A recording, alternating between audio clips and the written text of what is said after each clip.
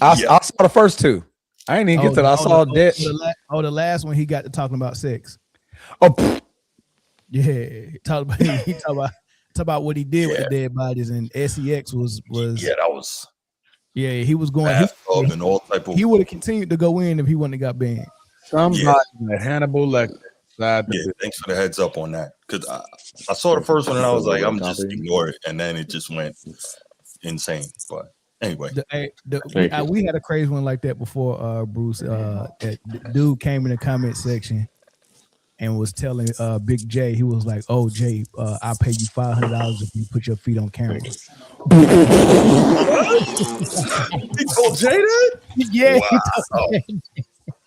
I screenshotted it. I'm gonna send it to you.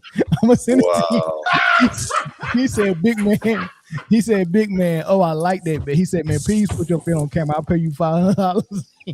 I thank y'all for tuning into the Format Podcast, man. We are out of here. That's what makes people say this type of wild stuff, man?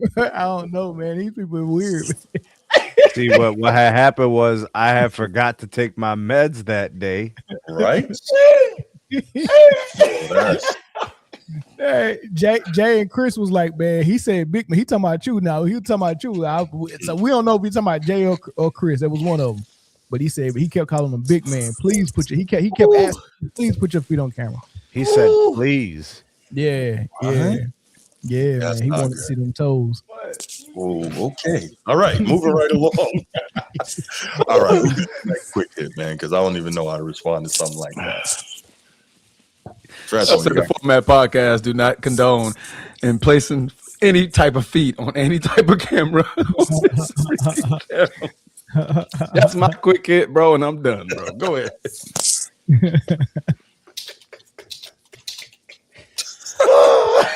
You got a quick hit, man. I do. Oh, Lord.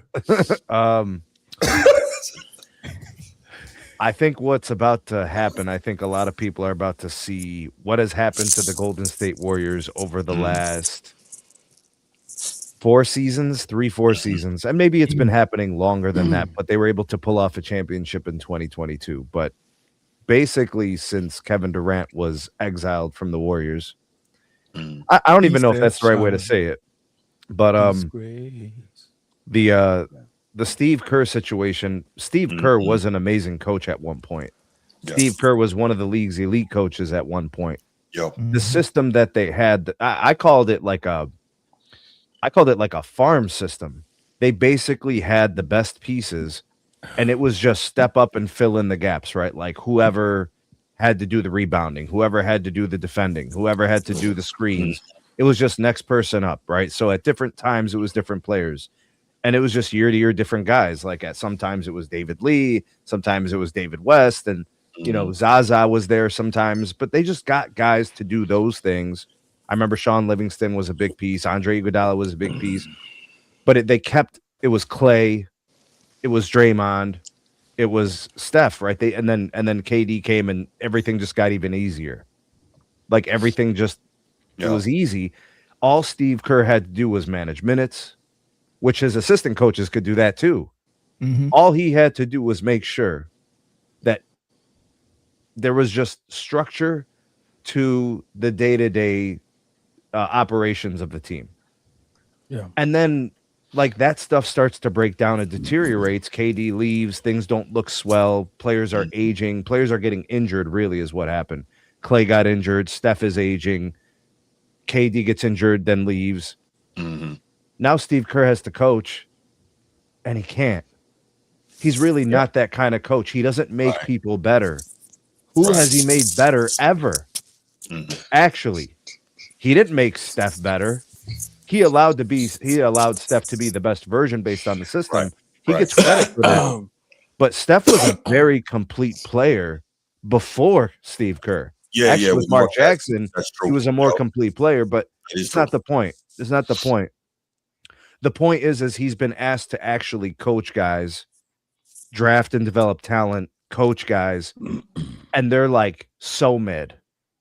The Warriors are so mid, even with Steph, who's a great player. People tell me that Dre is a Hall of Famer. They're mid. and they bring Jimmy Butler, and Right. they're mid. Now I think- Jimmy's hurt, and dysfunction is like very apparent. Now, here's the thing, bro. They won't re-sign him, or he won't re-sign. He's afraid that his legacy is going to be tarnished if he keeps coaching. He's done. He is going to finish this That's year. interesting. Everybody's going to remember him as a winner because if he keeps coaching, he's going to continue to look bad. I don't think he wants it. He'll blame his back. He'll say, I can't coach anymore. This shit's crazy. Right, Whatever right, he right. wants to say. He is Yeah. mid as hell. And every time we've had conversations about the best coaches in the league, I put him at the bottom of the better coaches out of respect for his wins. But I'm telling you, that guy in Miami, that Spo is 100 times the coach of 100 Steve times. Kerr and has less championships. And he's Agreed. 100 times. He takes guys who are average and boosts them. Yeah. I haven't seen Steve Kerr do that ever. Yeah, I just haven't. No, that's a great point. no, you preaching. Yeah, no, I agree. And I think what happened is that the continued success kept allowing both Steve Kerr and the Warriors brain trust in the front office to say, okay, we can hang in there just a little longer. We can hang in there just a little longer instead of, and I know Mel's talked about this ad nauseum on his channel, instead of going through the normal cycle that a franchise goes through. And then it was almost like it was a bad thing squeezing out that last championship when they beat Boston. Because you squeezed out one more and you're like, okay, we still got it. Maybe, we add a piece here, tweak here or there. We can squeeze out just one more. So it's always that thought that, okay, we keep the core together. We can somehow squeeze out one more instead of doing the rebuild like most teams do. Yeah, but I don't blame him for trying to squeeze more, Bruce. I don't blame him for that. What I blame him for is not developing players. They're drafting these guys. They're bringing in these players, and they don't even get them on the floor. Because what are they they doing with Kuminga, bro? That is crazy to me. Because they think that they can continue to win the way they had been winning, right? And by continuing to win, it validates that thought process. So yeah, they're drafting guys because they have to, but they're not actually, to your point, developing them. So I get it. It's because the older guys, by the help of Steve Kerr, is gatekeeping the minutes and the like Wiseman, Kuminga, they can't get off the bench. Moody, they can't get the minutes they deserve because the old guys are gatekeeping. Well, it's really the pay, Mill, and the pay is what dictates the play, right? How much they play is based on how much they're getting paid.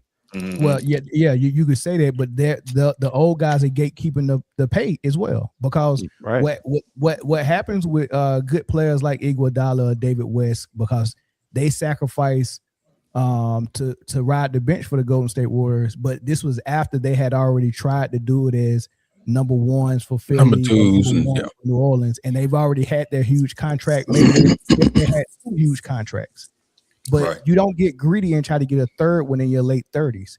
What you're supposed to do is say, I never won a championship. I've already got my money.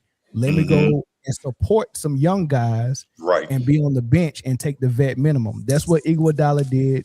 That's what Barbosa did. That's what David West did. That's what Zaire Pachulia did. They was in their 30s supporting these young guys, Kevin Durant, Clay, Draymond, and Steph, that was making all the money. Now, when Draymond and Clay becomes the old guys and they're in their late 30s, they're supposed to take less money and then go to the bench and then let Kuminga, James Wiseman, Jordan Poole be the young guys that's carrying the load like all these other teams is in the championship. Look how young OKC is, right? So you gotta support those young guys, but instead they got greedy and took a third huge contract. Draymond should have never got another max contract. He's got 3 already. He's supposed to be on a vet minimum right now at 35 years old, coming off the bench. No doubt. Coach Cam, I see you doing a lot of head shaking over there, man.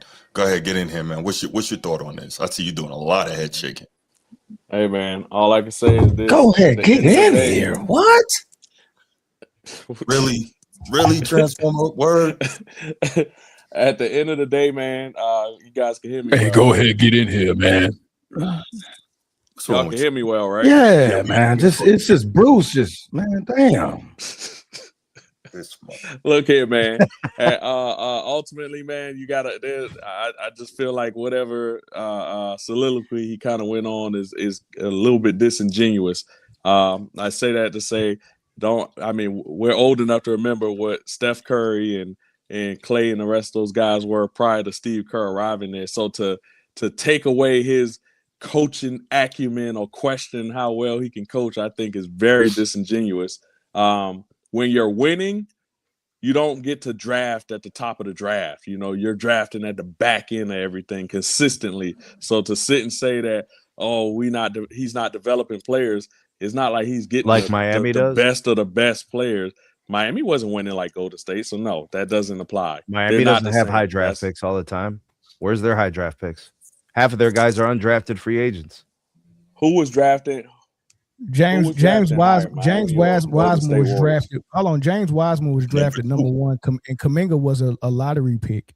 So they had down years where they're drafting in the lottery as well. So look, Golden State had success 1 year after Kevin Durant. And that's the year they won the championship.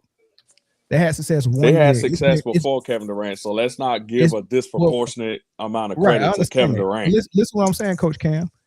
The success that you're talking about, we haven't seen it but 1 year since Kevin Durant left. One. They've missed the playoff like 3 times. They've been in the play-in twice. There is no success to speak of. They're just tricking Joe Lacob out of money by continuing to pay Draymond Green, and now bring in Butler to try to save the season last year, and then pay him he's gonna get $62 million next year. He's 36. $62 million for Jimmy Butler. He's not Kevin Durant. We're not factoring in how devastating the Klay Thompson injury truly was, because we're just glossing over the fact that happened. That was a big. Well, Coach Cam, I did mention it. First of all, I did mention it, sir. No, I'm not saying you didn't. And then I also for what he just said. And then I also said that Steve Kerr was a good coach. Mm-hmm.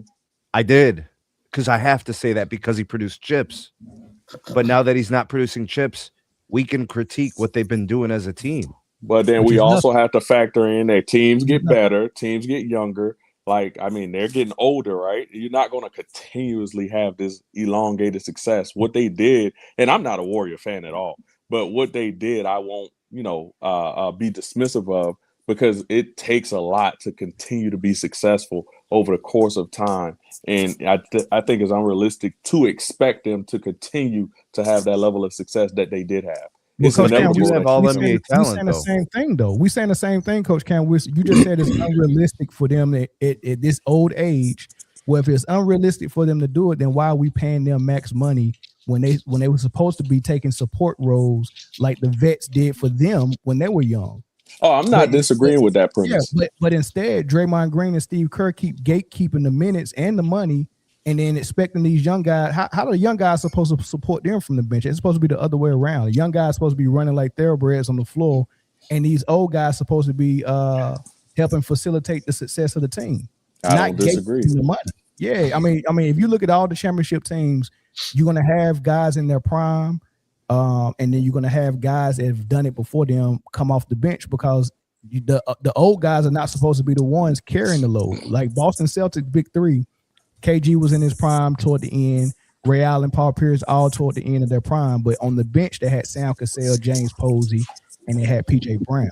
That's a support role. And then when you start looking at all these other teams that are doing it, that's how they do it, even the Golden State Warriors. So the fact that we got 37-year-old Steph, 35-year-old Draymond, 36-year-old Butler making $52 million, $62 million, and $30 million, 90% of the salary, and then you're telling guys like James Wiseman, you don't fit, you're getting traded. Jonathan Kuminga, you don't fit, you getting benched. Jordan Poole, for the fact that you hit Draymond Green hand with your face, you don't fit, you getting traded. But how about this? How about we criticize not Steve Kerr per se? How about we criticize upper management for being loyal to those players for producing the results that they did produce? I can't blame, because we say we want, organizations and so forth to to have that sort of energy toward these players when they achieve the things that they achieve. So here's an example of the Golden State Warriors organization going out of their way in ways that we know are not productive to a better outcome for them, but they're going out of their way We gotta blame to Steph. be loyal to the players, and that's precisely the sort of things that we ask organizations to do when they achieve the level of success that Golden State has achieved. So we got to blame Steph. Not when you got Yeah, we're gonna save this for a topic, guys. We're gonna save that's this. what it sounded like at this point. This is a quick hit. We can't. I was like, I thought this was a quick hit. This is a long hit. Pause. What up, Bree? What's going on? If you know Bull, you know Bull. Podcast, man. If you know Bull, you know Bull. That's right. Yeah. All right, y'all. Mel, you got any quick hits, and then we'll go ahead and quick. Yeah. Since I use all my time on the Warrior stuff, I don't have any quick hits. No.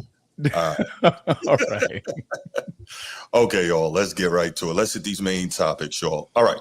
So we're gonna start here. Obviously, we are in. There's only 4 teams left. So for most teams in the NFL, the offseason has already come. 5. How are there 5 teams left? Bills, Browns, Arizona, Raiders, Pittsburgh. No. I mean, 4 there's only teams left in the playoffs. playing. Oh, got it. That's what I said. My Yeah, bad. see, you Thought you didn't were talking even about let the me finish, bro. See? No. Thank you, Transformer. Okay. I'm still stuck on the quick hit. I'm just trying to move on.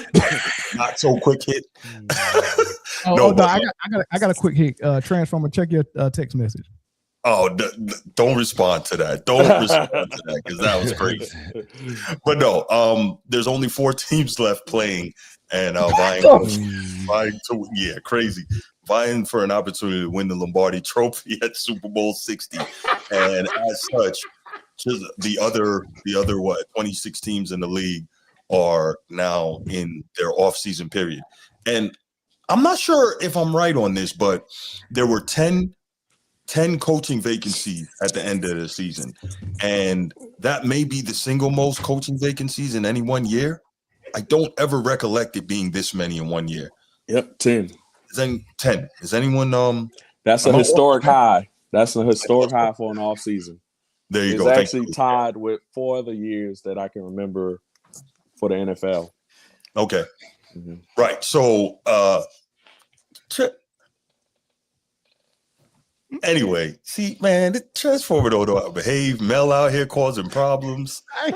Oh my goodness. All right. So we had 10 teams: the Buffalo Bills, the Baltimore Ravens, Pittsburgh Steelers, Cleveland Browns, Las Vegas Raiders, Arizona Cardinals, New York Giants, Atlanta Falcons, Miami Dolphins, Tennessee Titans, all had coaching vacancies.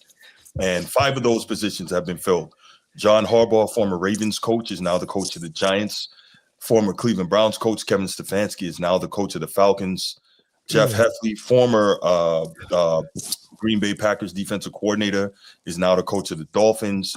Robert Saleh, former 49ers defensive coordinator, is now the coach of the Titans. And as of a couple of hours ago, Jesse Minter, former LA Chargers defensive coordinator, is now returned home to the Baltimore Ravens and has taken over their head coaching job. And he is now he's the first-time head coach there. So we still have the jobs remaining: the Buffalo Bills, the Pittsburgh Steelers, Cleveland Browns, Las Vegas Raiders, and Arizona Cardinals. So this is kind of crazy that there were so many jobs open this year, but it's also interesting to see that, if I'm correct, out of those so far, we only have 2 first-time head coaches who are getting opportunities. So I'm going to start with Coach Cam. Steve, Marcus Freeman is still at Notre Dame. Go Irish. But I'm going to start with Coach Cam, our most recent guest, our newest guest, and get your thoughts on, 1, all these vacancies, 2, what you kind of see with the jobs that have been filled already, and 3, what you see with the jobs that remain open. Coaching changes, man. It's always a tough thing because there's so many things that go on behind the scenes when it comes to coaching in general. So when teams let go of coaches, especially ones that have been successful for an elongated period of time, it's always tough, and especially, you know, I guess maybe I'm a little more sensitive to the topic as a coach and understanding some of the more ins and outs of the football world and programs and so forth. So the Ravens getting rid of John Harbaugh, I think, is a huge gamble. You know, then you go and you hire a first-time coach in Jesse Minter. You know, again, highly sought after coordinator in the league. Most of us, you know, expected him to get a job of some sort. Again, I guess we'll see how it works out. I just think you know, it's only one Super Bowl champion at the end of each season. And when you fire all these coaches, it's like, you know, I almost feel like it's knee-jerk in a lot of ways, because the best organizations have consistency over a period of time. And you can go back in history and look at the most stable organizations, the ones with the most Super Bowls tend to be the ones that have the most stability. And I think there's correlation and causation for that. Can I interrupt you for Pittsburgh a second? still? Go ahead. Okay, so agree with you for the most part. But if we remember, Mike Tomlin was coach of the Steelers for 19 years before he stepped down. John Harbaugh was coach of the Ravens for 18 years before he gets fired. Sometimes you need that new voice in the room. And if we're fair, I'm a Ravens fan, and I can tell you I am far from the only one who believes that John Harbaugh has been working on borrowed time for years now. His inability to have this team ready and his, you know, big game foibles, he probably should have been going a couple of years ago. But if we're honest, the reason he loves Lamar Jackson is because Lamar Jackson saved his job on multiple occasions. That's the real deal. He would have been out of there. Never won a Super Bowl with him. He's never won a Super Bowl with him. He won a Super Bowl before Lamar. No doubt. But that's part of the reason that he's gone now, because he's got a two-time MVP who was literally shredding the record books, not just with his legs, but with his arm as well. And you have had show up in the playoffs. And two things can be true. I agree 100%, even as a Ravens fan. I agree. I've said that time and time again. That said, you're supposed to coach this guy up and have him ready for those moments. That's the same reason Sean McDermott's gone, right? You got one of the best quarterbacks in the league. You don't have that guy ready to play in these moments. And so I get what you're saying about stability, but how long can you hold on to that stability if it's just not working at a point? You see what I'm saying? Yeah, I mean, again, there's some merit to it, but, you know, again, to the point about not having Lamar ready or not having Josh Allen ready, it's so freaking hard to win football games, and I think that is glossed over amongst the masses, you know, in a general way. It's so, especially in the NFL, it is hard as hell to win. People take it for granted. They do.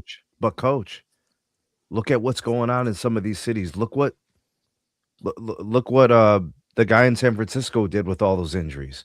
Look at what the Panthers just did. Look at what Liam Cohen just did. Look at what Ben Johnson. The people around the league see this and they're like, look what they're doing in a year. And so what now did they're they saying, win? Here they are. The jury's still out. Here they are in 1 year. What did they win? They go from perennial losers to competing. And the Ravens been competing for years. That's not the issue. Have they though? They just had six All-Pros last year. And I think they had opportunities to actually go further than what they went. But I mean, that's a different nuance, though, Mill. You're saying that they kept getting to the same place and failing. These guys are getting to the second or third step away in 1 year.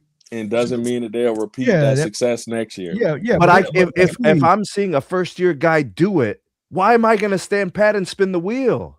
Because you're playing a fool's game by continually those same franchises that think like you. They fire their coaches after 2-3 years, like the Cleveland Browns. I'm saying this is how the GMs in perpetuity of always trying to find a coach. Brother, that's not how I'm thinking. I'm telling you what they're thinking. They're watching the success around the league and thinking this. Not me. I'm not an owner. I'm not a GM. This is what they're doing. Not me. But Coach Cam, I hear what you're saying, but when you're looking at, again, how many years straight did Pittsburgh fail to win a playoff game? 10 years in a row. Yes. When you're looking at Baltimore, leading the league in all pros multiple times, but still not getting over the hump. At some point, it speaks to coaching. Now, I'm not saying Jesse Minter's going to walk in there and win a Super Bowl next year. I'm not saying that, but at some point, you need a new voice. Transformer, what's your thoughts, man? Stop bugging out on the phone. I'm still trying to gather myself, bro. Mel over here. Blame Mel, bro. Hey, blame Mel. I didn't say Oh it. my gosh. I didn't say it. Yeah. I mean, oh God, we're talking about the Ravens, right? Are we talking about the Ravens? Yeah. Okay, We're all right. talking in John general. Harbaugh. Okay. Well, I mean, with the Ravens, you already know how I feel about the Ravens, Bruce. I mean, I said the time was over if they didn't make it at least to the AFC Championship. He couldn't buy himself no more time, right? This year, you saw complete turmoil of the entire franchise. You saw turmoil in the locker room. You saw turmoil on the defensive side. You saw him literally lose the team. And to Snead's point, when you're looking across the room, when you're looking across the hall, and you see that I'm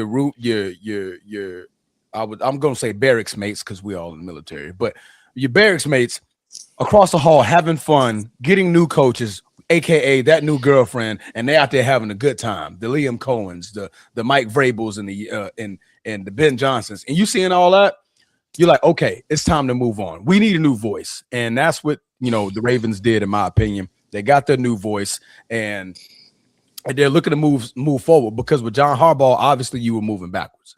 You were clearly moving backwards, and there's nobody that watches football unless they're born under a rock didn't see that. And when you're doing that and you got the MVP, you can't have that happening, especially if I'm the owner and I'm paying you tens of millions of dollars to get this team over the hump. When it comes to the rest of the teams, Robert Saleh, not sure how I feel about that one. They tried the defensive coordinator thing with Mike Vrabel in Tennessee. I just think Tennessee is just a bad franchise, if you ask me. Now they do got Cam Ward to the AFC title game, Transformer. I mean, but you saw what happened after that. Yeah, for sure. Yeah, what was that? Mike, not Fitzpatrick. What was his name? Tannehill. Was it Tannehill? Yes, Tannehill. Right. So he did it with Tannehill. So they still got a lot of ways to go when it comes to reconstructing their roster. So if the NFL so far hasn't showed patience, the key for Robert Saleh is, will he have the time to, one, get the roster constructed correctly, to show that they're moving in the right direction? Because they got the number one pick in Cam Ward from Miami last year, right? So you're like, okay, last year was his rookie year. Typically, year 2, year 3, you're looking to see progress in the right direction. And I'm not going to sit here and expect that in year 1 when it comes to Robert Saleh. I would expect this to be a 2 to 3 year, just slow cook it. Okay, we got Cam Ward. He's getting himself into a rhythm. We're getting some receivers, and we're working on the defense to stop people, especially when we're in this division. So Robert Saleh, I just hope they practice patience. When it comes to the Dolphins, man, Jeff Hafley, hey man, thank you.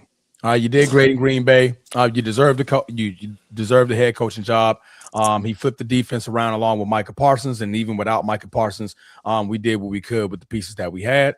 So he's in Miami holding it down out there. I think they're looking at our OC as well, our offensive coordinator. So they might have the new Green Bay Packers coaching staff as their coaching staff in Miami. But you guys got a Tua problem. So once you guys figure out the Tua problem, they'll have the cap space to move around more freely.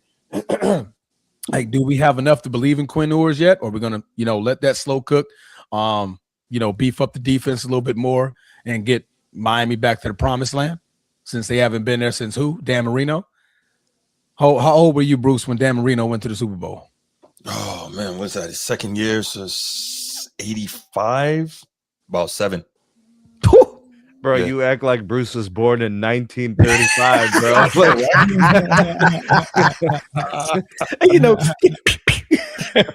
Oh, my goodness. Oh, man. But and Kevin Stefanski, good luck in the Falcons. That's all I got. Yeah, I'm gonna say this about John Harbaugh. I'm with Coach Cam on this, man. He was a good coach. You know what I mean? And No, I didn't say he wasn't, but it's just time to move on. Eventually, it's just time to move on. I would say that it's time to move on when you can't figure out why y'all keep failing. I'm not going to say that it was the coach's fault that they kept failing. It was just always something. And when it's always something, you be like, man, I can't figure it out. We got to change something. And we got a young quarterback, and that's not what we're going to change. We have to change something. It's just the easiest dollars to cut. Yeah, and early on, it was always the team was constructed around defense and running the football, and Lamar was doing a lot of running. You know, they would have decent running backs, and they would have Mark Andrews at tight end, but they never gave him any receiving threats, right? And then they drafted a good receiver. You know, then you have to wait for him to develop, and then then Andrews went down, and then they brought in Odell, and they tried so many different things at receiver. He's never really had DeAndre Hopkins.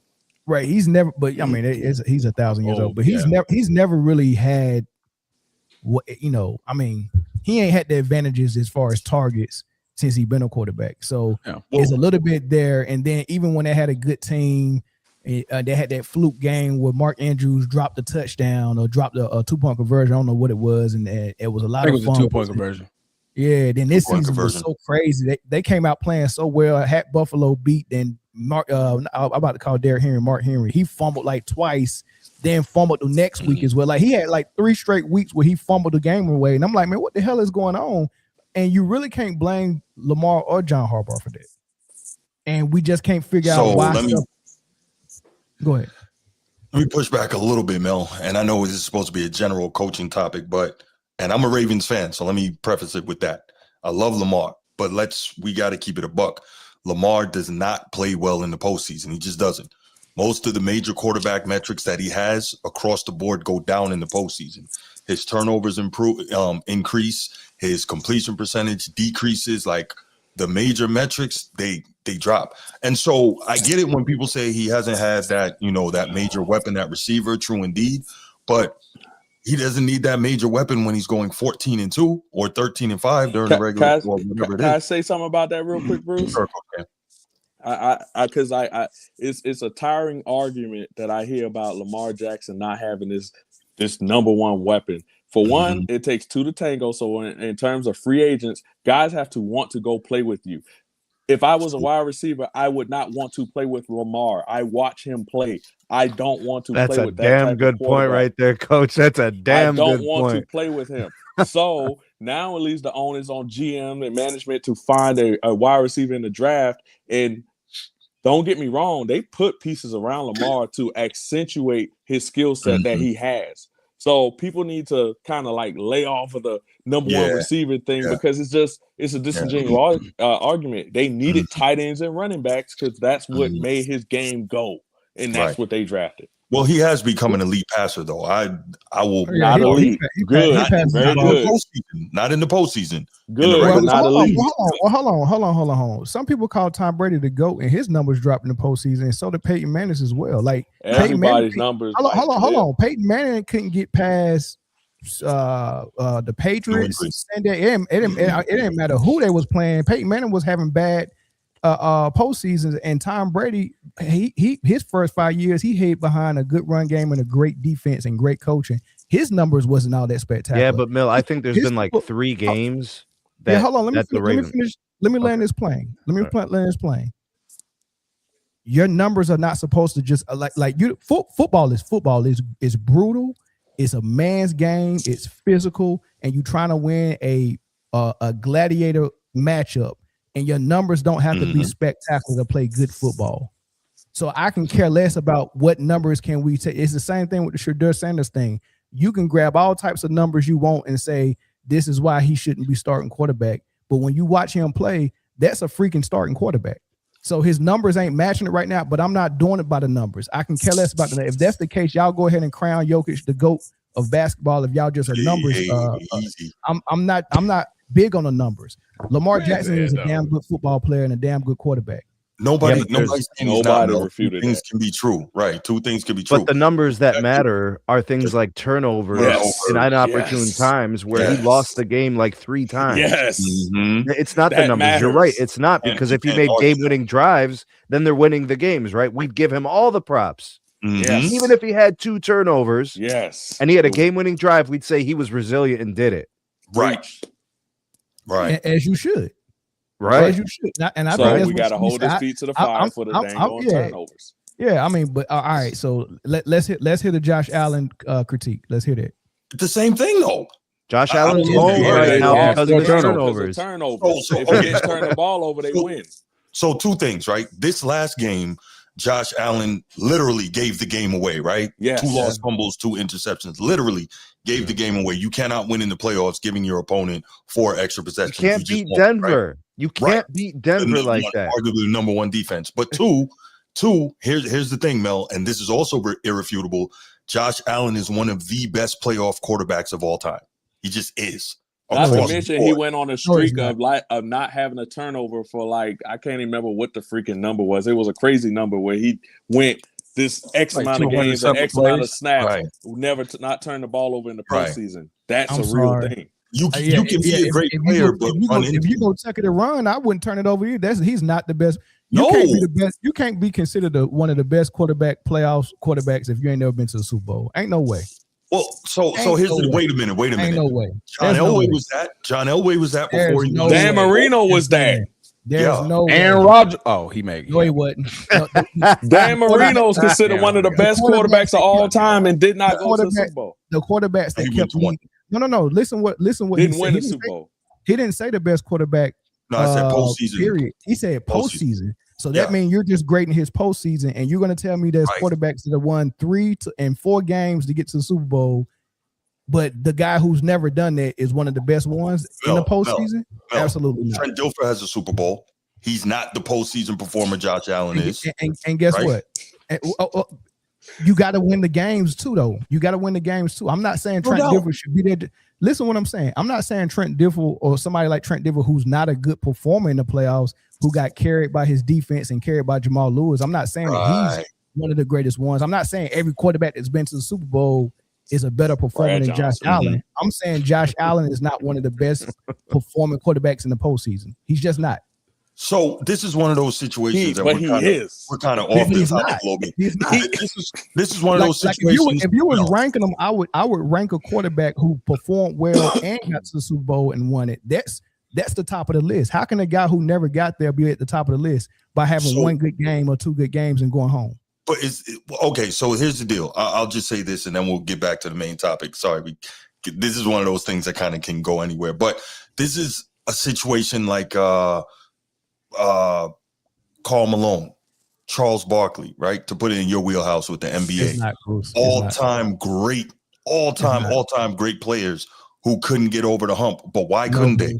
Because of who was blocking the path in the playoffs and in the Super Bowl. It is because look, Josh Allen. Think about it. Who beat Josh Allen in the Super Bowl before this game? I know, and that's what I'm talking about. Before this game, who beat Josh Allen in the playoffs? He lost once to Joe Burrow and 4 went to the Super Bowl. Mahomes. So when you have a certain Patrick Ewing, right?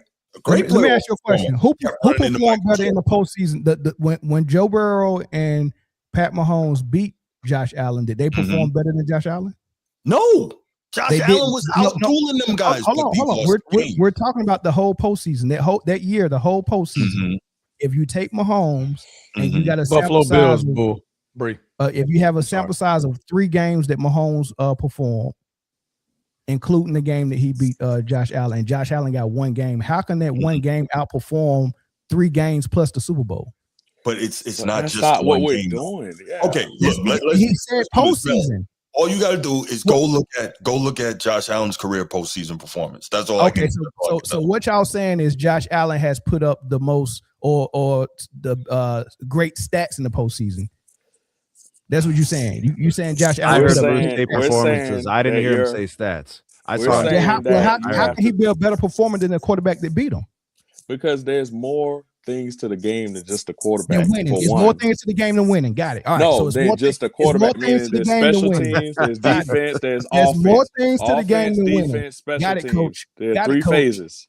Got it, coach. There's more things to the game than winning. We're like the priority is stats. Winning is somewhere under. I didn't say anything about stats. I just said offense, defense, special teams are all phases of the game. Okay, so how are you measuring? How are you measuring his performance if you're not measuring it by winning and you're measuring it by stats? Then, right? I'm looking at the head-to-head part of it. Okay, you're looking at the stats. Part of it, but the way also that they play. Part of it, winning is the number 1 thing. All right, let's do this. Let's reel it back into. Because this went crazy. Because I want to ask him one question. It's just a straight up answer for him. When Josh Allen and Patrick Mahomes played, and Josh Allen took his team down and scored, and there was 13 seconds on the clock. Whose fault is it that he didn't win the game? It's probably his, something he did in the first and second quarter. Said something came back to haunt him. Something came back to haunt him. In the first and second quarter. You should have turned it over in the first quarter. The man go wins the game with 13 seconds left. Coach Cam, he's saying you got to be up 2 touchdowns next time. Yeah, in 13 seconds. I got it. Again. Why was you only up that? You should have been up more. Right. Y'all Should have been up more. man. You know he sucked. We need it's 2 not just scores. He's statistically one of the best quarterbacks. He put up the best stats in the playoffs. Got it. But No, he's not the best playoff performer. We're not doing that. No, Just he's 'cause one of them. He's right up there with the all-time he's great he's a running back that No. I'm not. No. I ain't- okay, you got it. You got it. He got it. So forget. So Joe Montana, Elway in his 2 Super Bowls, Pat Mahomes and his runs. You know what Cam Newton did. All of these quarterbacks at the top. Y'all got Josh Allen up there as well. But listen. Hold on. You brought up Elway. That's Elway's a what great Bruce said. example. Elway's a That's great not a great example because prior to him winning those 2 championships at the end, he was Josh Allen, an elite playoff performer who just hadn't gotten the job done yet. And I would have said the same thing because I understand that, but I seen Jim Kelly in Buffalo send that man home numerous amount of times. And Jim straight. Kelly was out performer as well. No, he wasn't a great playoff performer because he couldn't get the win for his team. Nah, okay. So, but when he did get the win and got 2 straight Super Bowls, then yes, I'll put you down as a great performer. How are we grading players by just stats, dog? No, we're not No grading. one's actually quoting know me, stats. and I'm not just grading by stats. You know that. But that is part of it. We can't act like stats are part of it. Yeah, I got you. All right. So the New York Giants have John Harbaugh as head coach. Yes. How are we feeling about John Harbaugh or Harbaugh-ish? According to Mill, we got to pronounce every letter in the name now. Harbaugh. Harbaugh. John Harbaugh. Right. How we feeling about John Harbaugh, y'all? Safe As far as play where by he should go next, I think he should go. Take. No, he's in New York. He went to the. He went to the. Hold on, when did they get announced? That was like last week. That was like one of the first Oh yeah, it hires. sure was. You know what? It sure was. I still don't like it though. That's a I safe thought pick. great hire. That's a safe pick. Yeah.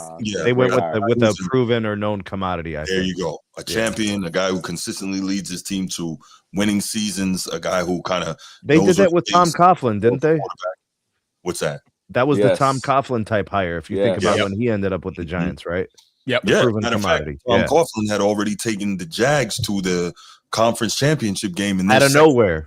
Out of nowhere. Right. And Tom Coughlin won a Super Bowl. 2. Yeah. Yeah, he Great won 2 hire. Super Bowls Good with the old Giants. Tom. Yeah, for sure. That's what he's known for. Yes. Hey, who y'all think the greatest coaching performance postseason coach is? Bill Belichick, you're a funny dude, man. I mean, Bill Belichick. I mean, what's the other answer? Bill? Why Bill? I mean, because he got That's what, 6 coaching of them performance. things. That dude from Philly. Really let him walk you into that transformer? I'm answering my boy's question. No, all right? bro. I'm just There's an answering. actual There's an actual answer to this. That dude from Philly. When he Sirianni. Reed? Yeah, Oh, Andy Reid. no, Sirianni. no, before that. The Oh, other Andy guy. Reid? Doug Peterson. Oh, Doug Peterson. When he Yeah. won it with what's his face Nick after Foles. That was Nick crazy. Foles. after Carson Wentz got tore his ACL in week 14. That was a hell of a run. Yeah, The the hell? Philly special. The Philly That was special crazy. game. Hey, Sneak, key word. You said one.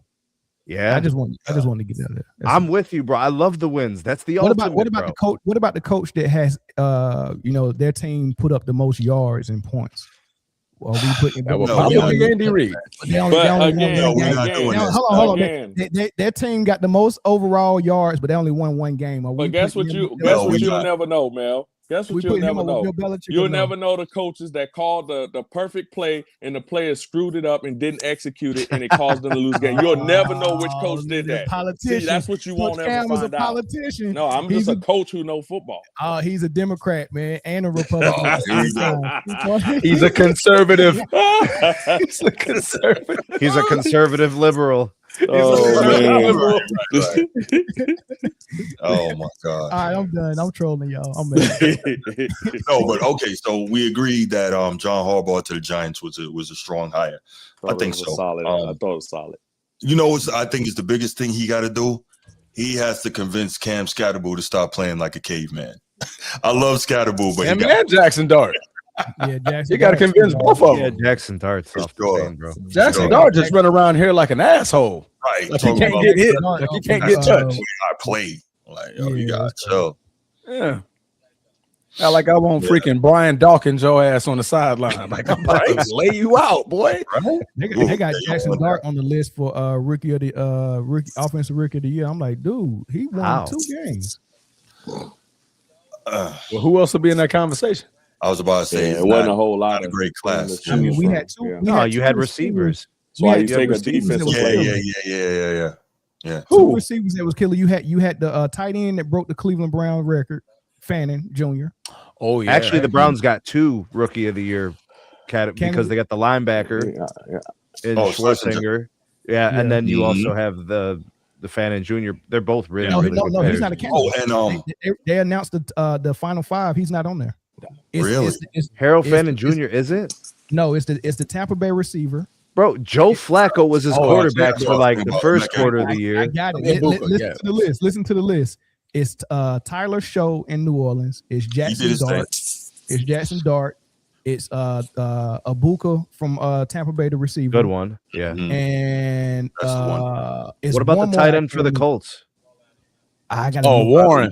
TJ Warren. Did he fade at the end of Warren, the I year? Is that what I think happened? he did. I think Yeah. he did. Yeah, Okay. once There was ability and all that. once Daniels went Daniel down. Jones went down. Yep. Yeah. Yeah. Was Malik Neighbors a rookie or second year? No, he was second year. He was second year. Okay. Third year. Second year. Second No. year. Yeah, he came out last year. Okay. Yeah, I thought Fannin Jr. should have been in there, man, for sure. He was really good this year. Yeah. Yeah. Do you think that was Yeah, no doubt. due to team success? Maybe. Yeah. What, Fannin Jr.? Yeah. I just don't think anybody was watching. Didn't he? I just don't think anybody was Didn't watching. New York That's all. win like 5 or 6. No, but that wasn't on Jackson Dart. No, they didn't win 5 for sure. They didn't win 5. Mm. Did they not? Nah. you, Whatever Jackson Dart won, I They think he won won 3 games, and I think Shador won 4. All right. The door just came in at the half of the season. That's probably why. Yeah, for sure. Okay. What are we looking at for the Steelers, y'all? Who do y'all think is the right fit there? Well, it was Brian Flores, but he decided to stay in Minnesota. But if somebody That wants was him my for the head pick. coach, he can still go take that. That's what they do. If they wanted to hire him as a head coach, he still can take that job. That's right. Well, Brian Flores. There you go. There goes my answer. I would have said Mike McDaniel, but I don't think he's got the personality. I don't think he has the stature. Mike be a McDaniel is not a head coach. He's a head coach. To what he He's does a best. head coach. He's an offensive coordinator. He's a great offensive coordinator. I think he showed a little more than I expected towards the end of the season in Miami. He had them guys competing, playing hard. I think he can still be a head coach, and he'll learn from this, but not of the Steelers, though. Not of the Steelers. Not when you're looking like the water boy. Yeah. I think he Edward got don't all come of in here wilding, man. I think he got what it takes I think he got what it takes, but I think his personality isn't fit for that job. I think he got everything else, but I think That's his what it is. personality isn't fit for it. And that's why the first year and maybe the second year was kind of cool. But when they really realized that, oh man, we probably can run over this dude. We ain't, you know what I mean? Then it fell out, and he looked like he didn't have the locker room no more. And you just can't have guys that's going to lose the locker room. You just can't have it. Like he's too cool of a guy. Yeah, You know, especially for the coordinator Steelers. is where he need to be. The Steelers are that's a tough city and a tough team, and the mentality I think of the coach has to be in line with that. And I don't think he could do that. Yeah, he's not gonna be able to wear them joggers in the cold too. You know who would have been perfect for the Steelers? Robert Who? Saleh. Yeah, Robert Saleh would have been. I wanted Robert Saleh in Baltimore, but that didn't work out. But yeah, I think Yeah, that but it could've- looks to me like Rob picked a place where he had more more runway, more Agreed. power, more time, and a Yep. quarterback maybe. and $100 million. Oh Yeah. yeah. That'll maybe make he that picked, it was an offer he and they got a lot of cap refuse, space. Yeah. So yeah, there's a 100 lot. mil. Yeah. Yeah, so, Yeah, I don't think Pittsburgh was going to give a coach $100 million. Nah. No, not the coach. The cap. They got like $100 million in cap. Yeah, wow. Like they I should. tell you, like, Where they go using it though? I tell you, like, okay, that's what so- I say. You got to give them patience to figure it out. This is where you want Here to we go, practice Mike patience with McCarthy. Robert Saleh. Patience. What's her last name and where she live? wow. She live in Raleigh, North Carolina. Because coaches don't get coaches don't get patience like that. Because GM was ready to fire you the first bad season. That's you had. exactly my point. that's If they always give him that. there's a caveat to everything, and the Pittsburgh Steelers are one of the most stable organizations. They've only had Mhm. 3 head coaches since 1969, so that's not an correct. organization that hires you with the intention of getting rid of you if you don't have early, return on Yes. investment, so to speak. Right. So, I don't know who the guy would be for Pittsburgh. I imagine Mike they McCarthy. kind of go and look for like maybe a younger, Mike McCarthy? mid-age guy. And Pittsburgh guy. someone who they think is going to be there for the next 10 plus years. Mike McCarthy, Some he's a OC or Pittsburgh guy. DC. He has a championship. He had the damn Cowboys win 12 plus games 4 years in a row. Bro, if he goes to Pittsburgh, I'm Yeah. the happiest Cleveland Browns fan in the world. You think Yeah. he won't be They competitive? ain't going a damn place with that dude. I am very happy. I Yeah, said we this act when like Aaron McCarthy Rodgers hadn't won ended the up in Super Bowl. Pittsburgh. I said fantastic. Well, that's because he's Very 137 years old. When though. Russell Wilson went to Pittsburgh, I said fantastic. Well, we knew Russell Wilson was trash when he went to Pittsburgh. Aaron Rodgers is very old. Every time they do these things, I celebrate. Do those things. Well, I think it's going to be a younger guy. I mean, that's Me just too. me, OC, DC, Agreed. someone who they expect to Brian be there for Flores. 10 plus years. Not Brian Flores. Flores Not can't Flores. get a head coaching job because he's suing the league. They Nobody don't wants to tr- deal with all And that. what you don't understand, no one trusts you after that. Like, how can you be Yeah. trusted when you win out on your sword? Coach, against you know what the- Are these we guys are looking for, politicking or we though? giving what we would like to do there? Well, We're just telling you the truth. But you know what's got to 'cause be mentioned here, the question though. was, who do y'all feel?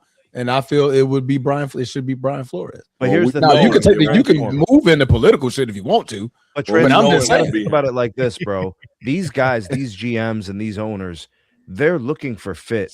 They don't want a civil war in their organization between coach and GM and all No. these things. They They don't. want everything to be flowing. smooth sailing, bro. And They what want to be happens in house productive. stays in house. Yeah, they don't want none of that Trust. stuff.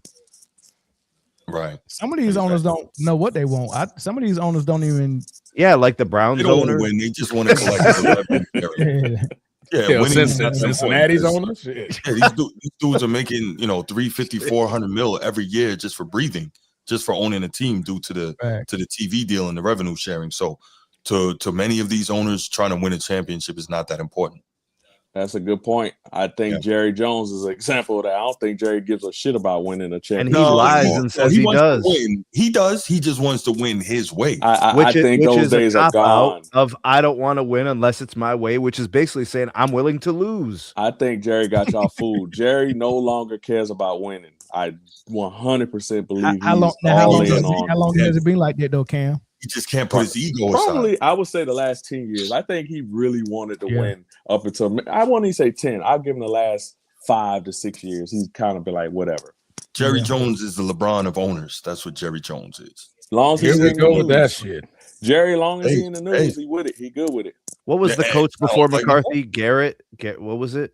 Oh, Jason Garrett. Jason Garrett. Once he hired him, I knew the shit was over, bro. They did not want to. It was He over, wants that bro. fucking- Like, You he talking wanna about pull Coach his strings Kraft? and make him dance. He yeah, wants that right, For right. sure. Clap. Yeah. When he let Bill Parcells go, I'm like, all right, bro. One series no more. Yeah. Right. Okay. Sneed, this for you. Cleveland, man. Cleveland Browns. Damn it. What we got? AFC North is going to look so different next year, but yeah, what we got, man? What's the deal? I don't know. I don't know what we have, sir. I don't know because I mean, what would you recommend is what I'm asking. I would recommend. you had the most success with a young, innovative coach.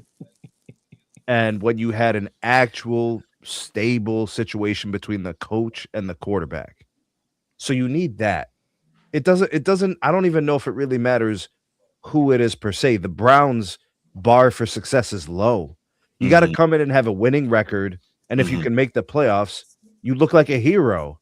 The bar is low. Like what Stefanski did for like 2 seasons. Pretty much. Right? I mean, he looked great for two of his 6 seasons. You have to do that. And they've been drafting okay, right? You look at what they did with a couple of picks this year was good. Myles Garrett's fantastic. I mean, you have to rebuild your offensive line. You have to make sure you understand what you're doing with your quarterback situation. Give him some weapons and bring stability to the organization. Yeah, get in a my quarterback opinion, first. Of course, the owner is a bum. The GM is an extension of the owner. So in my opinion, he has a lot to prove too. So damn. That what am I supposed to say to that? I mean, look at how the quarterback situation was handled last year. Dylan Gabriel was throwing passes to the dirt from 10 yards away. And he was trotting that out every week for like 6 weeks. That's why he got fired, bro. Stefanski won the last 2 games and got fired. Buddy, I mean, hold on.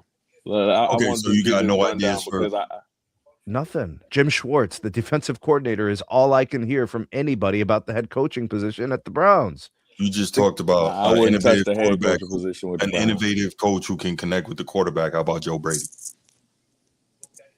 Sure. Joe Brady, don't do it. No, heck no. Shador is not a fucking NFL quarterback. Don't fucking do it. I don't believe it. So do you, Coach Cam, do you think that's a reason why maybe certain coaches aren't entertaining or visiting or wanting to talk to the Browns?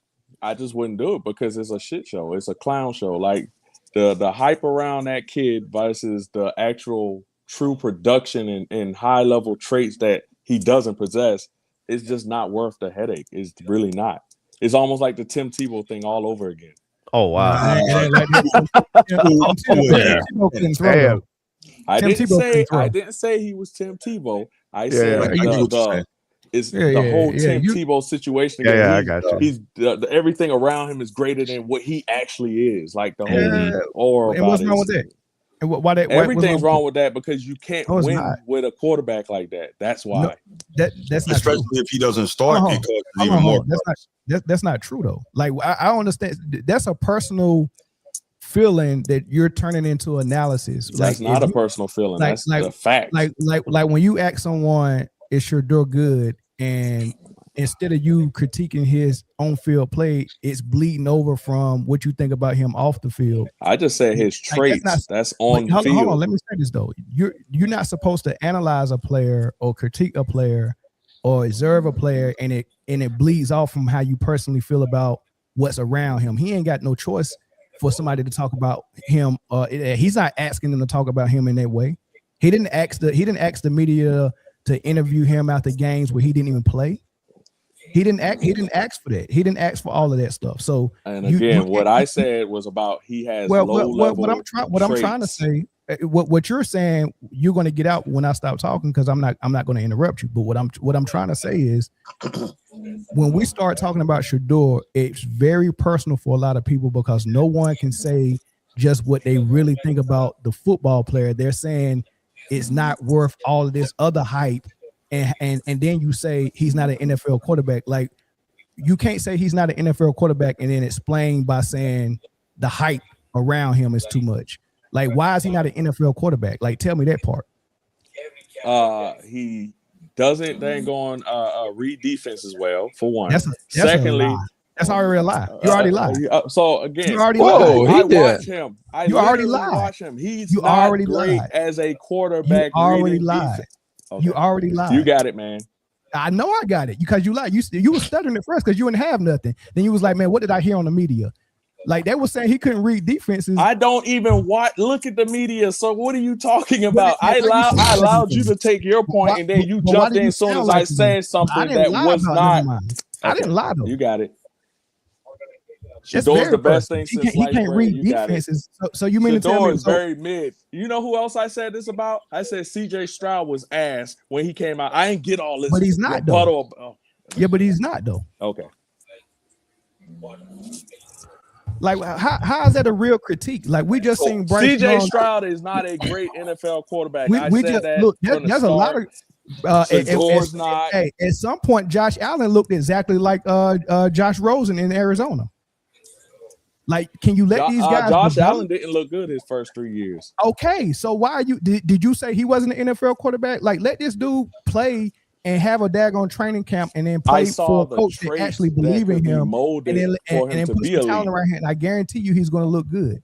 Like we just can't start saying after 5 games he's not an NFL quarterback. That's personal. No, I said that before he ever got into the league. That's not real critique, dog. That's not real critique. That before he got into I'm not going to allow you to do that. That's not real critique. Oh my God, dude! Can I get in a word about Shador without you getting your feelings about Shador? No, you can't. It doesn't matter what you say about him. He's not that great. Hold That's not real critique.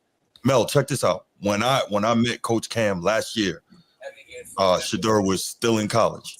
And Coach Cam, in his defense, told me then that he did not believe that based on what he saw from the tape. He didn't say nothing about the hype or anything. What did he see from the tape, though? What did he see from the tape? You didn't allow me to speak because you jumped in because you felt you had to have your cape on for Shador. This dude was almost in the Heisman race. He actually was in the Heisman race. That doesn't. This Heisman winners that didn't get drafted. It doesn't mean nothing. Yeah, but what was you seeing in college? What I'm telling you, I can look at you and tell and listen to what those at the line of scrimmage, and I'm saying you don't like the hype. You said hype, dude. I'm looking at a guy who is not a high level production producer as a quarterback. You said hype, Coach Cam. No, hold on. That's not football. He said hype. Dude, get out of your feelings about Shador. No, you get out of your feelings. I'm literally trying to tell you, and you won't listen. You said hype. You said okay. Okay, guys, let me interrupt for a second. Mel, I don't like to speak for grown men, but I believe this is what Coach Cam was trying to say, and where you're getting a little. Bruce, you can't calm this down. There's no way I'm not going to understand what he's saying. Shador capers, boy. You can't tell him nothing. Mel, hold on. Let me. I knew what he was. Mel, I knew what he was as soon as he said hype. Hold on. Bruce, I can't come down capers, for this. boy. You can't even contain yourself. Shador's not that guy. Hold on, Mel. So here's the deal. That's not critique, man. Nobody's saying that. He did say hype. However, what you missed was he spoke on. He also said the traits, right? No, he didn't. He's lying. I sat here and listened. He said the traits. What happened is, hold on. What's happening is he's also speaking to. There's 2 parts to this, right? There's the parts of what a player can do on the field, and then there's also the other part, right? You got to look at it from this side too. GMs and owners and such, they think about the other half of it, right? He said hype. Are you gonna let me? Can I? I know. I'm not. I don't want to talk about. They get emotional when you telling the truth about Shador.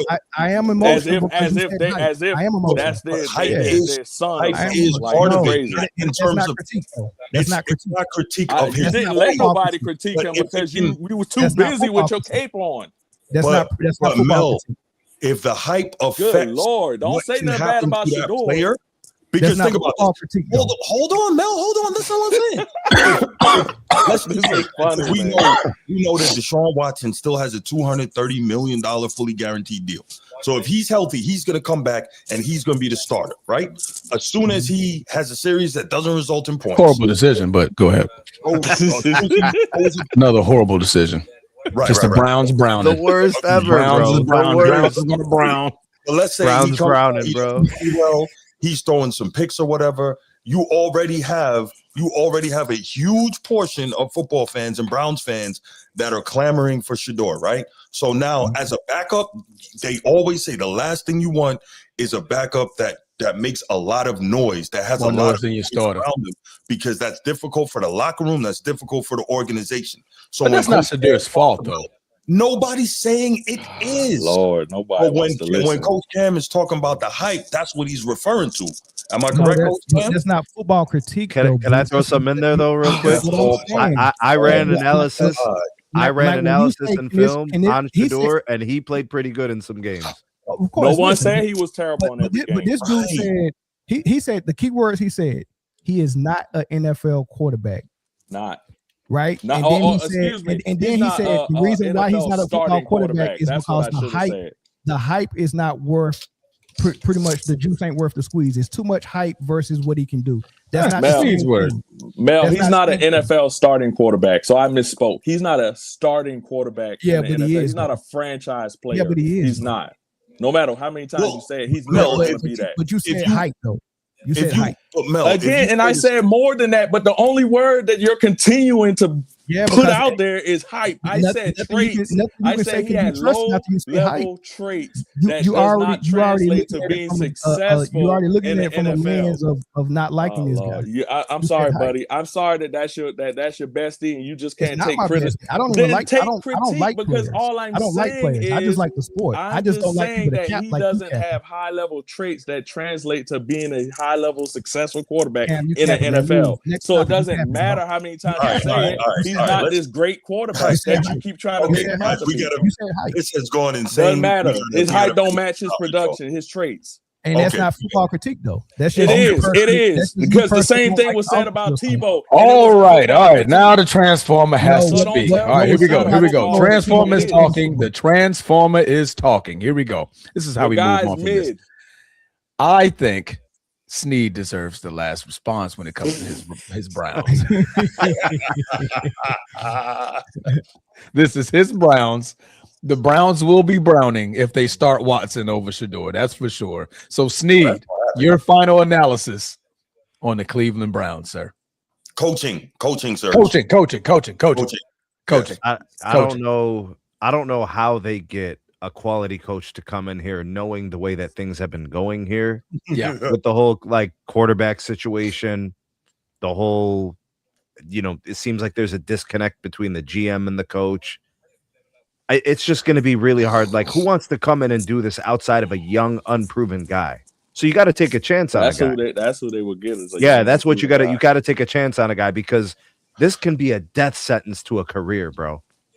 So it's going to be somebody who's taken like shot in the dark. This is my chance in the league. We're going to Cleveland, y'all. Like, nobody who's your else OC, wants Snead? it, but I'll take it. the OC is what's his name? The guy from Nope, Notre Dame. No, he's gone now. He went to Oh, Atlanta. he's gone. Tommy Reese. Yeah. Okay. I don't know. Go Irish. I don't know. So Yeah, you would, whatever coach would He's need to gonna bring in hire, his OC, right? a damn good OC. Yeah. Mhm. A damn good OC. Because I mean, to me, the Cleveland Browns, they have the pieces. They have some pieces. Not Yeah, maybe. they do. They have some pieces, right? Yeah. The And defense now is it's going to good. come to beefing up that offensive line Yeah. because they can't protect nobody back there. So Shador and his improvement and his growth is not going to have the opportunity if he is running for his freaking life as soon as the ball is snapped. So that's going to be your first focal point when the new coach comes in, beefing up that offensive line, but get him an offensive coordinator and the quarterback's coach that they can groom him with. I know you got to pay this man. Oh, he's but paid starting already. him, but guaranteed you got to pay this guy. Yeah. That's a horrible move starting Watson over Shador. You need to be moving on from Watson. You got to bite that bullet. But that might be coming from the early, top, though. That might be Exactly. coming from the owner, from the GM. That's And, like and not they even- invested entirely too much in Deshaun Watson to not That's roll right. him out there. So no, Have to. you have to. bro. They guaranteed for 200 3 plus years, million, bro. Since Deshaun Watson has been been a quarterback for the Cleveland Browns, he's never led his team in passing. Never. I mean, he been Well, hurt. there you go. Hold on, I think he Hurt, got 1 year. suspended. He got 1 year. He with has the guy. no years he's led the Oh, team for in the season. passing. Okay, for the season. Yeah. Do y'all think? But do y'all think he can still play? No. No. I think No. it's over. I think Why, it's tough. you think it's mental, or you think it's the injuries? Well, the No, last it's- time I saw oh. him playing, 10 yards from the line of scrimmage, passes were in the dirt. Yeah, I think that was his before- pockets are too heavy, Snead. Damn. Pockets too heavy. Damn. Hey, Steve, know what I mean? would you be afraid? I'm gonna throw a name out there. Would you be afraid for Bill Belichick to come back and coach the Cleveland Browns? Absolutely. He Bill- would be Bill milking the wouldn't. game, bro. He ain't giving a damn about this team. Bill That ain't would be gonna do that is a cash grab. You see what he did with that woman in North Carolina? She was Bill in the ain't meeting. gonna do What was that. in What the are we meeting- the talking coaches' about meeting? here, bro? Yeah, she was in the coaches' meeting, scolding the assistants telling them they don't know how to use PowerPoint and Microsoft. because I guess they was supposed to put together like a presentation. Yeah. And she was in there scolding them while Bill was sitting there scolding the assistants about putting together shoddy PowerPoints and Excel sheets. I was like, you got to be kidding me, dog. Crazy. Wow, and it wasn't nothing they could say. Yeah. Bro, do you know what Bill was doing when he was in Cleveland the first time?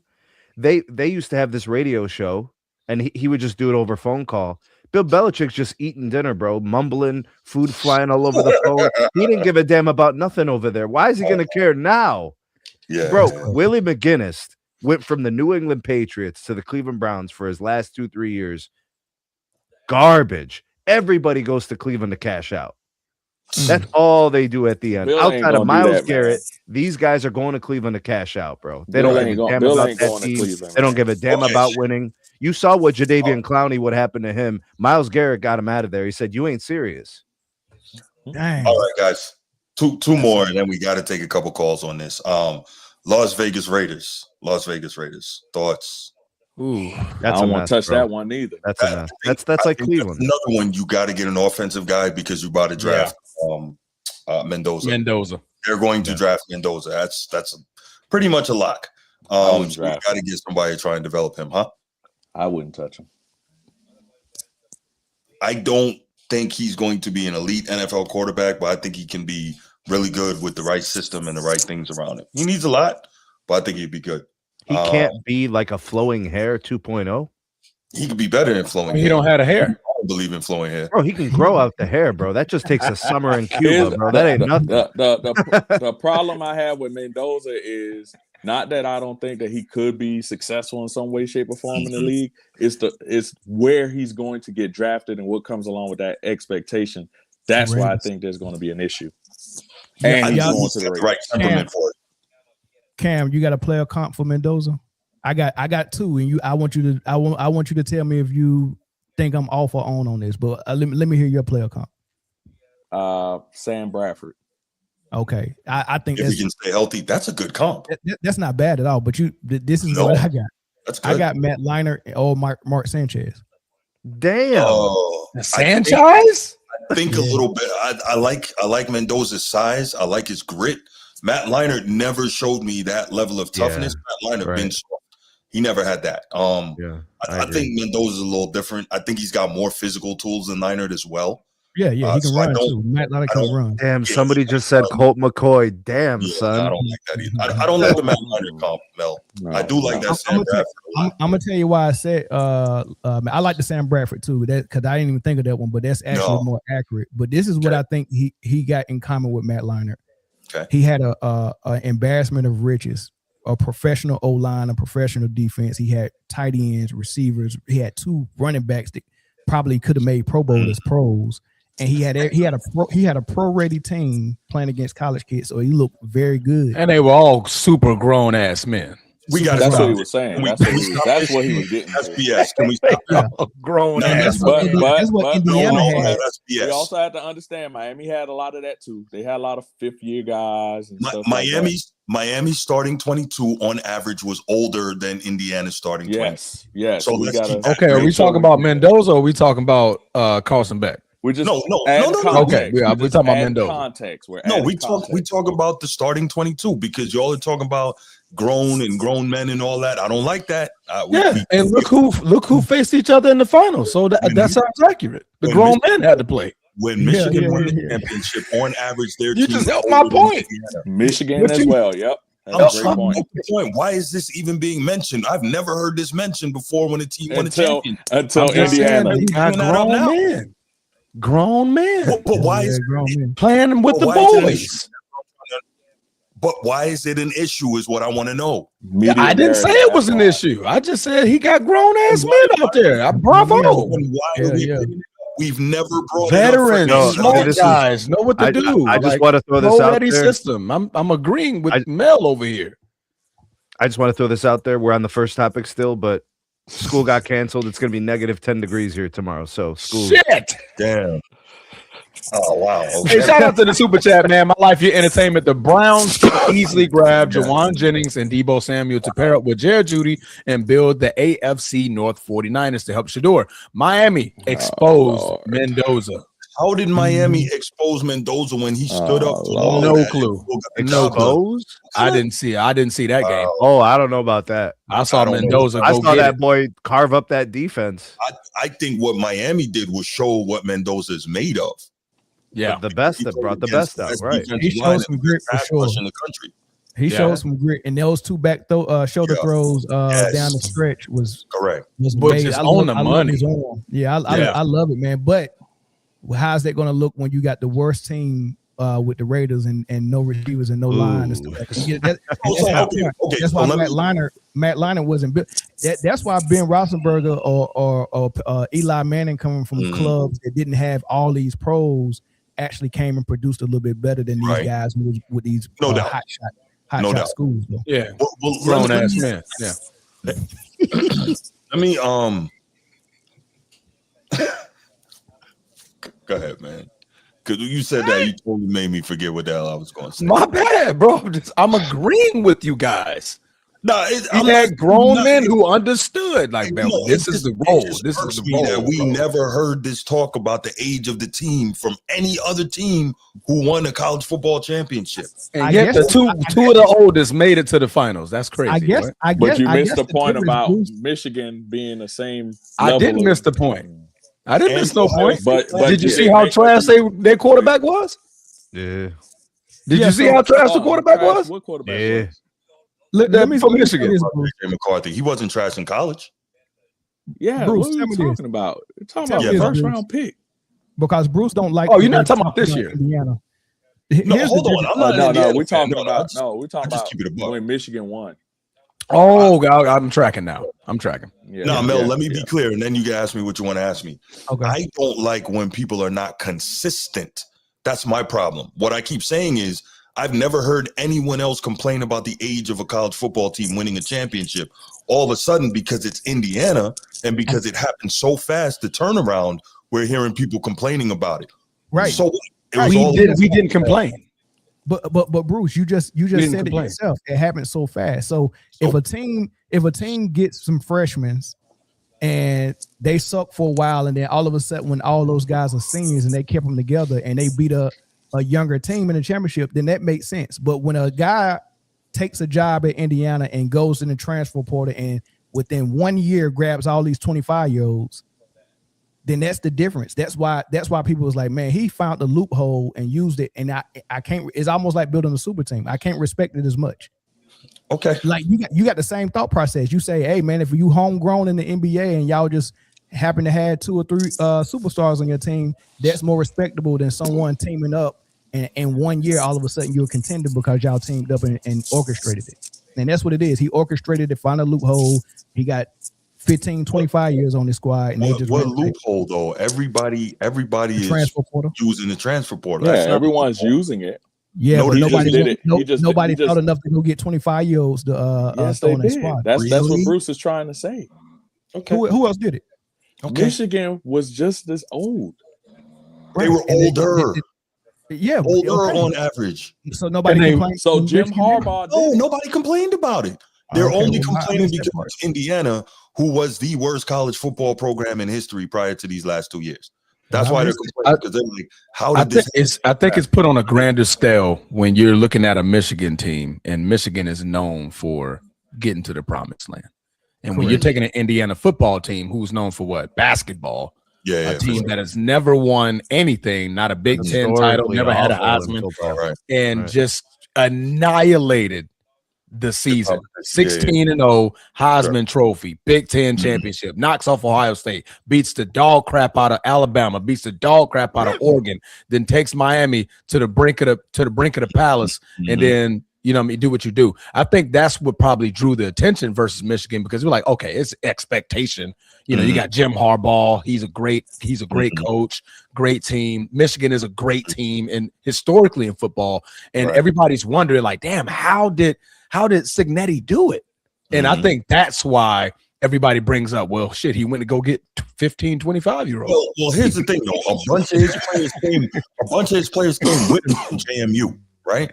The same JMU, right, that people complain about. Group of 5 isn't good enough. Group of 5 can't compete. He brought his group of 5 guys with him and got busy. So it's like, pick one. What is it? Yeah. I'm not complaining about it at all. I'm just saying. No, I got you. I'm just saying consistent. Y'all know me. Y'all know me by now. Just be consistent, and I'll never have a problem. But I just think that's more the reason why you're hearing it now, because the fast turnaround we've never seen happen, and we're wondering like how. The question was, how did Cignetti do it so quickly? And I think that's when everybody started digging. Like, oh, okay, well, he found this loophole. Okay, so for Michigan, you're not really paying that no attention because you're like, it's Michigan, it's Jim Harbaugh. Let's look at this. Yeah. It happened in 2 years. Saban took Alabama from the basement to the championship in 3 years. I didn't hear any of this. How did it happen so quick? I didn't hear none of that. Right? Oh, my bad. But there was no portal back then. So, There was no portal back then. No, there wasn't a portal back then. There was not. Yeah. So why would they bring that question up? What I'm saying is he turned his program around fast, right? And theoretically, being that there was no portal back then, it would be even harder to flip a program faster, right? But he did it. And there was no question about it. I'm just saying there's all this, all this question and all this beef about Indiana and how they did it and how they went about it. And I'm like, why? I mean, I know why, but I don't care about the beef. I mean, I'll give Cignetti his props. I give Indiana their props. I'm just saying that could be a good reason why somebody probably dove into like, okay, 2 years. This man has went what 27-2. Gentlemen, how the hell are we talking about Indiana and this is an NFL coaching hire topic? All right, so NFL conference title pick 'em. There we go. Good job, Bruce. Good job. We got to take a couple calls, man. Okay. I know this. All right, Charles. We're gonna take 3 calls and we're gonna ask you. We're sorry. This has been an amazing topic. We kind of got off topic. On this one. If you call in, please, you got 3 minutes. Make your point. Hang up. We'll respond to you. We're not gonna have a conversation with you on the phone. Make your point. Hang up. Because we gotta keep the show moving. Man, this was a vicious first topic, boy. This is what I try to tell you, bro. We're on topic 1. The show is an hour and a half in. I've never seen this before, bro. Hey, you all have to go teach tomorrow. Hey, well, at least the conference title pick 'em is only 14. It's only 4 teams. Right. It's only 2 games. Welcome to 4-Panel Friday. This is me every week. Oh man, trying to move the train every week. It's amazing because you run 4-Panel Friday with like 6 people and get it off in like 2.5 hours. I'm very impressed by that. Yeah, pause. It'd be hard. Yeah, pause. Bruce, what up, man? How you doing? Yeah, what's going on? Good evening, fellas. Good evening, sir. First, I like the hire of Jesse Mentor. Yes, agreed. Knew that was gonna be the first thing you talk about. How you doing, Mr. Transformer? How you doing, Mr. Mill? How you doing, Mr. Sneed? There it is. Coach? There it is. All right. I like the hire. He's young. He's relatable to, how could I say, these modern times of players. From what I'm seeing and what I'm reading, he's well detailed, with his hands-on with his players. And hey, there's a good hire. We needed a nice, bright, fresh face, young face. I just like everything about the image of him, and from what I'm reading and how he turned the LA Chargers defense around from being mediocre to possibly top 5. So. Yeah, and hey, but I'll say this: I don't care if we had a quarterback had the legs of Lamar, the arm strength of Patrick Mahomes, the heart of Steve McNair, the IQ of Peyton Manning, and the vision of Aaron Rodgers. If we don't get our trench work together, it's going to be the same old thing. Yes. If our offensive line going to next year in shambles, it's going to be the same problems on both ends on both sides of the ball. As far as John Harbaugh, I always believed he was a huge. He was highly overrated. He's an overachiever because Harbaugh is really not a good coach. Brian Pollard was saying that years ago when on that Super Bowl Ravens team. They had a mutiny at one time. The proof is in the pudding. When all the guys left, Ravens was at the bottom of the AFC North for 4 years straight, and Lamar came and saved his job. But Scotty Post fired him 8 years ago. Correct. So he's not that good. He's not a coach him up type coach. He's a CEO coach. Yes. He's not a Kyle Shanahan who could take who was that quarterback before Purdy came back? Jimmy Garoppolo. No. You're talking about Mac Jones. Yes, he made Mac this year. A good game manager. He's playing well. Harbaugh is a CEO coach. Well, he wanted Mac Jones, so that's another good point. When the car is not fully loaded and up to par, and guys leave or guys are injured, and look how they play. Look at this year, how they played with Cooper Rush. And Harbaugh has always been a horrible situational football coach. Situational calling, picking the right play at the right moment. He's horrible at that. So I always thought he was. I'm from Baltimore, so Justin Tucker saved his job, bro. Now he over there getting massages. Oh shit! Listen, and Lamar Jackson saved his job in 2018 when Him and Watson, like him. That year 2018 he came in. But Scotty said he was a week away from firing him. Lamar went on that run and has been up ever since. So he's not that great of a coach. After that Super Bowl we won, he struggled he was at the bottom of the AFC North for 4 years straight. That's all y'all you need to know. They won that. They went on those runs, but who they had? Lodi Mountain, Air Reed, and T. Sizzle, and Ray Lewis. So what you gonna do? So it was an ankle sprain. Great show, man. That first topic, boy, y'all was going at it, man. Like it was an hour and a half, and I'm like looking at my watch, like, God dang. Yeah, it's all love. You know how barbershop talk is, man. I love Coach Cam's spirit, man. So hey, Coach Cam, man. Keep the show rolling. It's great. For sure, it's looking good right now tonight. Bruce, before you go, the Ravens finished 24th in defense. Now that you have a defensive coordinator in Jesse Mentor, who just elevated the Chargers to the number 5th ranked defense last season, where's your projection of where the Ravens defense end up this season? Top 7. Well, I'll say we'd be not you, better. Bruce. Both the caller, Bruce. I know you said okay.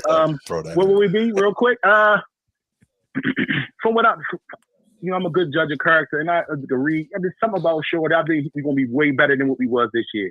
Will we be record setting like that 2023 Triple Crown year? No. When we had Mike McDonald when we went to the AFC Championship game? No. We won a Triple Crown that year because we was number 1 in every defensive category. Yes, I know. So will we get that the first year? No.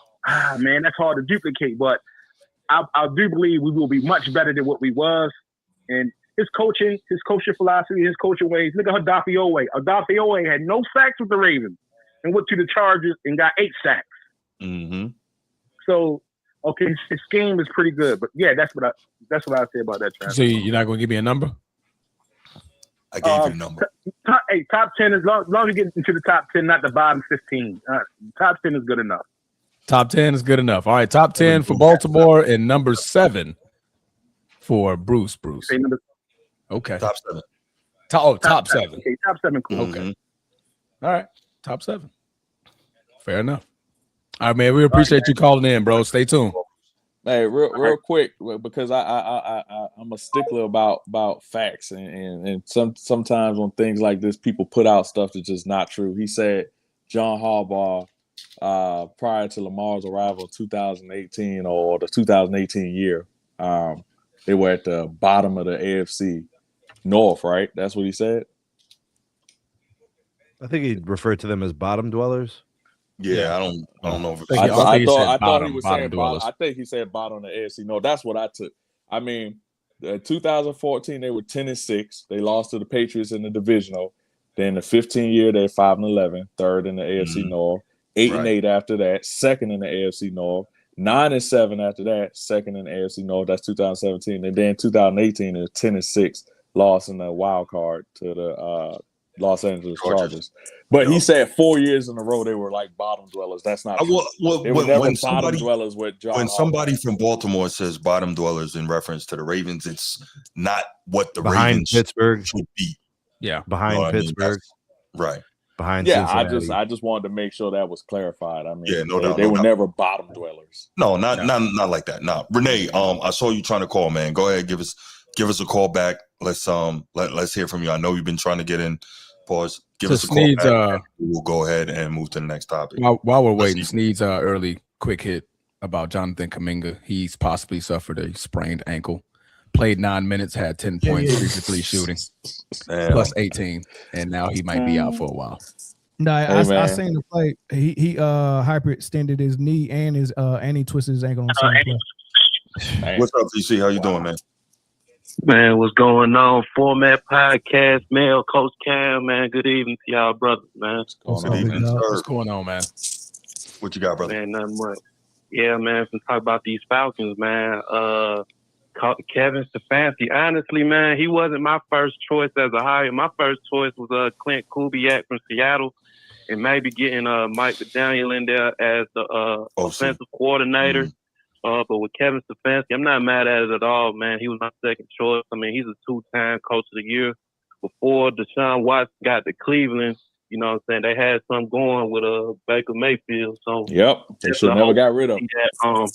Definitely hoping to see that magic come to Atlanta, man, because when I'm watching the media, I guess because these guys ain't watching Falcons games, they just know Raheem Morris from his reputation, trying to say why did they fire him, because we won the last quarter of the season. But when you look at that, but when you look at the Falcons this whole season, man, there's no reason we should have been 8-9 at all, man. Like he wasn't. He was coaching us out of some of these games. Like we didn't put up a point against. Not only we lost to the Carolina Panthers, didn't put up a point. Then we lost to the Miami when they was the worst team in the league at the time. So another thing that it's a personal gripe I'm having, man, in Atlanta, bruh, is that I call them Rolex wearers. Yes, so when it comes to this whole, a lot of people in Atlanta not digging the hire because they looking at what Stefanski did to Shedeur Sanders. I'm like, look, man, this is Atlanta, bruh. We not worried about Shedeur. Deion didn't even play long enough for the Falcons to even for us to have this type of loyalty to his son. But it all goes to all flash, no substance. You know, you want to have the culture. Wearing your, we all swag surfing in the halftime, but I don't know, man. I think Kevin Stefanski gonna be a solid hire, and I really want to hear your opinion, Sneed, since you just had him for these past couple of years. So that's all. You don't want to hear Sneed's opinion. You don't want that. You don't want that. All right, You don't. Bro, I'll tell you this. How much time do you have? He clearly can coach. He won Coach of the Year twice. And he produced 2 really good seasons for the standards at least in Cleveland. When things were good, they were good. When things got loud, it was really bad. So if things get loud in Atlanta, I think he's going to do same things that you saw at the end of Cleveland. I don't know. Arthur Blank, better owner than the Browns owner, Jimmy Haslam. Maybe that makes a difference. GM of the Atlanta Falcons, maybe better than Andrew Berry. Michael Penix Jr. Penix, you guys always make sure to throw that in there. You think that he can help him win games, however you want to look at it. I'm just saying. Drafted him. I think that Kevin Stefanski is a good coach. I think when he has a lot with him, he can produce a playoff team. But it's weird that he was able to win the last 2 games of the season, but wasn't able to win certain games against bad teams. I think those are sometimes where I scratch my head about him. He had no business winning those last 2 games, but he did. But then the games they should have won where there was expectations all right, you're better than this team, they lost. That, to me, those are weird things. So I don't think he's a great coach. I think he's a good coach. But at this point, do you view him as a retread? If you think he's a retread, then you probably should have gone a different route, because I think retreads are the worst way to go in the NFL. You need to find yourself a more creative, innovative guy. He does strike me as a pretty smart offensive coach, though. But, man, it looked really bad at the end of the Cleveland timeframe. I don't want to judge him and say that's going to be what you get in Atlanta. Hopefully you get something better. All right. No doubt. Okay, I got a thought. We are going to go. Never mind. Go ahead. Last one, Mel. Go ahead. Close it out, man. No, just really quick. I don't have a real opinion on Stefanski as a coach. I will say this though. It's weird to me that Matt Ryan, while he was an analyst all year long, while Shedeur was playing, no matter he had a good game or a bad guy, Matt Ryan was giving it to Shedeur big time. His facial expression was just you could tell he just does not respect Shedeur game, don't like him, right? Then he gets the job as president of the Falcons, and the first thing he does is hire Stefanski, almost like the point he was trying to make when he was giving critique on Shedeur was that it's not Stefanski's fault. So I thought that was weird, and I think Stefanski is going to have to find success very early because Atlanta is a majority black city, and a lot of the fans of the Falcons are black people, and that's what Deion Sanders made his name at. And they love Shedeur Sanders, and they do not like Stefanski or this hire. So therefore, they don't like Mike Ryan right now. So he's got to find success very early, or them fans gonna be calling for his job. So this is very tone deaf by Matt Ryan, this type of hire, and I don't know what message he's trying to send. And I hate that they announced this job hire on the weekend of MLK's birthday. All right, but go ahead. Yeah, that's a lot. That's a lot. Man, not gonna do it. All right, moving on. All right, the NFC conference title game is here. NFL conference title games. I'm sorry, I said NFC. All right, so left to right, we're gonna go AFC. We're gonna go NFC. Which one we going first? Cam, I'll let you choose since you're the guest. Pick them. AFC, the NFC. Which one you want to talk about first? Patriots and the Broncos. All right, that's going to be easy. We're all picking the Patriots. All right. No, I'm saying, I think the better way to go about it, is there anybody here who's brave enough to choose the Broncos? Let's do that. I'll jump out there and let people know that it's not as simple as all the Broncos lost their starting quarterback, so that means that they're going to lose this game. Again, winning in the NFL is not a given. I don't understand why people kind of, and I know why it is. It's kind of covered that way, and we kind of conditioned that way when you see kind of the coverage of it and the way that they speak on certain topics and so forth. But again, there's still another NFL quarterback that's going to be playing in this game who has experience, who's been there for a long period of time. Jarrett Stidham was played at Auburn. This was a 5-star quarterback coming out of college. This guy was highly talented. So this notion like you just got some bum that's coming in the game to play is they do have some bum that's coming in. They got some bum. Right. Okay. Yeah. All right. I don't know, man. I'm with Coach the game on is this. played on Sunday. So again, keep talking like y'all can go out there and just do it. Dog is a dude. But that's what you're expecting of Jared. He got to go out there and just do it. He hasn't played in years. In years, literally. And Coach I didn't say that he's going to do it. I just said job? that he has talent and he's an NFL quarterback. Okay, that's not what we're saying, Cam. Rolling out your helmet and that the Patriots is going to whoop them. Of course not. They Yeah. have one of the top 2 defenses. Of course not. Exactly. But all Jared, it sounds like all Jared Bro, needs to they're do gonna is be not turn they're the gonna be ball over kicking and his they ass, might be bro. in the game. They're gonna be spanking that boy up and down that field. Okay. No, I think freaking When you don't have no plays for you, you're coming straight like fresh off of a bench that is for not 3 how- years. Let me talk. You coming fresh off the bench for 3 years. Tell a coach who coaches 3 years. That don't mean you know better than me, bro. Let's chill on that. Okay. Let's chill on that. That don't mean you know better than me. You're a defensive back coach. You're not a quarterback coach. So let's relax. You're like I didn't play game. I didn't play the game. I didn't play the game. Nothing else at practice. You're okay, and that's fine. High school, and this is the NFL. So let me tell you about this. I All right, watched college. I watched this man has been benched for 3 years. All right, it's hard when you have to come off of the bench into the biggest game of the season, the AFC title game against a juggernaut team that has been on an absolute tear all season long. And you have to just all of a sudden at the end of a game that y'all just won with a quarterback in Bo Nix who's athletic enough, a playmaker, a go-getter, and now you have to literally step in and beat a team. That expectation is way too strong, bro. I get it. I'm not calling the man like he doesn't belong in the league or something like that. Because if you give him the chance or the opportunity to have plays during the season or play at all, the man hasn't played. So for you to just come in and just step in and in a week's time and be ready to play, that's just not realistic, bro. Come on, man. That's not realistic. I would say this though about Coach.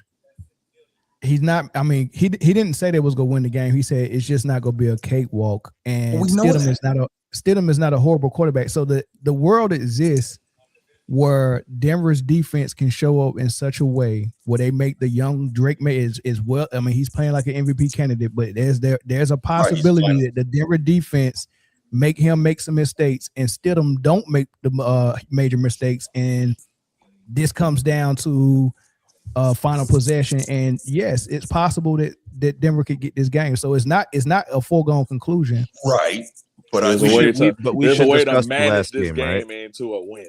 But we should discuss the last game that we saw the Broncos in, right? That was a close game. That was a really good game, right? Very, very closely contested. And that defense was amazing. Yeah. They So got we it have- with ball. They were ball hawking. So I think that they'll play as good defensively again. They're going to think have to. They're absolutely They gonna have to. They're This gonna has have got to to. be their A++ game for them to win. Yeah. That's the only way they can win. And I think Stidham's going to have to make some throws. Right. He's not going to be able to just like hand the ball off and Yeah. you know Right. they're going to be happy Can he playing make those throws, the Snead? I Can don't he? think they're going to be able to play the possession game like back and forth punting. Right. I think he's going to have to make some throws, and Mhm. really, I think he's going to have to score at the end of the first half and possibly at the end of the second half. But do you think Stidham is capable of that? I think it is unlikely that he is going to make those throws against the Patriots in the AFC Championship game. Yeah. Fair enough. I Fair think it enough. is unlikely. I'm not saying he can't make some throws. I'm with Right. Coach. I'm actually with Coach. There's going to be some moments we're going to be like, all right, we got a game, Yeah, right? Sure. Yeah. But Yeah. I just think it's going to be a lot to ask. Man, this is And gonna be a a good show lot. next week. This is gonna be a good. Hey, Yeah. me and Coach Cam got to come back next week if Denver wins. This is gonna be a Hey, good yo, show. Sean, Yeah, bro, now, if- if hold the- on. If That's they Broncos win, get it. if they win, what are we saying about Sean Payton? Right. Here's the flip side too, Snead. All you guys make great points, right? But the question is this: you don't think that Vrabel, as a Super Bowl champion, is telling these guys exactly what Coach Cam said? Yeah. Hey, these Yeah. guys aren't gonna roll over just because Bo Nix is not there. Y'all still gonna have to go get this game. It's not gonna be Yeah. easy. They're at home. They have pride. They have an elite defense. You got to go out there and get it done. You don't think that Vrabel's not gonna have these guys ready to go compete? Yeah. So while I totally understand that, no, you're not just going to roll the helmets out there and think you get a win, that at the same time, Vrabel's going to have his guys ready. He has the definitive and clear advantage at quarterback. And to the other point, nobody's saying Stidham is a bum, but if Stidham was the guy, he would have gotten a starting job somewhere by now. He could have. He wouldn't have but- been sitting down for 3 years. I'll tell you that He much. could have, but they paid him to stay though. Yes, and they paid. They said we value this guy enough to where we don't want him to leave in free agency and go elsewhere. We're going to keep him here. We drafted him here. We're going to keep him here. We trust in him. They drafted him in New England. I mean, yeah, that's why. He didn't look bad in New And England. then they either. re-signed Oh, him gotcha. again. Gotcha. Do y'all believe that he would have started somewhere else in the league? No. New England, I he don't. was I don't. staying. I don't. I mean, Cleveland. I can't say that. Yeah, I can't say that. Snead is so hurt. Snead, I'm saying, hey, bro, bring it in, Snead. Bring it in. Just bring it in. And again, that doesn't say that they pull it off, but I do think Right. that we're discounting that. No, we that agree. that there's a way for this to be a game. For sure. Anytime you got No, we're just saying we're picking the Patriots. That's all we're saying. If the Correct. Patriots, That's all we're saying. if the Patriots score 24, 28 points, I don't. It's over. that's a Yeah. lot to Yeah, it's overcome. Yeah. Yes, That's that's all. correct. Because the Broncos can't really run the football that well. Again, bro, you're playing against a head hunting defense that Yeah. Mike Vrabel is. This man just letting people headbutt him like in the freaking mouth. And it's in New England Right. as well. Like, come on, man, that man is on another level right now. I mean, but it's you know also what? in New England as well. So I mean, again, Yeah. there's some Yeah. things And- that favor them. To Nick Coach Foles. Cam's point, that's right. There you, okay. See why you did that, Mel? You just stole my What joint. happened? He said Nick Foles. I'm a mind reader. He What sure about is. Nick Foles? That's why I say don't automatically Well, just Bruce write brought these up Jeff guys off. Hostetler. That's an example. But the thing is, Nick Foles Another played example. prior to that. Well, He that didn't is just true. end up playing in a game and Yeah. sitting down for 3 years. That's my point. That's Right, my point. The man hasn't started a game since 2023. Mhm. In that game, he played what? He had a 1-2 record. I mean, a 1-1 record, 2 touchdowns and 1 interception in 2 games. In 2023. How many games did 2023? Phillip Rivers, how many games did Phillip Rivers come out of retirement coaching his high school team? How many he win when he came back? How many did he win? How many None. games did he win? Yeah, Like 2? One? Did they win? Was it 2 1 or games? 2? he Thought won, it he was- won about 2 games. I I thought think it was about 1 or 2 games. And he was the size of a left tackle. Bro. Yo, his That face boy was had a round as hell, cheeseburger bro. Eddie face. There you go. See? He had that cheeseburger Eddie face going on. Yo, Damn, he it's looked Wilson like Brimley. last year, Hey, Luka, but he was bro. spinning that mug still. I was like, God, he still got some spin on that mug. That man came back with a BBL. I ain't seen that much cake and pads ever since I watched the lingerie league. Yo, you wildin', man. You wildin'. Okay, so let's do this. Is anyone picking Denver this weekend? Let's do that. No. That's a tough one. So all that. but hold on, Bruce. If you're gonna call the game and you got to pick a score, what's your score? Probably 24. 17. Yeah, I'll say 24-10. Because we respect what the Broncos are built like, so we're gonna give them some form of they'll be 24-9. competitive. They'll be in the game. 24-9. Oh, I Bruce give said him he's 9. picking Denver. Jesus Christ. That's because it's Bruce. Why are you listening to him?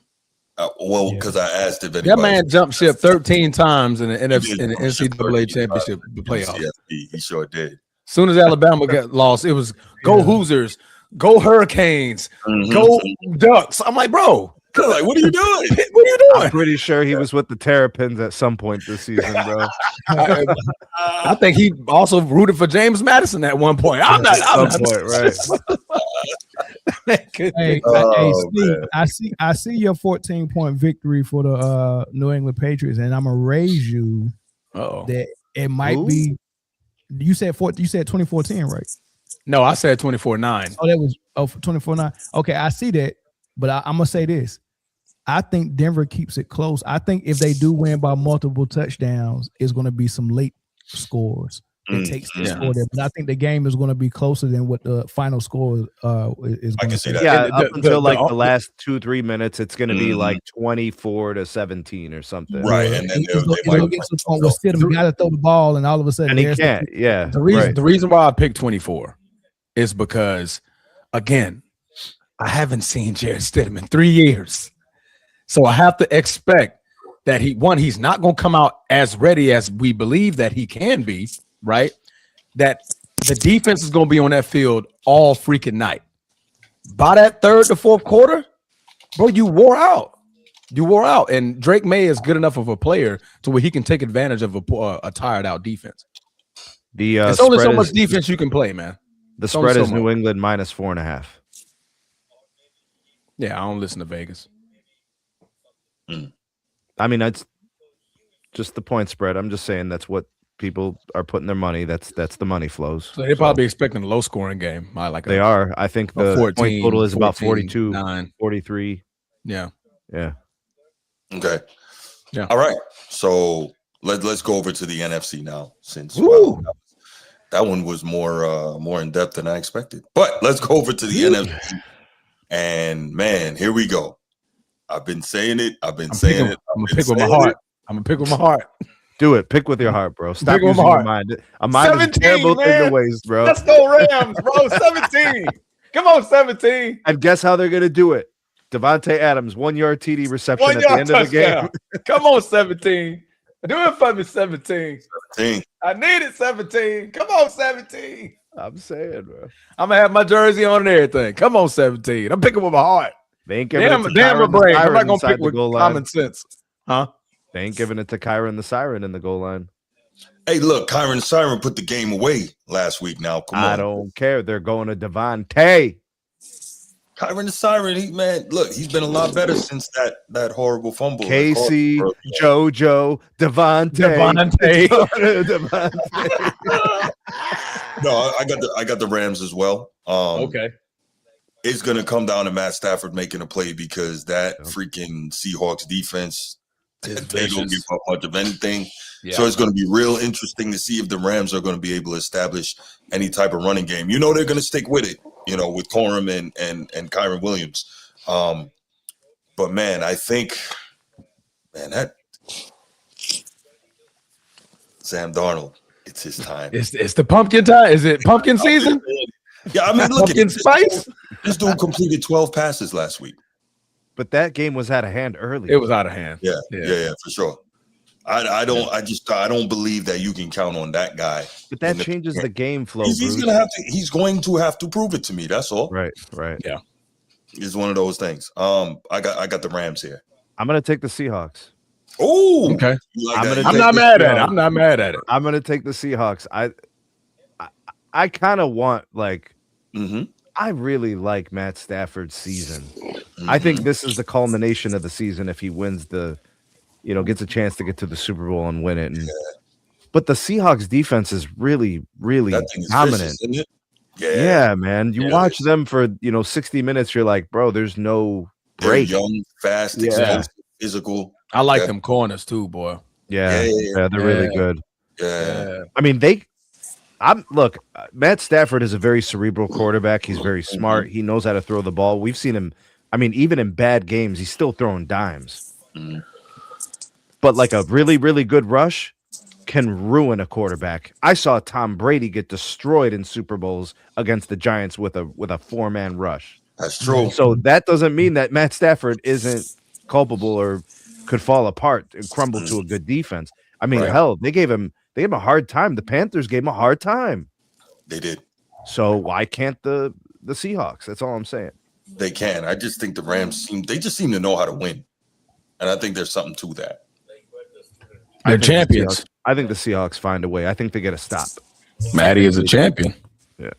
Okay. Sometimes you got to put that cape on. Yeah, you do. Coach Cam, what you got? Rams, Seahawks. I'm going with the Seahawks, man.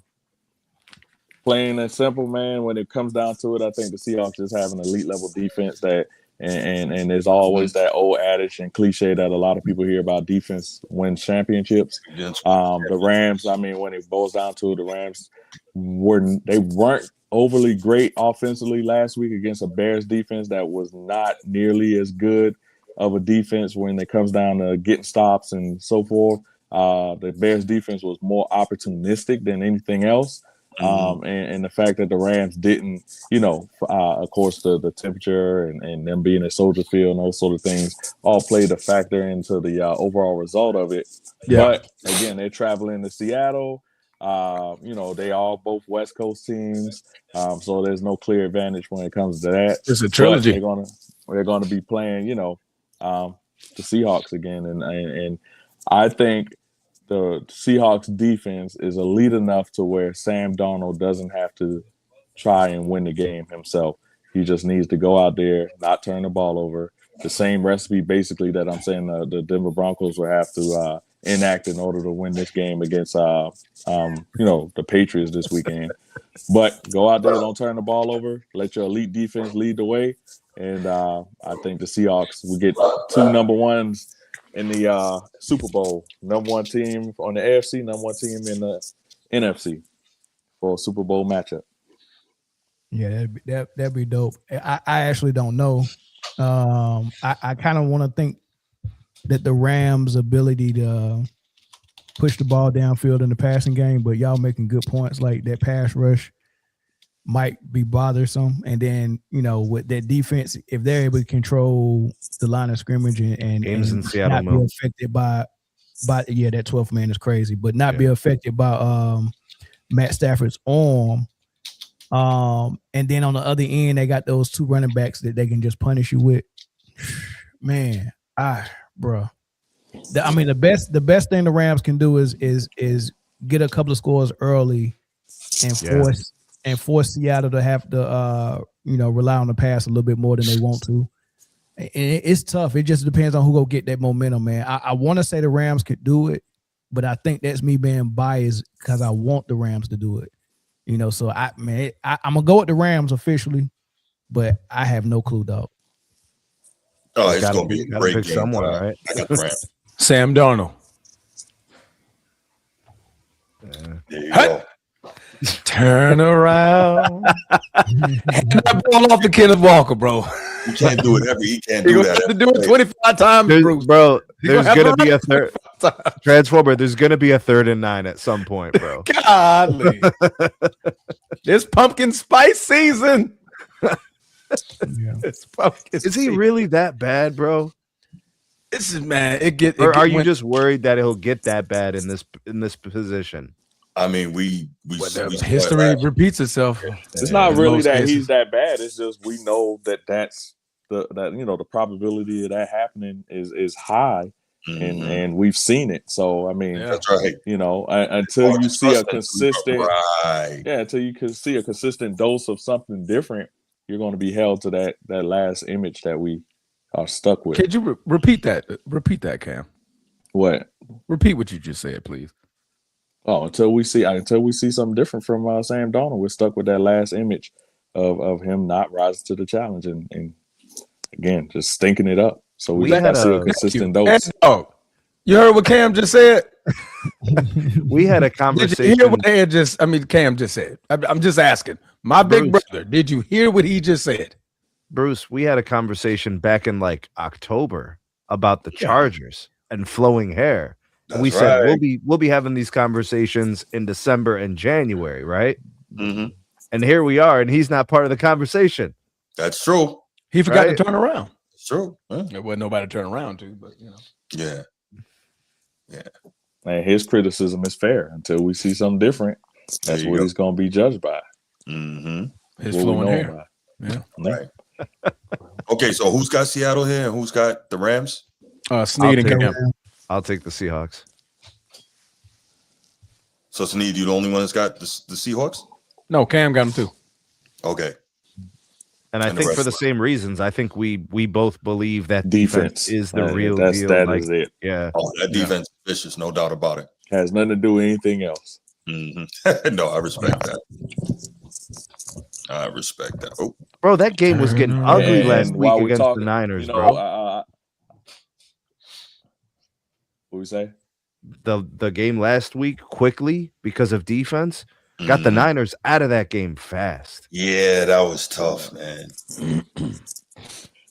Well, one of the points I want to kind of circle back around to, we were talking about all of these new hires, and no one gave McDonald the love that he deserves. No, McDonald, he's been getting a lot of love this year. I'm just saying when we were talking about the coaches and when they fire coaches and move on, we didn't happen to mention him in that conversation, and he deserves to be mentioned in that conversation. Oh, yeah. Absolutely. Yeah, absolutely. I think a big part of it is the physical location of the Seahawks. That division is crazy. Nuts. That division is bonkers. Everybody but Arizona. Yeah, that's Cleveland West, bro. Like Death Row East. That's Cleveland West, bro. I think the NFC North is a much crazier division. Oh, it's about to be. Yeah. Yeah. The AFC was crazy last year. It's crazy this year. Mm-hmm. Yeah. Ah, dang. All right. So good stuff. Let's take a quick couple calls on this, and then we'll get to the main event. I'm sure there's people waiting on that one. Cam, you leading it. You leading it, Transformer. How am I supposed to lead it, but I don't know what direction you want to go? It's whatever direction you want to go. I'll flow with you. I actually don't want to talk about it at all. But we have to talk about it. We have to talk about it. Jesus Christ. This is your thing. We have to talk about it. Yo, Coach Cam, you an NBA guy? Not this season. Not. Oh shoot! You opted out. Yeah, he opted out of the whole season. Nah, I just haven't been engaged in it as much. Just busy, I've been watching and looking at things, but not engaged. I haven't watched enough. Cam, this is a tough season to follow it, man. They like you don't even know where to watch the games at, dog. You got to pay for so many subscriptions, bro. Man. It's ridiculous. Oh well, then it sounds like I won't be watching. Bro, I got YouTube TV to watch the NBA games, but since I'm in Cali, they'll be like, "Oh, you can't watch any Cali teams." Like so, Golden State, Lakers, all those, because the local station got them, and they don't want to cut them out. So I can't even watch Laker games on YouTube TV. So then I got to use my friend's ESPN Plus so I can watch those games. And then the games be on Peacock and Prime, and then you got to have Peacock and Prime to watch some of them. I refuse. Insane, dog. I'm opting out. Hey, Bruce, what's going on, man? Going on first, this Denver game. I think it's gonna be tougher than everybody thinks for New England. This is going to be Drake May's toughest game. Yeah. As we know, New England has one of the easiest schedules in the NFL this year. Not saying that they still didn't play well. Not saying that they still didn't put belts to people. And it's the playoffs, and Drake May's young, even though they are playing in New England. But truthfully, I think Sean Payton going to outcoach Vrabel. I just think, hey, step and make a couple throws, run the ball, and just don't turn the ball over. Our defense going to carry us to the championship. As we know, defense wins championships. And from what I'm hearing, I think Denver probably like top 2, top 3 in the NFL. Denver top 5, I think, this year. They're 2. Oh, yeah. They're ranked second in total defense. Yeah. Defense wins championships. Statman, don't make no mistake that you could throw the ball good enough to make a couple throws. It ain't that bad. I think Sean Payton will coach him up. And, and the defense going, and I think Denver's defense going to give Drake May problems. That's just my opinion. That's all. So to clarify, you're picking Denver? Yes. Always go with the underdog. That's not always go with the underdog. That's just for the joy of it, to see it happen. Number 1 run defense was the Jaguars. Tony, Coach T. Let me ask you this real quick. I don't want to hold the line up. Did Denver lead the NFL sacks this year? Yes. They were 4 off the all-time record. Let me say this. What is New England's defensive rush?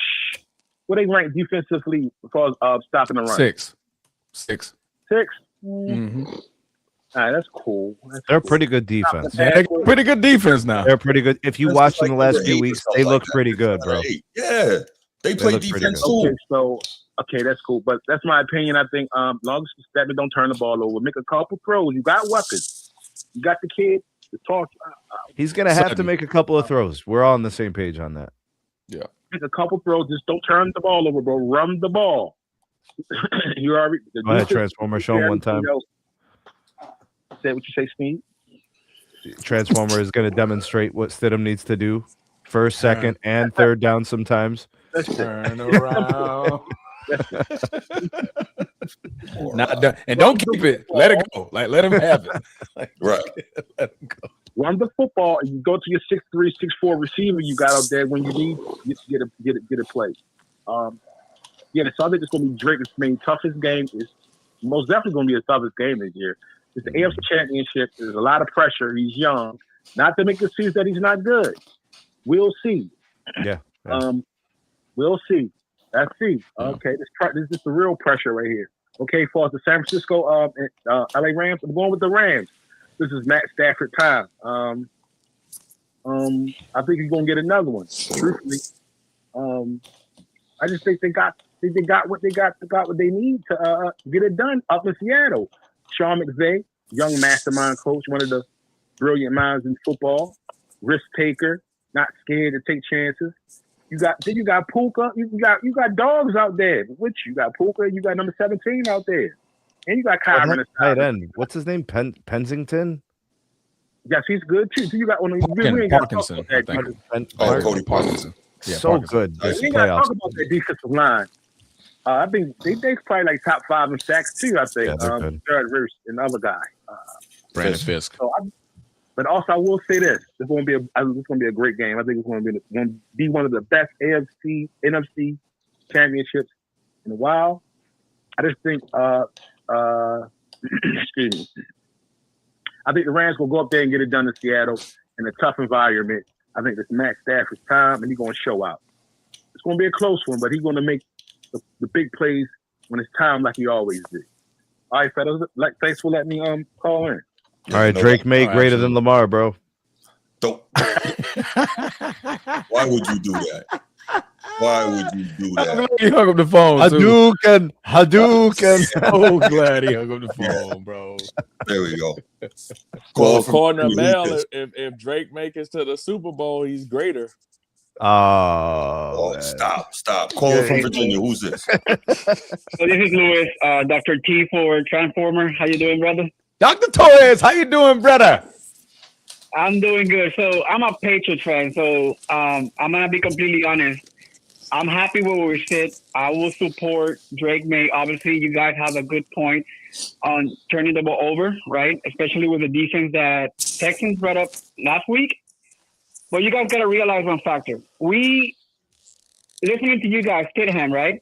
He was drafted by us. Why do you think he didn't play too much with us? Because he couldn't throw the damn ball. We were so used to for Tom Brady throwing the ball deep, and he cannot throw that ball deep. So he played a few games, and then he was scrambling the pocket, right? I will say that Denver defense is going to put pressure on Drake May, but Mike Rabel and our offensive coordinator are not going to make the same mistake that they did last time, because Rabel went to with the Titans so far, and then he let himself go. He trusted. He didn't change anything. So he's not going to make the same mistake twice. I will say the score will be by a touchdown. I will say that the Patriots will win not that far from like 7 to 9 points. That's my take on that one. And the NFC, I will tell you this. I think Matt Stafford.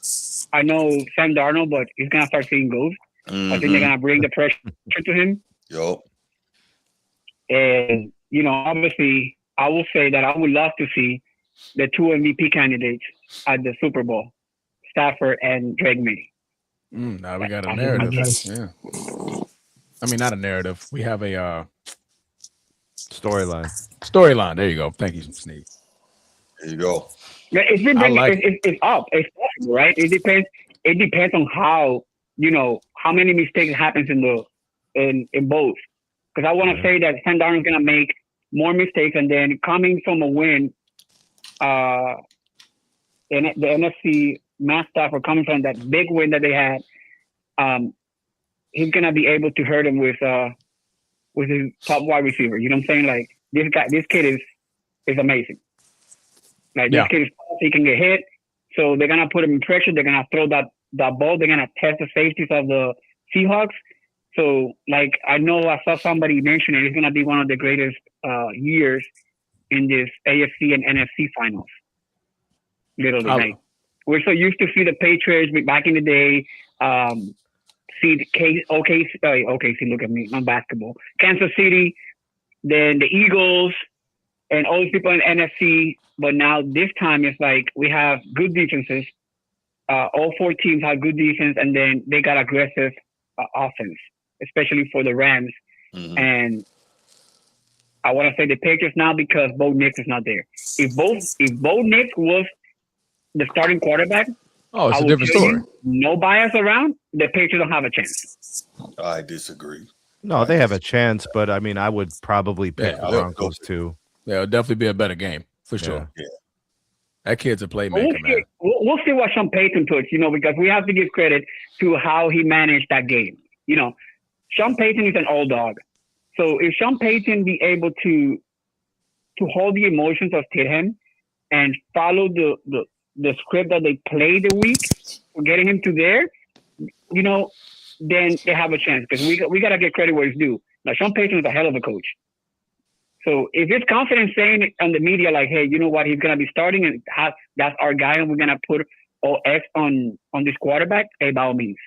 But again, you got to realize you have a hungry Patriots team that came back from 3-14 back-to-back seasons, and then coming back with a coach that was a player, that knows the culture, that knows exactly what is to lose, that then it also got fired in Tennessee with a winning record, coming back as an opportunity to see a Super Bowl for the first time as a coach for only 2 games. You know what I'm saying? Like, one more game, I'm at the Super Bowl. So I'll say, like, it's gonna be a great weekend. I'm excited for Sunday. I made no plans for Sunday, so I'll sit in my couch watching all games on Sunday. All right, you got your Super Bowl tickets ready? I know you make a lot of money over there in Cali. I'm in Cali, but I'm not paying $15,000-$20,000. Actually, with the taxes here, hell no. No. I appreciate you calling in, brother. I miss you, man. You're welcome, man. And go Celtics. Yes, sir. Oh no, bye, man, bye. Thank you, Luis. Appreciate that, man. Just bye. Let's God. see in the NBA. Bye. Yes, sir. Have a good one. No. What type of horse shit was that? Ended that call properly. He ended that call properly. That was beautiful. Yeah. All right. Let's go. Let's take it to the main event. We know what the people are here for. That's not why you're here. Excuse me, Transform. We got a show to do. He don't, man. Excuse Transformer. me, you have a segment to run, sir. We have a segment to run, sir. Allah. Thank you. All right. For a segment that I just care not shit to talk about. Yeah, you better care about this. Hey, this is all you. What's done is done. So Genie Bus has floated a bunch of things. Reportedly gruntled, reportedly whispered, reportedly don't like LeBron James Senior anymore. So it's been going across the media waves. I'm pretty sure if you've seen it pop up on your ESPN, you pretty much seen it on your Twitter, you pretty much seen it on your Instagram, your YouTube, and every other way or fashion you can find it. But we're here to dispel Genie Bus not being happy with Sir LeBron James Sr. I got a question for you. What's up? Because you said we're here to dispel it. So I'm just curious to know, do you think that with Buster Holmes, I think, who is an award-winning, long-time NBA writer, sports writer and everything, do you think that he just made up what he reported? No. Not he. He didn't make up anything. Mm-hmm. He was given information from someone who I believe is the person making up stuff. So the reporter ain't right or wrong because he's just reporting what he's being told. Because in the articles, it said person close to the team said things. The reporter ain't saying these things. Again, relaying the information that was supposedly told to him. Go ahead, Bruce. No, carry on. This you. I was just asking a question. Bruce, if you want me to, you might be surprised on a typical topic of such. I tend to feel like you get real outlandish when talking about LeBron James, King James. Not at all. King James. No. But on this particular topic, Bruce, I happen to think that you might be right on point. And I say that to say, the whole article and the story that came out. I mean, I read the entirety of it. It's quite a long article. 10,000 words, I believe. Huh? Yeah, that shit was long. Yeah, 10,000 words, I think. My very long form piece. Yeah, and my biggest thing is I truly believe that there's probably some smoke to that fire or some fire to that smoke, whichever analogy you prefer. However, I mean, after reading the entirety of the whole thing, I just can't believe that that's what people took away from everything that was put into that, all of the information that was put into that. I believe the bigger topic at hand is Genie and highlighting just the inadequacies and the issues that came from her tenure of running the show. Absolutely. What her father built over the course of him buying that franchise for $60.7 million and building it into the Showtime Lakers, into a global brand. That's more so what the scuttlebutt should be around, this whole thing, not whatever the beef was with LeBron, which I think that there may be something to that. It's like, how do we take that from the story after reading this entire Cam, so Coach Cam, what you're saying makes 100% sense, and logically that makes sense. However, people are going to go to the most sensational parts of the story the most sensational parts of the story with the biggest names involved. And what NBA name currently is bigger than LeBron James? So you Not hear one. something like this, correct, Transformer.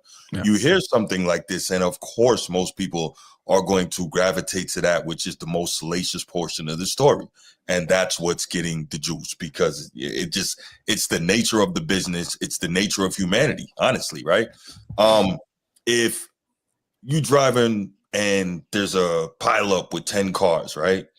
But you see, God forbid, you see a body, that got thrown out of the car and got run over. You're not thinking, okay, I wonder about the people that are in these cars that are injured. As human beings, for whatever reason, we gravitate to the worst thing, right? The loudest thing. So we're thinking about that body we saw that got run over. That person's already dead, but there could be people that could be saved in the pileup, right? But we're not thinking about that, because that's the way we are as human beings. I know that's like apples to oranges. Well, it was funny is that you used that analogy, because after I finished the conclusion of the story, the only thing I could think about was Dr. Jerry Buss, God rest his soul, and what a mockery that his daughter and some of the other siblings have made out of this whole evolution of this whole franchise, this whole legacy that he built to put and keep in the family. He got to be turning over in his grave. So it's just a crazy analogy that you use, because when I finished reading it, that's how I felt. I think a big part of that as well is because it's the Lakers, right? If it was the Milwaukee Bucks, well, they got Giannis. Well, if it was insert small market team, right? If it was the Phoenix Suns or the New Orleans Pelicans, like, this wouldn't nearly be the deal. So the big deal that it is. So one, you have the Los Angeles Lakers, hands down the biggest brand in the sport, right? No question about it. Yeah. Hands down, maybe a top 10 brand in global sports, period, right? So you've got the Lakers. And then on top of that, you have LeBron James, the biggest individual name in the sport. So you got those two things. It's going to be a thing. Mel. Yeah. Thoughts, man. We haven't even gotten into like the specific issues that were brought up in regards to LeBron, allegedly by Jeannie Buss. This is what I want to point out. A couple of things. And so give me like maybe a minute and a half. So do you think, man? One of the things that was said was that Jeannie allegedly felt that LeBron wasn't appreciative for them drafting Bronny to the squad. And I think the reason why, if that's true that she felt like that, it was probably because they must have had an understanding that this is the last thing we're going to do for you. We're going to draft your son. We're going to let him get a 3-4 year guaranteed contract. We're going to let you do the photo op with the Griffies and all that stuff. We're going to make a spectacle of our franchise at the beginning of this season. But after this, we need to move on. So we're not going to, extend you. And I think once the summer came and LeBron realized he wasn't getting an extension and started pouting, I guess that's when she felt like you're not being appreciative of what we've done.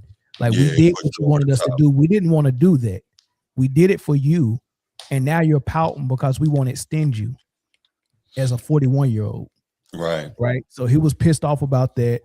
He opted into his contract, faked the sciatica thing and pouted and then eventually came back, and he's probably still pouting.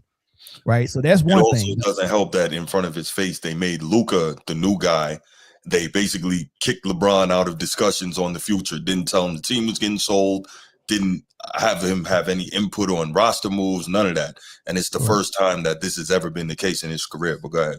Correct. Yeah. The other thing I wanted to point out is that she responded to this article coming out. She didn't come out and dispel any of the alleged things she said. The only thing she said is it is unfortunate and unfair to LeBron that he's getting dragged into my family mess. And I'm like, family mess? So then it made me think whoever this reporter spoke to must have been one of her brothers. That's what I'm thinking. Disclosed the information, right? And she said, this is family mess, and he's getting drugged into it is unfair.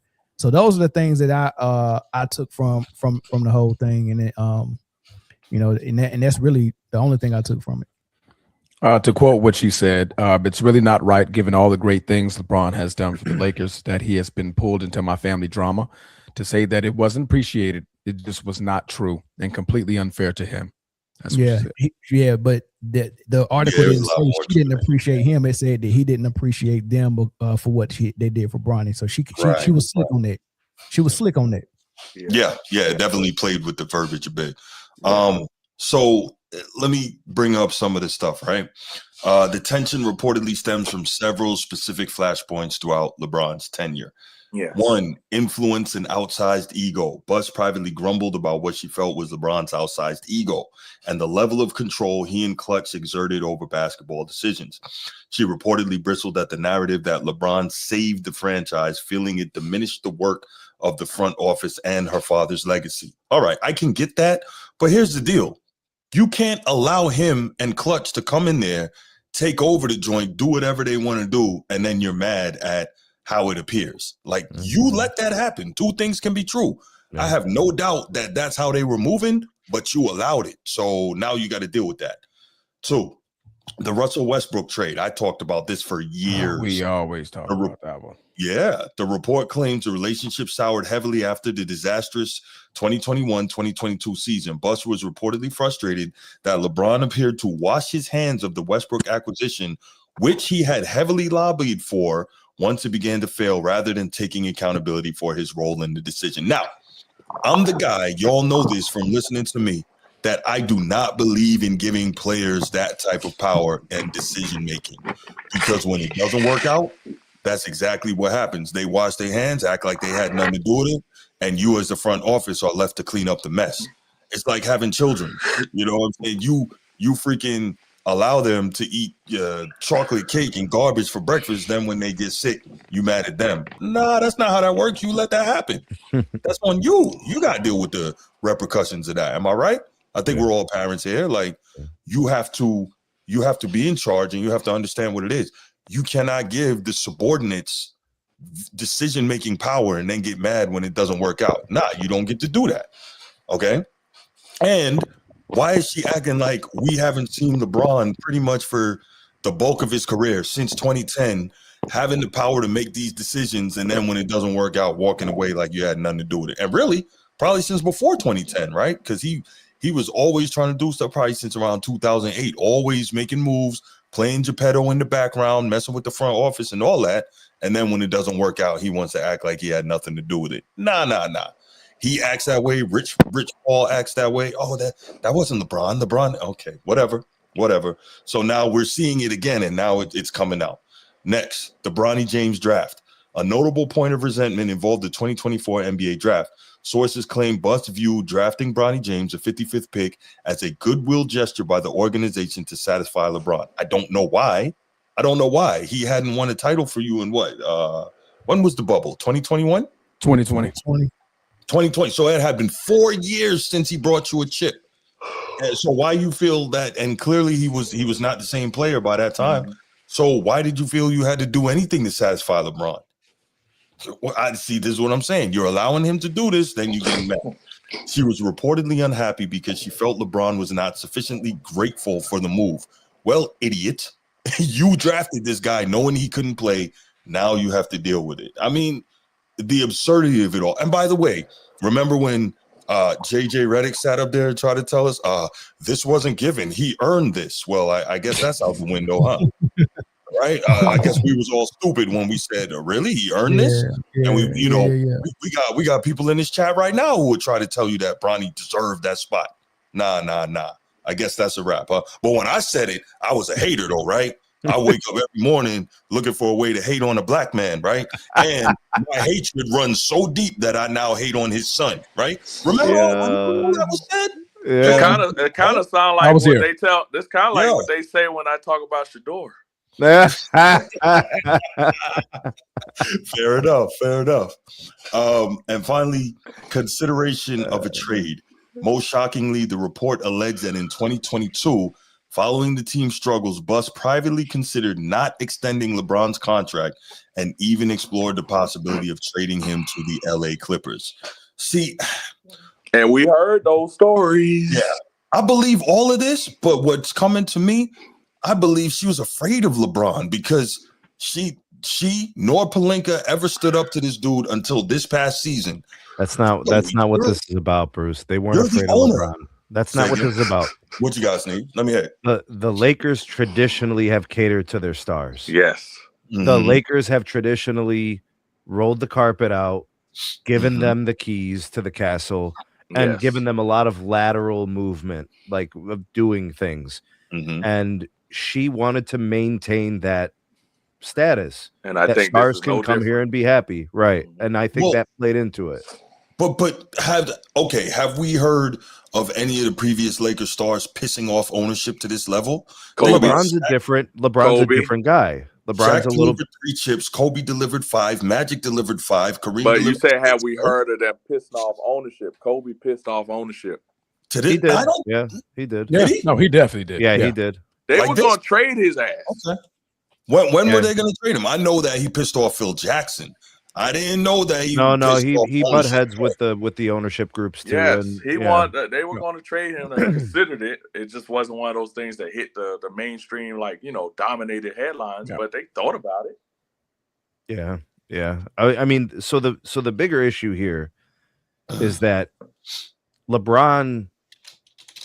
She soured on LeBron, but it's too late. They agreed on a contract, bro. This is the shit I don't understand.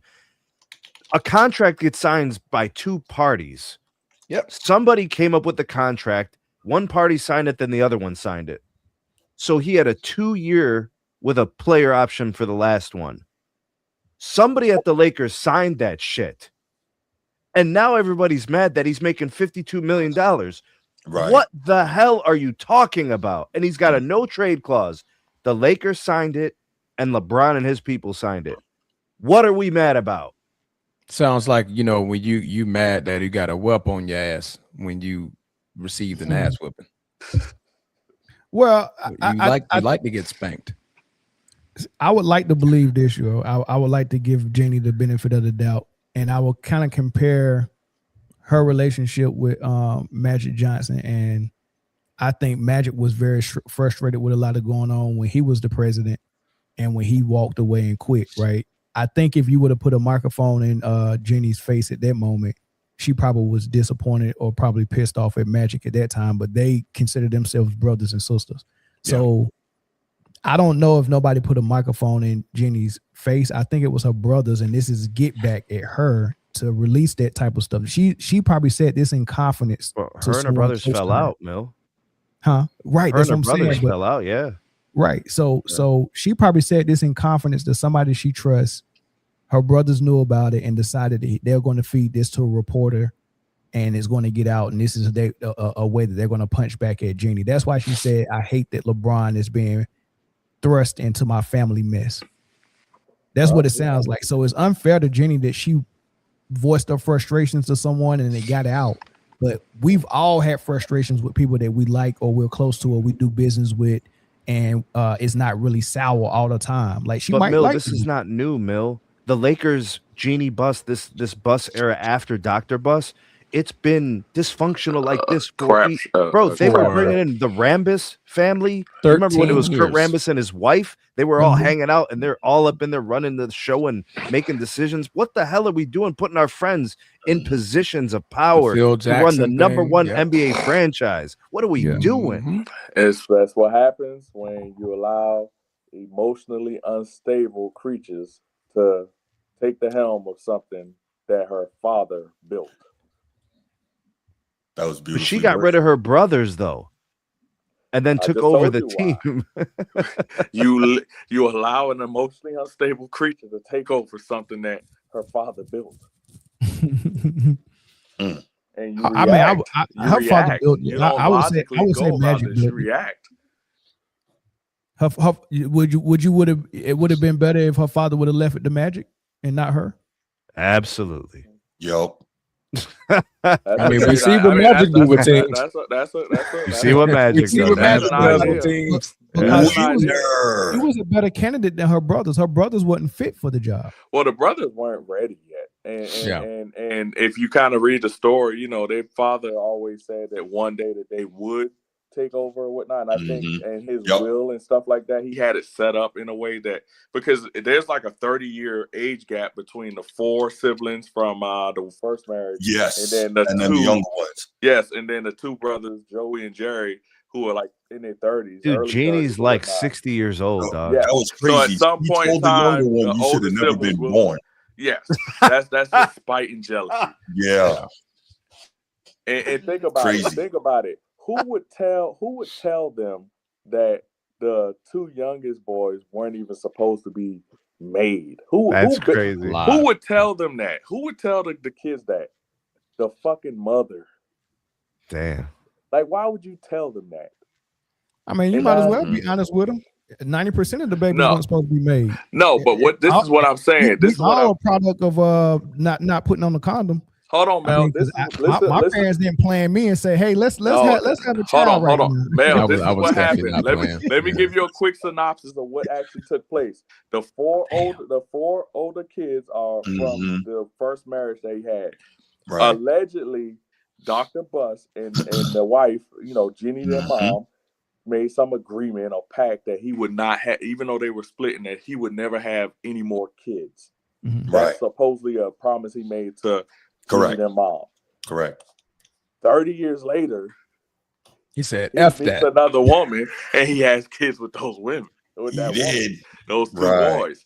And so what I'm saying is Dr. Buss didn't tell Jeannie them this, that he wasn't supposed to make more kids with this woman, with another woman. It was the mother that told them that. And so you created this animosity that they have against their 2 younger siblings that's unfounded. They didn't ask to be born. They didn't jump up out of their father's loins into their mother's eggs. Technically, they did. don't have the same parents? Technically, they did. They don't have the same mom. Technically, you No, got to be first. The 2 younger ones have a completely different mother. Yes. Yeah. Oh, I didn't know that. Yeah, that's why I had to fill you in on what she was Yeah, it's meaning all in the by article. some of the things they were saying. Yeah, it's all in the story. The story's crazy. It's very It's long. wild. It's like 10 wild. minutes long, bro. Wait, is that stuff that Shit, just longer came than out audio. in the story, or was this already common Yes. knowledge? No, it just Yeah, came man, out. that's the article. Wow. To I seen answer, it. That's in the story. to respond That's to a Horizon long Vibes, article. journalism. Yeah. to respond And to that's what I Horizon mean Vibes by in the like out of chat. everything that was in the article, LeBron was the least of like everything. Like it was so many things in that just can be broken down, dissected, and just analyzed.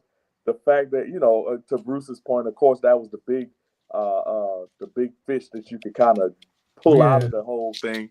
But man, there was so many things that Did he cite his sources? Do we know where he got this info from? Because I heard he somebody got say that direct Jimmy quotes said from that- the from Jimmy? siblings. He Maybe got there's- direct quotes from the siblings, like Janie, Joey, Jerry. Like they're all Jesse, direct quotes yeah. from the siblings. Wow. in So different the intervals of article the was story. almost a book. It could have been. Damn They near. probably were building that over weeks and weeks of talking to sources. Like, Oh yeah, no, it was longer than that. This is I probably, think he wrote this whole course of a year, probably. Yeah, no, Wow. yeah, this is months at the very least. It's a lot Yeah, it's a lot of A information. lot of information, bro. for sure. Yeah. I didn't read it. I put it on the app and had it dictated to me. I was like, I'm not reading all that. Yeah, I just started reading it, and I was already down that rabbit hole, and I just kept going. Whoa. Bree. Relax. I'm with it. I'm with it. Relax. We don't suck. Yeah, Bree kick, All right? We just can't Bree. win the kick it, Bree. championship. We Hey. don't suck. for now, you know. for now, they can't win. But Yeah, for now. But we're still good. We're just not great. history indicates go. that the Lakers know how to win championships. They'll get there. That's what we do. That's what we do. What y'all do is chase Boston. But anyway, moving right along. Nobody chase no damn Boston. Okay. Boy, seen one title in his lifetime, and we chase it. Go behind. Hey, I'm older than you, brother. I'm older than you. Bro, we established it. He was born in the 1930s. There you go. So he saw 11 So from he Boston, saw that was it. everything. Oh. He saw everybody. He was at the first and last supper. Hey, man, you know, me, Bill Russell, and Red Auerbach, you know, we went out for a steak, and I said, go get him. Man, go me and Bruce are so old. We were there when they made dirt, bro. We were there. when light touched, I was here. Yeah. So this whole thing though is absolutely crazy because everybody's weighing in on it now. You see Shannon Sharp getting all in his feelings, getting whiny about it. Stephen A. getting whiny about it. But this is going to come down to a very simple question for me. Why do people get so emotional about LeBron James? I want to know. I don't know, the same way that Cam and Mel got emotional about Shador Sanders. You know, you trying to make a point. Yeah. I ain't get emotional about Shador as a player or a person. I got emotional about what I felt like was Cap. But you know, that's another topic. But there must be a emotional connection with LeBron for a lot of people. I had a friend who was an army vet, real good friend, man. We was in the school together for about 3 months. And he's from Ohio. And the arguments that we used to have about the GOAT debate every day in class was knockdown, drag out arguments, right? And one day he really had a heart-to-heart with me and was like, man, I got a connection with him. I'm from Ohio. When he said I'm just a kid from Akron, I felt it. So right? what? So that's the whole thing. If you have an emotional connection, then everything's going to be emotional when you deal with that person. You know, just like I'm from Ohio, bro. He won a championship for my team. I don't feel like I got some emotional connection to anything.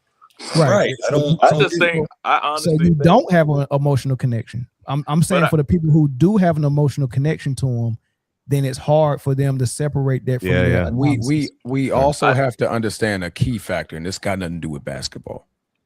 We are in a society where emotions apparently matter the most. You guys got to think. Everybody has a voice now. Everybody has an opinion. Everybody wants to argue about something. Everybody wants to defend something. When it comes to political, racial, sports related, everything's emotionally driven because nobody knows how to formulate a conversation. To listen, speak, analyze what you're speaking, use your receivers, and talk. Nobody knows how to talk anymore, right? So especially with the social media space, your voice is mainly heard when I'm yelling, when I'm screaming, when I'm passionate, right? Some people's passion is also getting confused with anger and yelling, depending on who you're talking to, right? In this situation, when people say, when you just said, Bruce, why are people so emotional about LeBron? Mm-hmm. They said the same thing for Kobe. We just forgot it. When Kobe was in this conversation of the greatest of all time in comparisons with Michael Jordan, there was still disgruntled behavior conversations then. There was just no social media like it is now to where you can see it day after day after day after day after day, and your algorithm now picks it up. Now you're going to see it all the time. So, and I'm a Kobe fan. I had to deal with the Kobe hatred for years. The emotional feedback coming from Kobe fans. You go to LA and say something about Kobe, you're going to see an emotionally driven conversation. You're not going to hear a logical conversation. You're going to hear a completely emotional conversation about Kobe being Bryant. The same thing is happening to LeBron James. The scale is now greater because of what we have today at our disposal.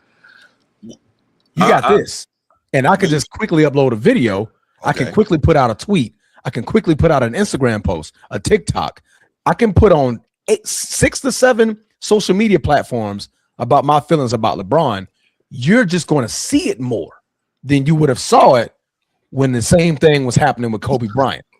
That's what people fail to realize. I mean, you know, all you know, things are valid as far as, you know, different aspects that you guys are offering up on why this is that or why this is that way. I just think it can be reduced to a very simple term: polarization. Point blank, period. That's what it comes down to. The athlete and polarization. Like, that's why we have it with the Tim Tebow's of the world, the Shador Sanders of the world, the LeBron James of the world, I think Kobe, but to a lesser degree, he wasn't as polarizing, I don't think, as some of those aforementioned guys that I just threw out there. And the more polarizing the athlete, the more of a reaction you're going to get, because there tends to be no middle ground when you have high polarization within an athlete or a thing, whatever that might be. There's no middle ground. You just have a this side and that side, and that's it. And that's what ends up feeding the beast of the reactions that you're going to get, because you're not going to have anything in between. So it's interesting, right? And obviously social media plays a role, and the cell phone, right? The availability of stuff. But let's keep it here, right? This is and I point to this all the time. I've been around for a while. I think I may be the oldest person on this panel. I've never heard anyone say anything as ridiculous as, joking or not, if insert your favorite player here, Hakeem, Kobe, Mike. I've never heard anyone say, if that person was drowning and my woman was drowning, I would save that person. Bruce, I've never heard no, because you fail to realize the dynamic in the era that we in. No, these young dudes ain't the same as us. That goes on a grander scale beyond damn the LeBron conversation. You heard a young cat who was probably in his mid-20s, a YN is what they call him, right, make a statement about his favorite player. That's what you heard. You didn't hear somebody from your era, because like the way they talk nowadays and the social media and all this stuff, they don't act like that. You can hear that about Sukiyana, Cardi B, Nicki Minaj. The way they talk about these people, like these artists these days, you don't hear that same type of conversation from guys your age, my age, because we were born and bred different. These young dudes just say whatever. They say whatever. So this goes beyond it, just like that point, because that's a horrible way to measure it, because you're talking about a young dude. I'm not talking about me at 47. I'm talking about, okay, everybody here knows Your dream. my favorite player of all time by far. Everybody knows that. Love that guy as a player. I have him as number 6 now after we did the Wilt thing. but the point is, he's my number 6 player of all time, right? And everybody knows that. And when Hakeem was at his absolute peak prime, I was in high school, and you would have never, ever, ever caught me saying something so ridiculous. You would have never caught me writing R&B songs, singing about Dream. Like, what is this? So I'm not talking about grown men. I'm talking about period. This is absurd. Yes, this is the era that you're in. That's my point. Today is about what Bree has just talked: clout, clickbait, rage, getting in clicks. All them songs you heard, they all went popular, didn't they? They did. You never heard of them people before they did it, did they? But you don't hear about them now. They got their 5 minutes of fame. Right. They got their 5 minutes of fame, Bruce. These young kids do, like what they do these days. They do whatever it takes to get their 5 minutes of fame. But it's not just about that, Transformer. You got grown men saying they love LeBron. Don't know LeBron. LeBron will never know them. They will never know LeBron. They talking about they love him. Grown men. So what are we talking about? Well, I mean, I say this, man. How often do you see the like people say I love LeBron? Nick Wright, Seth Sharp. Well, look. Hey, I love LeBron. Shannon Sharp from the era before us though, so we from the same era. So I mean, we can't put it on the era, because either we got dudes that's our age doing it.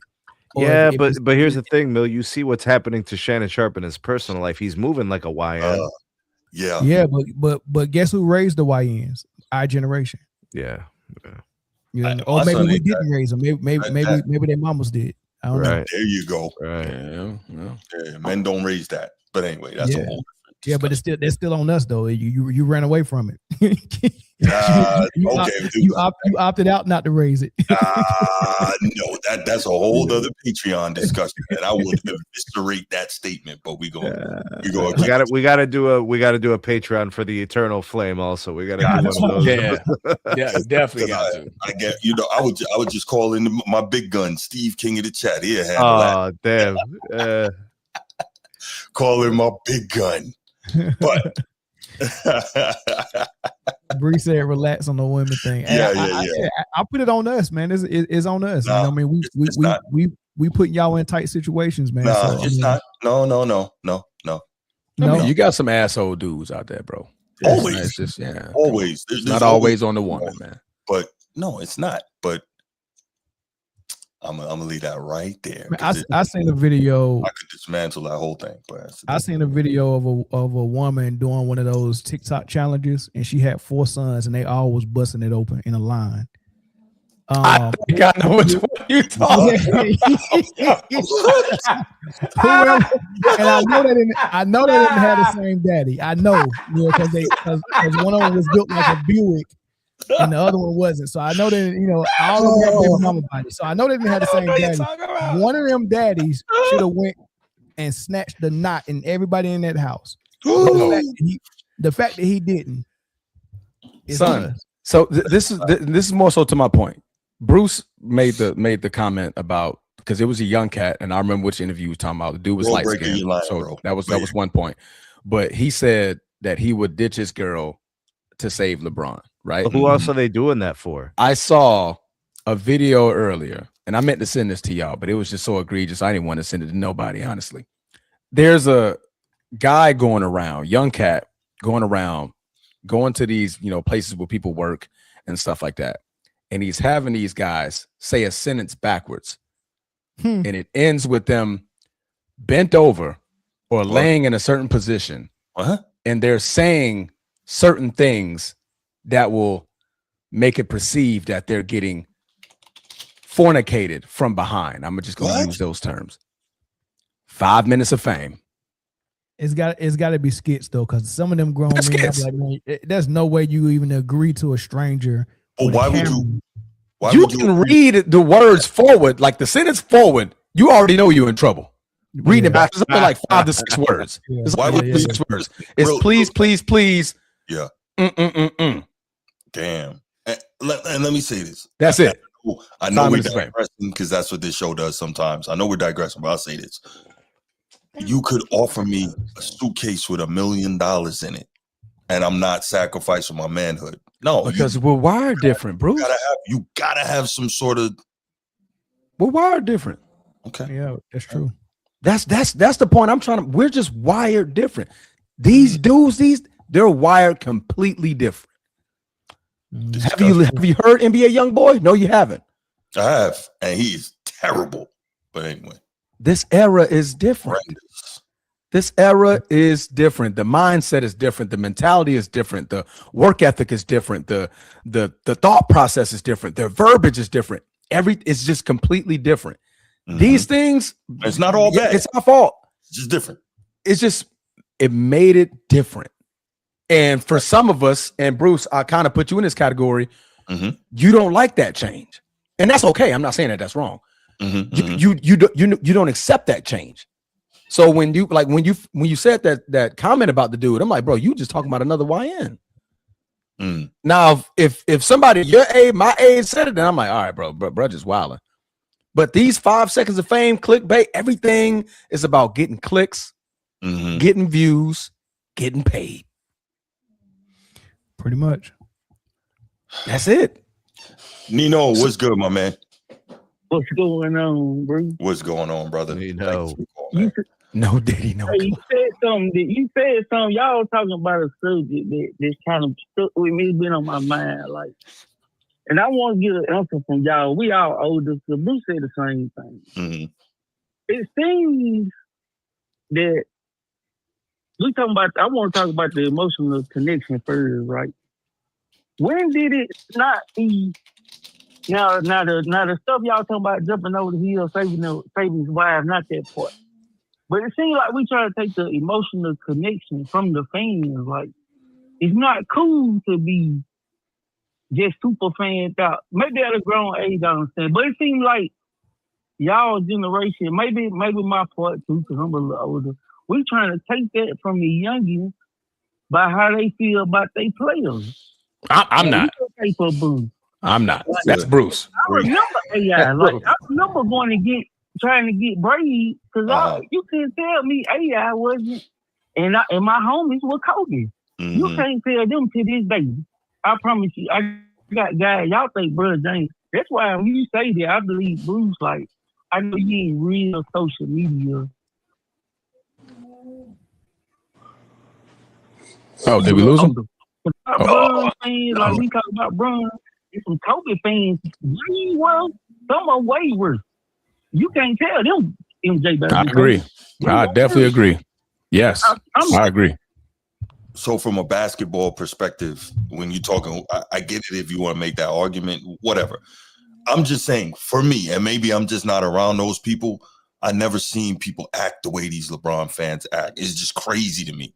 I've never, that's what I'm just confounded by it. I don't know any other way to say it, but anyway. I've met plenty. I've met some Kobe fans that put me to shame. I'm like, yo, wait a minute, let's relax. Relax, bro. I love Kobe. Y'all see him? Okay. MJ too. Because now this is what I wanted to say to your point. Now I wanted you to address this because I couldn't take it no more. We talk about brother fans saying stuff. Mm-hmm. And not saying stuff that I definitely wouldn't say. What y'all I think if you got another name for them and that fit them. If you say stuff like that, that name never fits them. That's beyond opinion. You saying shit like that. But all right, we talk about stuff that they say over the internet. Now, do shoes in your shoe sale count as you trying to be like a guy? Does that count? Because we know for a fact no, I don't think guys. So. Oh, we don't. Okay, well, I was going to say now, we know for a fact that guys have got killed trying to buy Michael Jordan. Yeah, that's terrible. We know that for sure. Yeah. But they still robbing trucks in Memphis over Jordans. Ignorant. We know people waiting in line. Yeah, they still doing it, Tay. About Michael Jordan. Stupidity.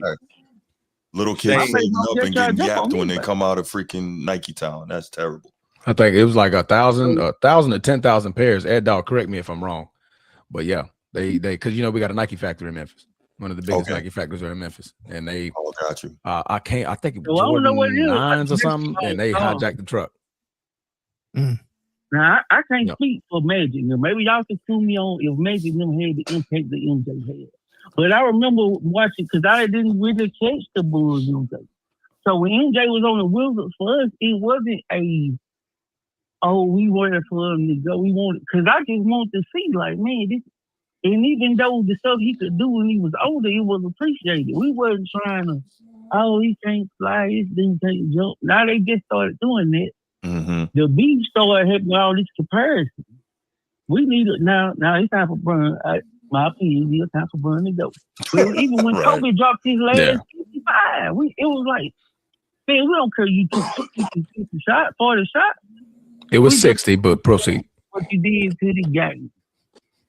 And I think we trying to take that, and hopefully after Bron leaves, maybe they just hate Bron and go back. But we trying to take this from the youth of their favorite players. Some of them, Paul George, I don't understand that. Like, Paul George ain't no go. Mm-hmm. But we trying to take from the youth to me. Now, it's a difference in putting knowledge in them. Now, if you say, hey, you need to check, like you be doing me, hey, check out Dream, or you'll be talking about players I never heard of. Right. And then we can do that without telling them. Because women's going to be somebody's favorite player.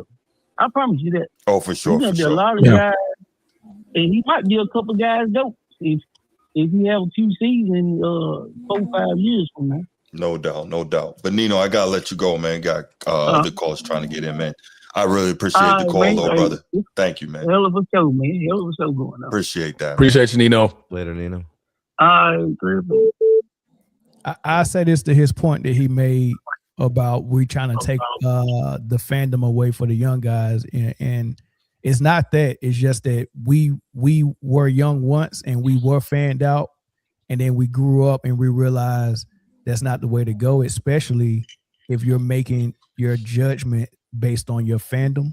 And we're just trying to point it out and say, hey, I know what you're doing. You're making that decision based on your fandom. We're trying to tell you better, and your fandom won't allow you to hear it or see it. That's the only thing we're saying. We're not saying don't be a fan and don't be fanned out. But when you start making judgment calls and decision making and opinions, it has to be objective as much as possible, and you have to take your fandom out of it. Yeah. Right. Curtis, These kids are emotionally driven, man. Nah, for sure. Yeah. How's it going, fellas? what's going on, man? Do me a favor. Can you mute YouTube in the background, please? Yeah. Thank you. Can you hear me? Can you hear me better? Okay, yeah. Yes, sir. Should be good now. All right, Okay. yeah. A couple of things. First thing I want to touch on is that LeBron fans being overly emotional or so emotional. I think that's a multi-pronged issue. Number one, every young person is impressionable. We were all young once we were all impressionable. Mill touched on it earlier with fathers not stepping up and doing what they need to do. Not every father, but those that do lack on their duties. These kids are going to latch on to something else, and in some people's cases, it happen to be LeBron. That's just normal fandom, okay? So that's part of it. The other part is people are emotional about LeBron because LeBron and Clutch Sports has done everything in their power to elevate this man. Now, there's nothing wrong with elevating your brand or elevating yourself, right, based off of your own accolades, based off of your own accomplishments. But they did it in such a sleazy way by crapping on Michael Jordan, crapping on Magic Johnson, crapping on Kobe Bryant. They lowered the bar down so that LeBron could be in the conversation. Exactly. And us gatekeepers who know that won't allow it. And because we won't allow it, these YNs get offended. And then I keep telling people all the time, I don't have a problem with you choosing LeBron James as your favorite player. I'm not going to even say he's a terrible player. Right. But he's not the best I've seen. Exactly. And I have far more points of reference than a YN because I've seen Magic. I've seen Bird. I've seen Jordan. I've seen Kobe, and I've seen LeBron. And I can tell you from experience, based off my own two eyes, not highlights, not Adam Silver, not anybody on a podcast or on the television telling me who's the best. I've seen it with my own two eyes. Hold on one second. That's Hold on one second. Does any of this sound familiar? Have y'all heard anything about this? I missed part of the conversation. Decades of this. I missed part of the conversation, but I mean, no matter what, I heard everything he just said, and it still all equals all of that great banter just equals into one big opinion. Actually, it doesn't. Nothing more, nothing less. No, it doesn't. It absolutely does not. Sir. It's fact. It's fact. It's not a fact. It's not a fact. An opinion. Yeah, that's an opinion. That's an opinion. That's an opinion. That's the literal definition of opinion. No matter how greatly it let me give you an example. Let me give you guys an example, okay? And this is a fact. This is not an opinion, what I'm about to say. Let me divert for a moment to the automobile industry. I am a huge car fan. I'm a huge car lover. GM is my favorite as far as American muscle cars go. I love Camaro. A 1969 Camaro in every way was much better than any Camaro produced in the 70s all the way up to the early 80s. The date on the calendar was newer. The technology supposedly was newer, but the car was worse. It had less horsepower. It was depowered. Why? Because of the gas prices of the 1970s. So what they did to depower the cars and make them get more, they depowered the cars in order to make them get more gas mileage because they weren't sure if we were going to be having enough gas to meet the supply and demand. So again, how does that make a car worse? Worse for who? It made it worse in the sense of. That's not making a car worse. It made it more efficient. Let him finish. No. Because he's formulating another opinion. Hold on, let him finish. You gotta let him land. You're trying to see. You're pivoting. You're doing what most LeBron fans do. You're pivoting and changing the argument with a strong. No, I'm not. You just said it was more horsepower. They chose gas. That's a different direction. That's an opinion. Some people prefer more gas. Listen, if I'm buying a sports car, if I'm buying a muscle car, not a family sedan, not a grocery getter, but a muscle car to take out to the track, and you have depowered it, a car that used to have 450 horsepower, 350 horsepower, now has 120 at best, but you slap a Z28 sticker on it, it's worse. You're basically selling me a bag of Doritos that once had 15 ounces in it, now it only has 10, but you're charging me the same price. That's worse. That's a valid argument. That's an opinion. Still an opinion. That's still an opinion. Wait, hold on. Because he wants the car to be fast. He wants the car to have more horsepower. Some people want the same car, but they just want it more efficient. They probably want to go further. Like that doesn't make your opinion fact. That's your opinion. Transformer. What am I missing here? Curtis, hold on. Transformer. And Curtis, I gotta let you go after this, man. Transformer. What he's saying, this is not if it is objectively poorer in performance, right? How? What the horsepower is less. So it is objectively poorer in performance. And what was the improvement from them losing the horsepower? You just said they right. So as a freaking what do you call as a muscle car, it is now inferior to the previous version. So for the consumer who wants the same car but wants it to go further, don't need the damn speed, how is that making something worse? That's an opinion of the car that you want. No, that's an opinion. That's a choice. That's a preference. Those all mean the same thing. Hold on. The whole point of a muscle car is the power. And that's not a point. That's your point. You don't buy muscle cars. Oh my God! Right, you got it. Somebody might want a muscle car that goes further. What the fuck? That's a preference. That's the definition of preference. You buy a muscle car for power, not mileage. But hold on, Bruce. What about a consumer who doesn't want the maximum power? That's a preference. Listen. I gotta let you go, and I'm gonna let these guys finish. What? One thing, I'm gonna let you guys go. I own a Porsche. I didn't buy it because I wanted good gas. I bought it because it's a fast freaking car. Okay. I've owned Mustangs. I've owned Camaros. When you buy those types of cars, you buy them for performance and speed. Yeah. Now, listen. I also own a truck and I own a family sedan. Those are the vehicles I use when I want mileage. But listen. All right, Curtis, man, I appreciate you. Everybody else. We're missing a boat on this one, right? All right, brother. Thank you. Y'all have a good one. You too. We're missing a boat on this one. It's as simple as you can't dictate what each consumer values as it's fucking business 101, bro. Oh my God. Again, Bruce, to your point, theoretically speaking, right? Yes, we think someone who gets that car is in it for the muscle or whatever. But some people get that car for the look. Coach Cam. The mileage, but it's not gas efficiency. No, but it's that's not a consumer's choice. Wait, hold on. But it's not about the person. It's about the very fact of a muscle car. But you can't say they made it worse. With power. So it's not about the person, right? If you have two muscle cars that are the same manufacturer, the same model, theoretically, right? And one does not perform to the same level as the other, it is objectively worse. If I get on the bench, that's not worse. That's called different. I cannot bench what Transformer benches if he's on one bench and I'm on a bench right next to him. Transformer can throw up 315. I can't. I am objectively a worse bench presser than Transformer is. There's no question. Now, okay. I'm glad you walked down my lane because I'm about to bury you. Go ahead, brother. Just because I can lift 365, you can't. Right. But you can take 225 and you can rep it 25 times. I can only rep it 20. Okay. That just means you're strong in a different sense.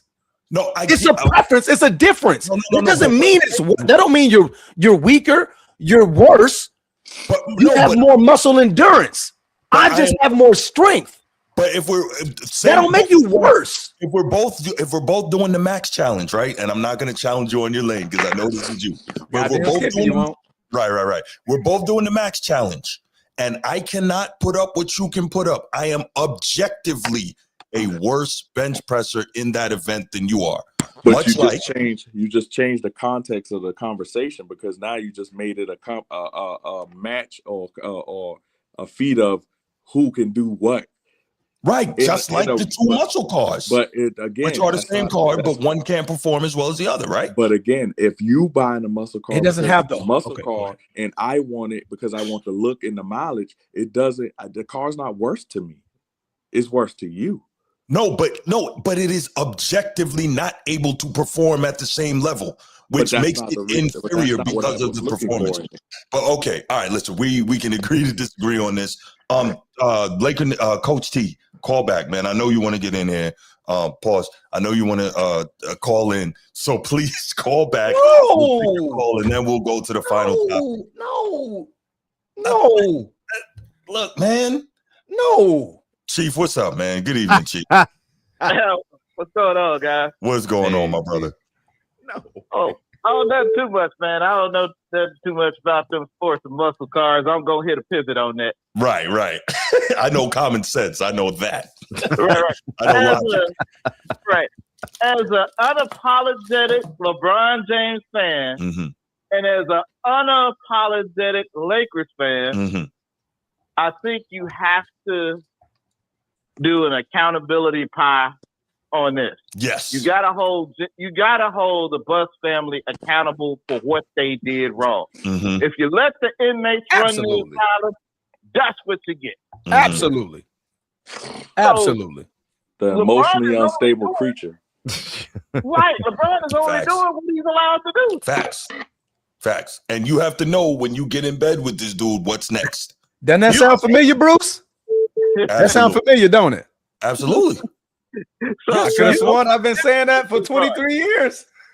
Yeah. Wait a minute. So you're gonna win a championship with LeBron. Now, he might gut the team at the end, but you're gonna win one with him. You guaranteed it. But he ain't got us though.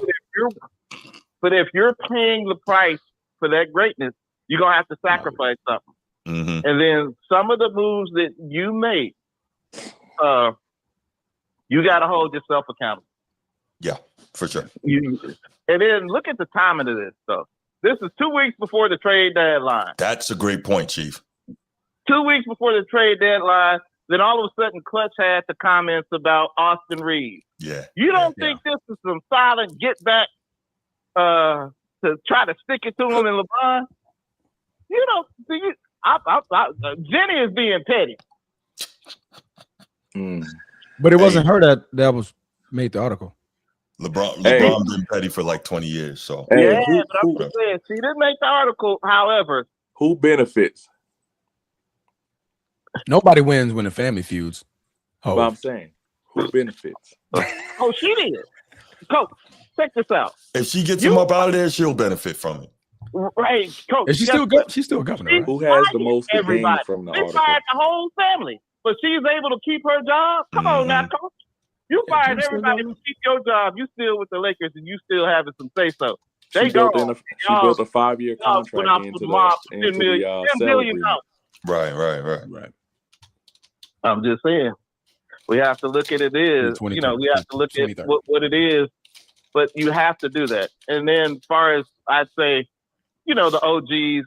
I guess I'm an old OG, but I like LeBron. But here's the deal: you can love Bron, you can like Bron, but you just don't do it at the expense of the other guys that went there. But guess what? When it comes to Michael Jordan, he might not be the greatest that somebody else seen. It could be Wilt, a 7'3" guy who run a 4.5.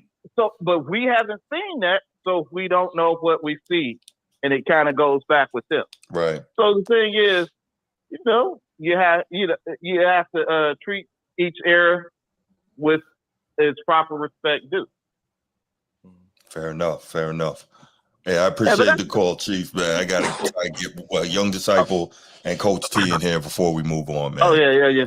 Oh, hey, Mel, the sperm reference, boy, you had me laughing on that one. Oh, man. All right. It just shows you a go-getter, honestly. All right.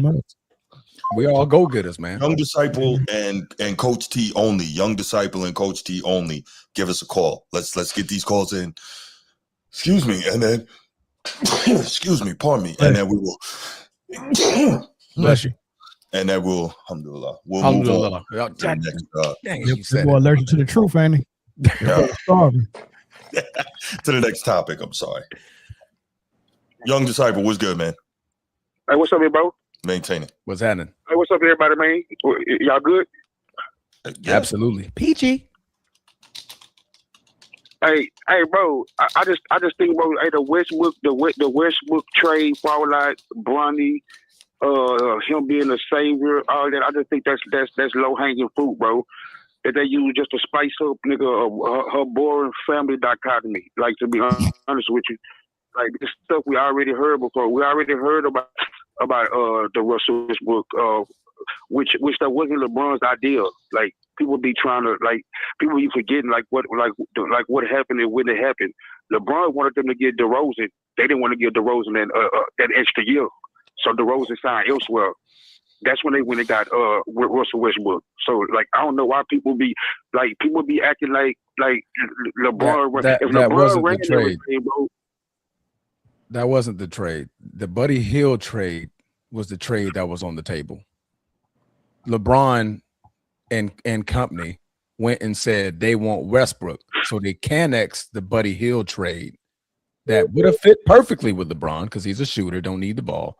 They chose to go get one of the worst specimen I've ever seen added to my Lakers team. I could barely hear him. Can you hear me? You can't hear me? Okay, yeah, I can hear you now. You say it again? No, you got the trade wrong. The trade on the table was the Buddy Hield trade. Buddy Hield. Okay. Yeah, you're right. In the Pacers, right? Mm-hmm. Okay. Yeah. But yeah, like, we already heard all that. Like, we heard that before. Like, and what I'm saying is that she was so ready to trade LeBron in 2022 that in 2024 she drafted his son. Like that shit don't even make no more. That don't even make no sense, Bruce. Like, I'm just saying, to me it's a non-story, bro. And bro, the reason y'all know, bro, the reason that she drafted Bronny, bro, or she was willing to, like, I mean, y'all can word it the way y'all want to word it and come at it from whatever angle that y'all choose. But at the end of the day, bro, she y'all act like she just did like this just for good measure. Like, you don't get to where she where Jeannie Buss is present yet, bro, nigga, by not being cutthroat, bro. Like that's what I'm saying, bro. Y'all acting like this woman not turning a profit, bro.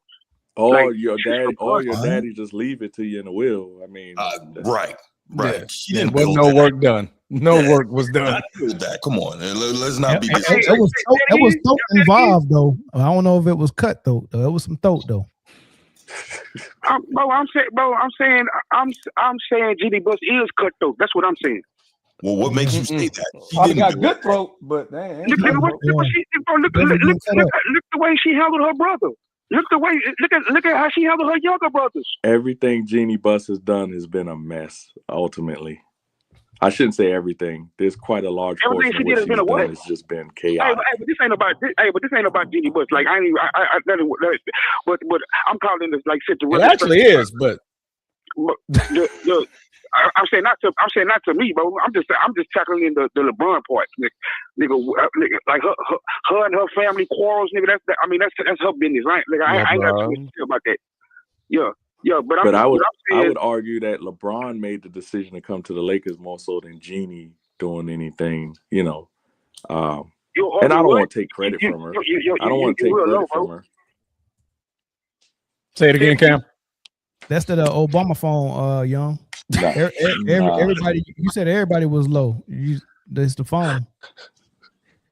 I said I don't want to take credit from Jeannie, but I would argue that LeBron making a decision that he wanted to come to LA was more of a propelling factor to the success that they ended up having, more so than Jeannie. And I don't want to diminish it because she's still instrumental in some way, shape, or form of getting things going in the right direction. But I mean, her tenure outside of that, you know, outside of the championship has not been great. Spin poop putt. Okay, I mean, you can say that, but when she got a chip, like I'm gonna show her respect. Like even though I could give all the energy and all the claim to Bron. Like, if I wanted to, Who got that chip more, Magic or Jeannie? I think Magic got that chip more than Jeannie did. I give Rob some credit too. Rob and Magic. Yeah. The dynamic duo. Okay. But remember, bro, when Magic left, I'm just saying. Remember when Magic left though, nigga, she okayed the trade for AD. That was a LeBron move. That was wasn't a Genie move. That was a LeBron move. Clutch move. But Clutch I'm move. just saying, bro, she overseen it. I'm trying to give her some credit, bro. You don't want to give her no credit. Oh, but I get it, bro. I would if she was the head hunt. If she pulled a Jerry Buss. If she goes and talks to Shaq, have that conversation with Shaq. She goes and talks to Magic, gets Magic, sign Magic and draft Magic. If she had those conversations, but it was Magic that had that conversation with LeBron. It was Rich Paul and Cut Sports that got AD out of New Orleans. It wasn't her. I give her credit. I mean, I give Magic credit for that, bro. Like I've even said before, I wish he would have stayed around another year so he could get full recognition for putting the championship squad together. So I agree with you. He left because the organization was being ran so poorly, and it was being ran poorly by Genie. And he got up out of there. Operations. And we sent him a ring though. Yeah, he was the president of basketball operations, and he couldn't even tell Rob Pelinka what to do, or the Rambuses. The Rambuses. Yeah, Kurt Rambison now. What's the other name? Linda? What's her name? See, when you get a title and you have no Kurt authority, Rambis. then you don't even want to be there anymore. You know what I'm saying? Like, what's the point? Especially a billionaire who was doing it out of kind of his heart. He didn't need that because he loves the franchise, right? Yeah. He wanted to fire Rob Pelinka. He wanted to fire Luke Walton, and he couldn't. Hey, Is that Bruce, because Genie liked him? I'm trying to tell you something, Bruce. Hey, Bruce. Hey, just so you know this, Bruce. Hey, bro. Like Braun got an estimated $4 billion, bro, in incremental franchise value, nigga, during his tenure with the Lakers, bro. Like, I don't want you to understand that, bro. Like this woman seeing paper, bro.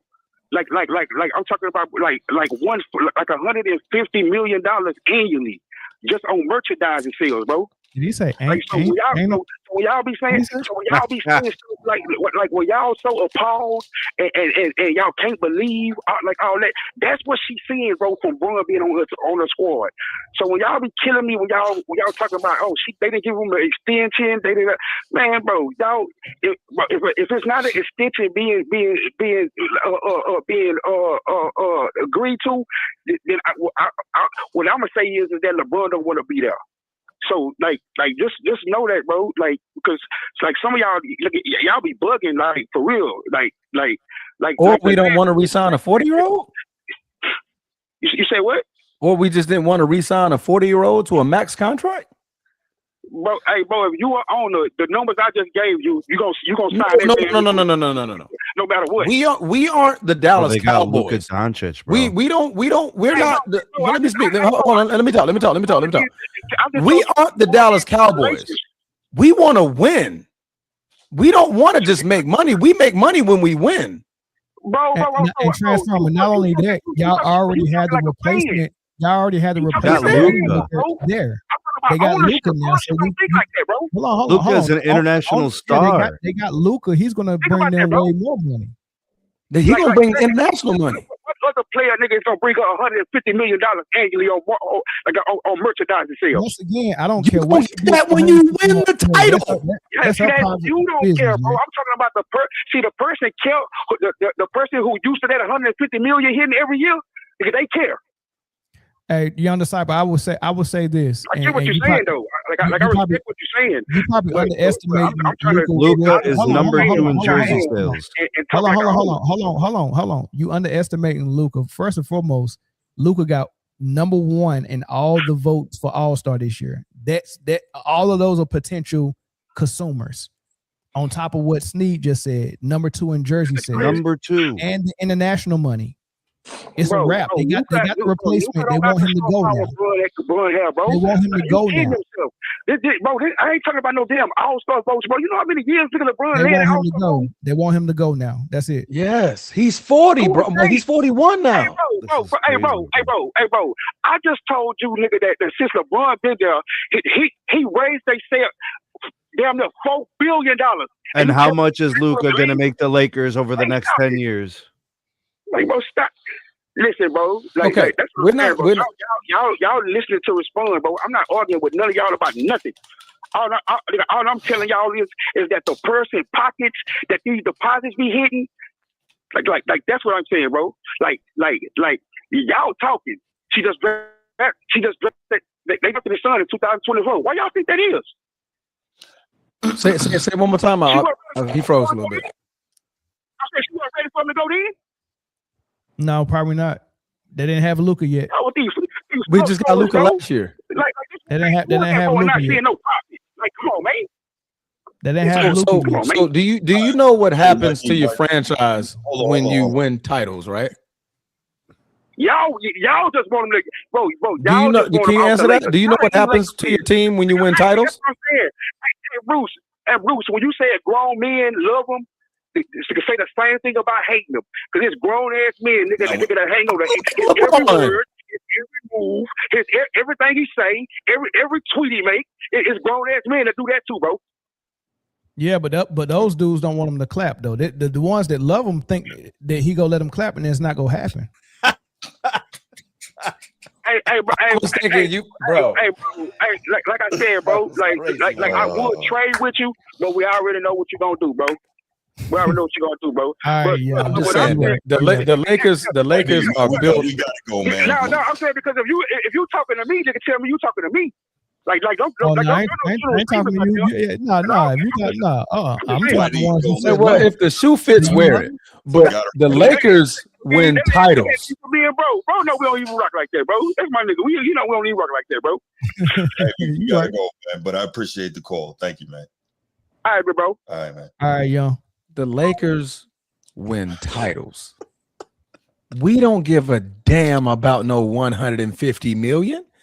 Genie don't give a damn about no 150 million. But Transformer Luka is a cash cow. He's gonna print money. He's the cash cow. Print money. Yeah, that's globally.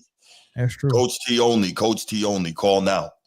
Call now, Coach T. It turned into a money conversation, and they brought the cash cow for the next 10 to replace him years. What up, Coach T? And look, Sneak, the crazy thing Man, is, what up, man? You know, you talk about my team, I gotta call in, bro. God. It don't matter what the hell the topic is about. Here we go, man. You talking about potato chips and the Lakers. You missing the Lakers name. Just expect a call from me. Laker Nation. Proceed. All right, I'm gonna kill this this myth over here that all these LeBron faithfuls always like to bring up, like LeBron is the savior of the Los Angeles Lakers. Nick, y'all need to kill that shit in the bud. I said this when he signed back in 2019. We are the Los Angeles Lakers. We are different than any franchise that he's ever been to. We gonna take care of them because we always. You can go down history. We always take care of our stars. Every time. We give them what they want. We make them happy. And when it's not beneficial anymore, we like, hey, you got two choices. You can retire a Laker or we're going to put you on the trade block. They did it to Kobe. Every single time. We did it to everybody. Yep. So this is nothing new. So this is nothing brand new. It's just Brown fans are just crying about it because it's the first time it happened to their glorious king. So ain't no franchise in their right mind is going to extend 50 plus million for over or whatever the hell else that extension was going to be for another 3 or 4 years. I think it was a three-year deal. When you show capabilities in the playoffs that you cannot carry them as a number one option, you're going to look elsewhere, and they did. And crying over sour milk because they did it on his watch, and nobody else, other team that he's been on, has pulled the plug and made that move while he was on the roster. That's different for him. The fans can't take it either. So, well, they're getting absolutely destroyed right now, and Luka just keep jacking up threes with his little fat ass. Trash, bro. Fuck. Embiid had 32, 15, and 10 tonight. You know. Oh, yeah, he was killing. And he didn't have to run. He didn't have to try to run point center to get it. I'm just But saying.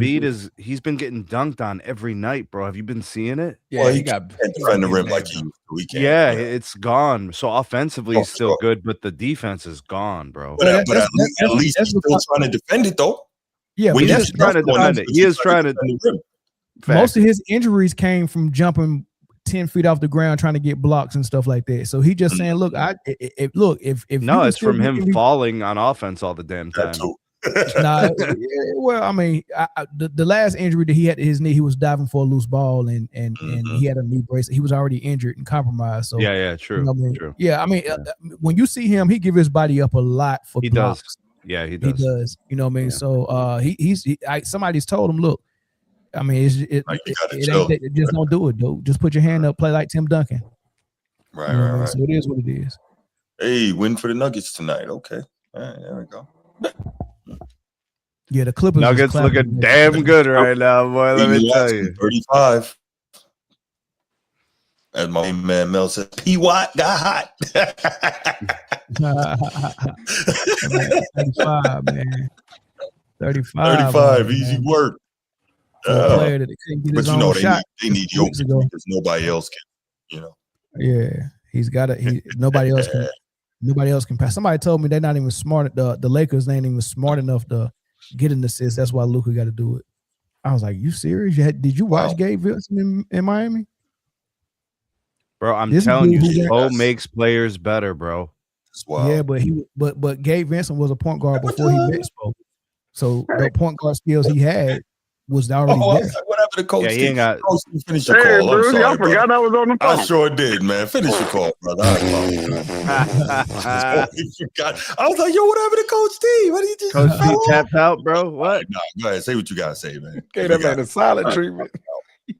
Well, I do want to give a shout out to Mel. Like I'm a member of his show too. Great show. Shout out to Sneed, Transformer. I never met Coach Cam, but shout out to you. That's my boot camp brother. Yeah. Oh, that's what's up. That's what's up. And of course, I get a shout out to my Laker brother, who we go back and forth sometimes. But give a shout out to my Laker brother, Transformer. Salute. And shout out to Bruce. He's even though he likes Notre Dame and the Celtics. That's still my guy. I'm 4% Irish. What you want me to do? Are you really? My mouth when I said Notre Dame in the Celtics. But one thing I will say, you can go on the ever since Dr. Buss' passing, it's always been drama in Lakerland, even when we were winning. Yes. We all know the Shaq and Kobe drama. Yep. It was always the circus of the Lakers. Yep. Got worse when we got Peyton and Malone. All that circus. So it's nothing new with the Buss family. However, I got to get in more details on this. I don't know if Jeannie Buss said all this or it was just in an article and it's just been people are interpreting it as that's what Jeannie Buss said, or if she actually went on podcast or on camera and said these things. No. Either this was all supposed to be words that were said in private. Mm-hmm. Well, we've always had private conversations. Yeah. So it's just weird. It's only been because number one, they the consensus is they want LeBron out of town. And I don't like the way it's being done. I think it's being done grimy. Because number one, you made these moves to make him happy and it didn't work. So now it's like you're crying over spilled milk. And no one wants to take accountability of why the Lakers are in the mess that they are in now. So why do we automatically assume that they want LeBron out of town? Why? Because of the drama that he brings. You know what?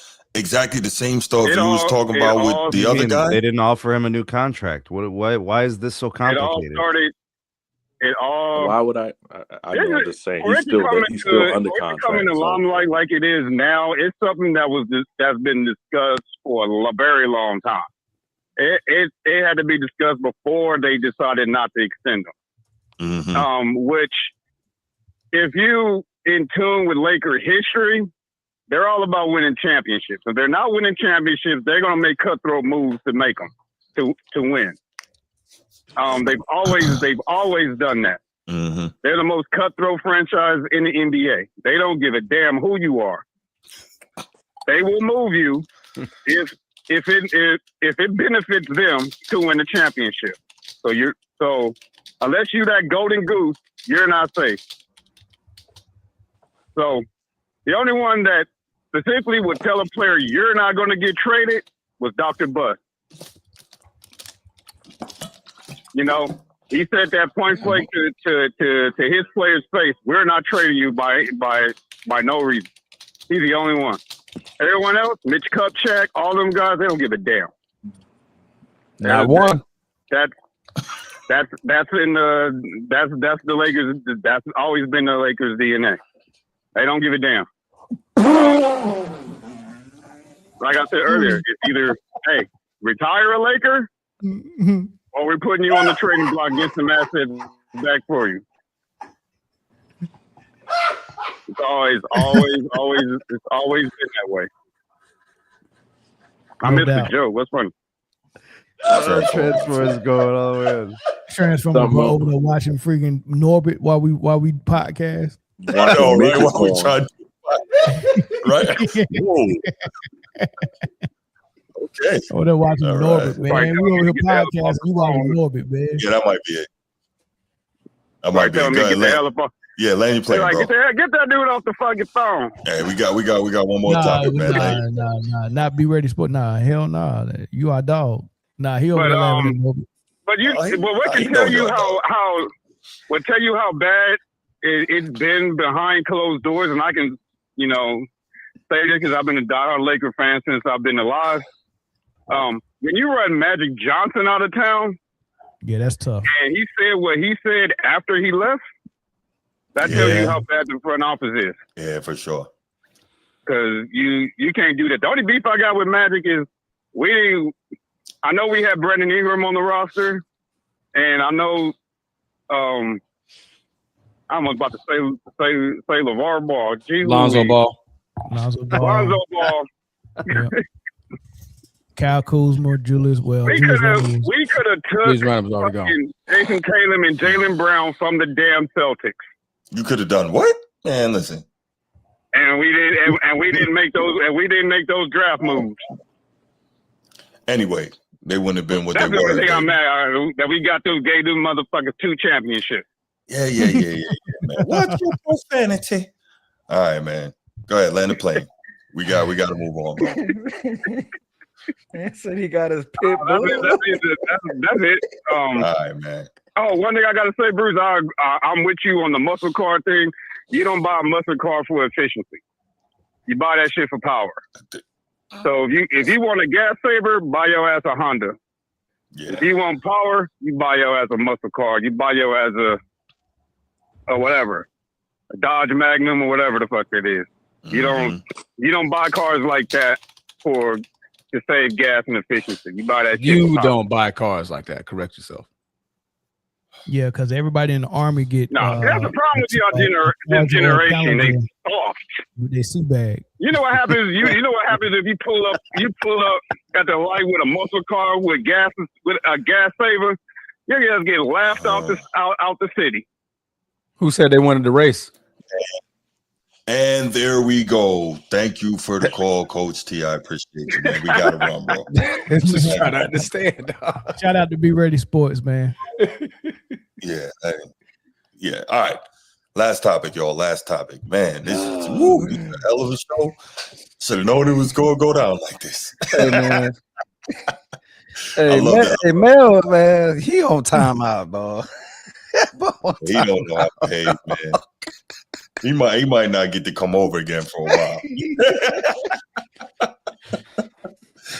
Oh my goodness. Okay. All right. Sneak, have I been bad, dog? You've had some solid moments tonight, Will. You've had some solid moments, bro. Nah, bro, he don't get no pass today. You had some solid moments, bro. He don't get no pass. Oh my goodness. All right, y'all. Final topic. Shout out Melvin Man Down Sports. Y'all put me onto a pretty decent new podcast. The No Fouls Given podcast with Danny Green and Paul Pierce. Yo, is it me? That's a podcast? These dudes are running through podcasts. It seems like every other month they on a new one, right? Damn. Green at the Green Room. It's like his third or fourth podcast. Paul Pierce. So he ain't doing the one with KG no more? Nah, he's still doing that. And then he got his own, and then he's doing his little. Well, you're talking about Paul Pierce, doctor chick. You're talking about Paul Pierce, Paul Pierce, and Danny Green. Yeah.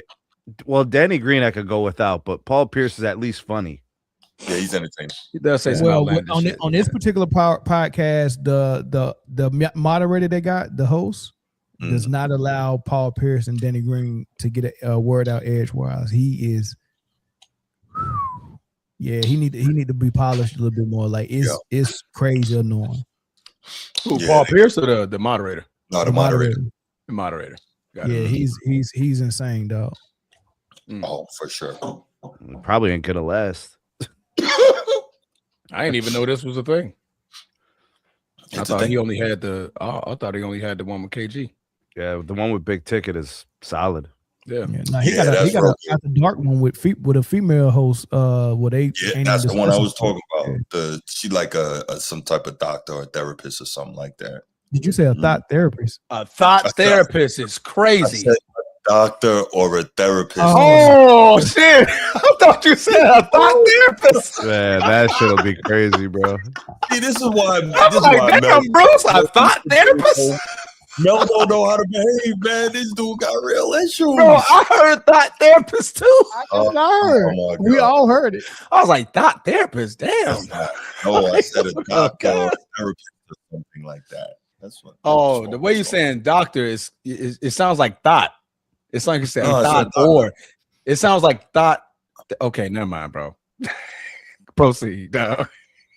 Doctor, therapist. Anyway, all right. The Lakers just went on a run at the end of third quarter, and LeBron got a steal, breakaway, and a dunk.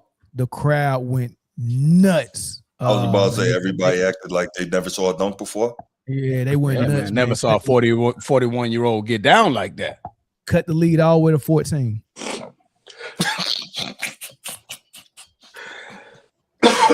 Yo, that was so stupid. No, we was getting cooked by Denver the other night, and we came back. So maybe another one. So we hear a lot of talk, and I know this is something that I harp on this show in particular about defense in the modern NBA. And they say they play it, but they don't really play it. And also, you hear a lot about the whole business of some people. The belief is that some people are so gifted offensively and advanced offensively that defense allegedly doesn't have to matter anymore. And I think that's crazy, right? For instance, my guy Edward, shout out Edward. He loves to tell me that defense is not that important anymore. And, for instance, his guy is Jokic, right? He got the Jokic knee pads and all that. He's very enthralled with Jokic. But anyway, he tries to say that Jokic is so great that the defense doesn't really matter. Oh, correction. Let me quote him properly, because he says Jokic gets steals, so that's defense. So, okay, cool. So we see a number of players in the modern NBA. On the whole, defense is not what it was. Luka Doncic is one of the most gifted offensive players in the modern league. Doesn't defend worth a lick. Nikola Jokic, one of the most gifted offensive players in the league, doesn't defend worth a lick. A 7-footer who does not defend the rim, and he gets rebounds. So the premise is, well, defensive rebounds are part of defense, so he must play defense. But he doesn't. The whole defensive scheme is designed so he doesn't have to man on defend. The whole defensive scheme is designed so that he can get hidden, right? Because obviously he's got to do what he has to do on offense, and he can't waste his energy defending. So Paul Pierce and Danny Green were talking about it, and the topic came up about whether or not defense is still important and whether you could be the best player in the world if you're not a defender. And I thought that was kind of a very interesting topic. And so I'm like, I really thought about it because I've been harping on this for a long time. And one of the biggest things, back to the Jokic piece, right? And it's very specific for me because, again, as you all know, Hakeem is my favorite player of all time. He's one of the best defenders of all time. He's one of the best two-way players of all time. And so because of what Jokic is doing, averaging the triple-double, playing point center, doing all of this, people are saying that he's easily, a top 10, top 7 center of all time. And I'm like, my question keeps going back to, how is he the only one of the great all-time great centers, if you choose to put him there, who somehow gets away with not having to defend, right? And so it's problematic for me. And we can even go back to start.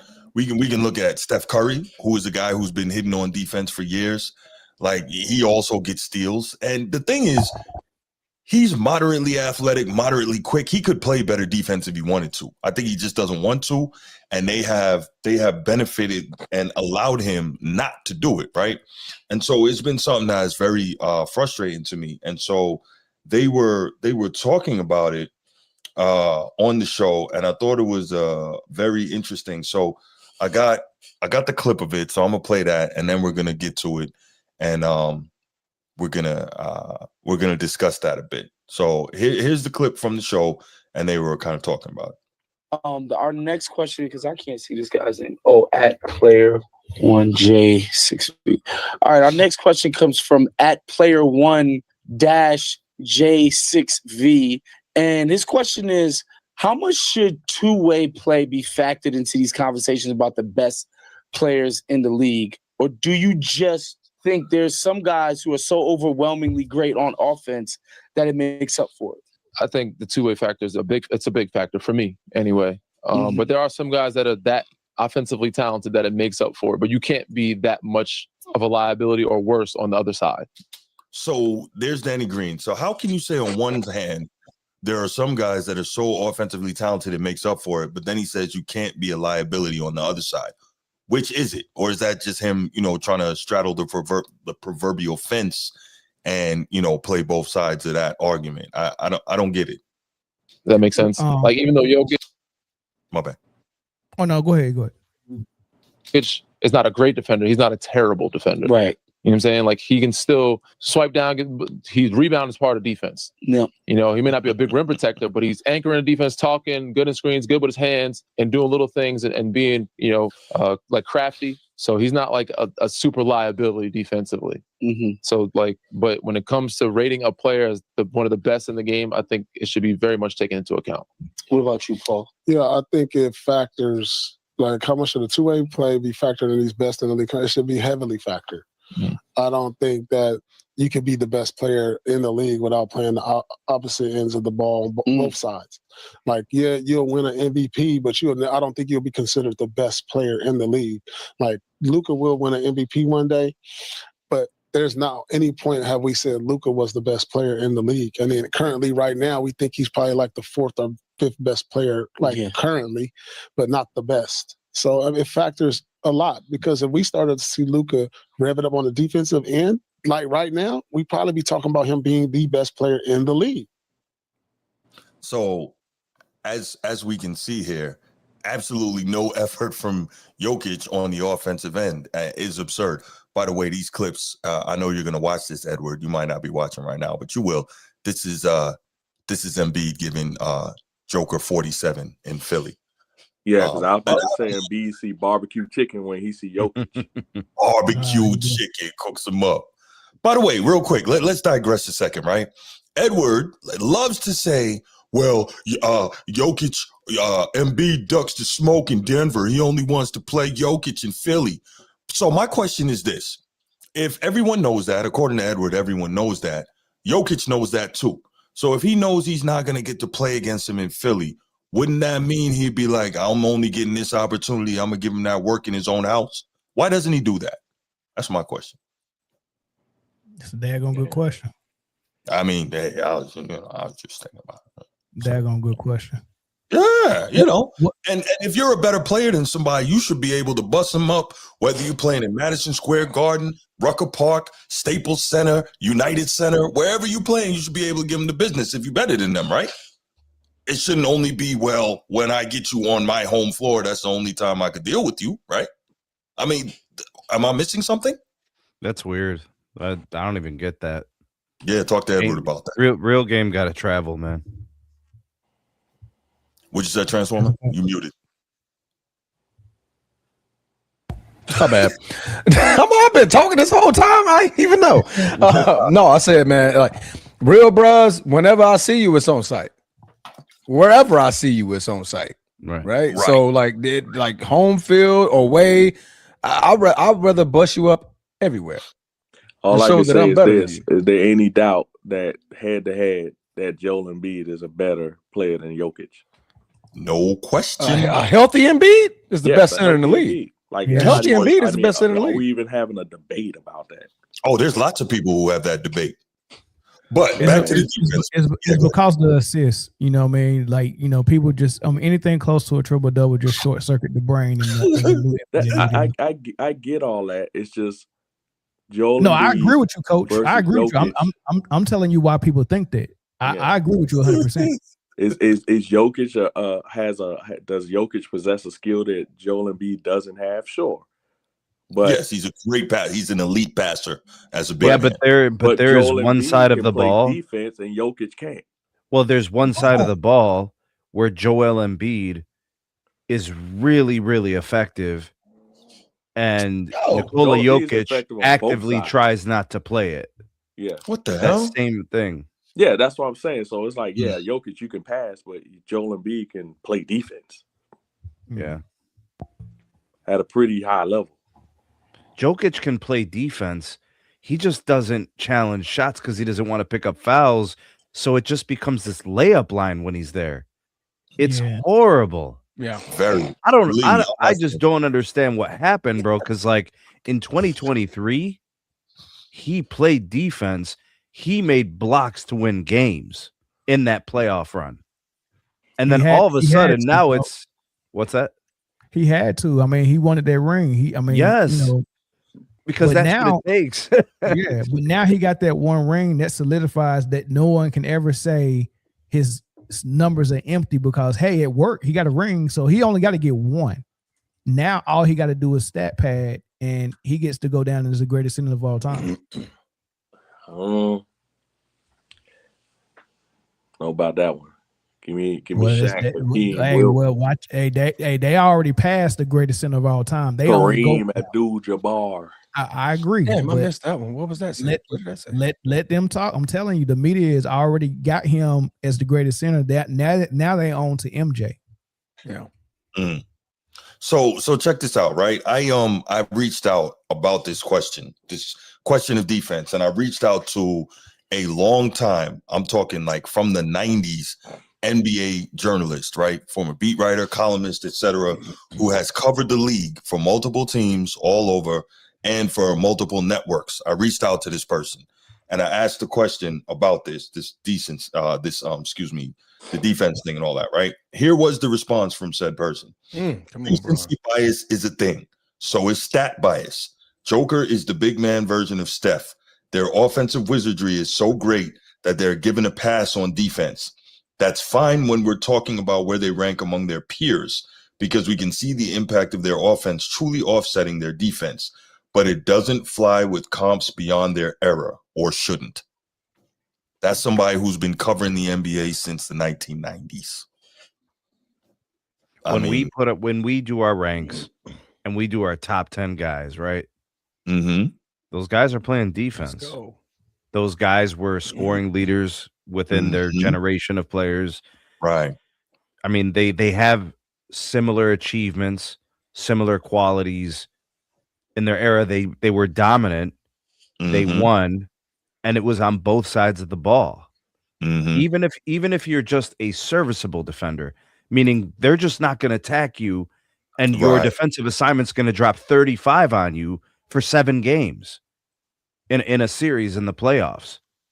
Yeah, I mean that's why guys like James Harden, never considered best in the league, even at his apex. Bro, I just watched James Harden in this game in the third quarter turn the ball over, a lazy pass, and then let LeBron walk by him, bro.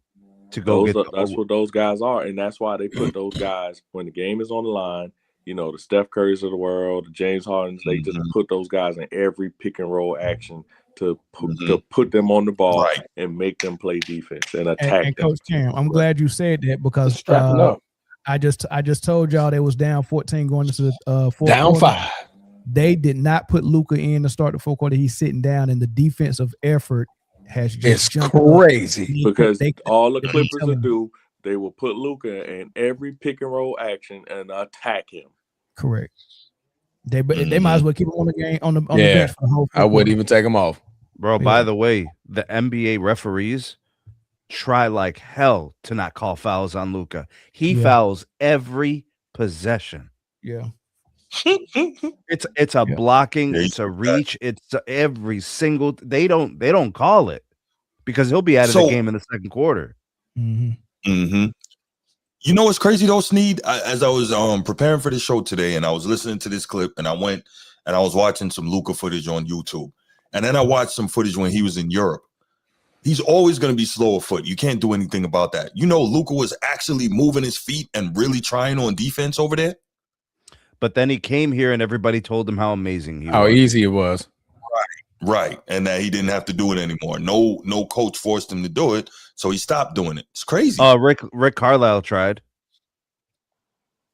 That's right. And that's why Rick Carlisle is gone.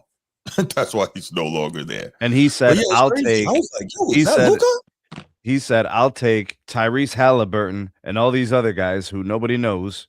I'll take that to the NBA Finals. Right. Game 7. Yeah. No, it was definitely crazy though. I was bugged out. Like, wait a minute, Luka really out here sliding the puppies. Like, what's going on? If you guys look back at LeBron's career, I always use LeBron as the case study.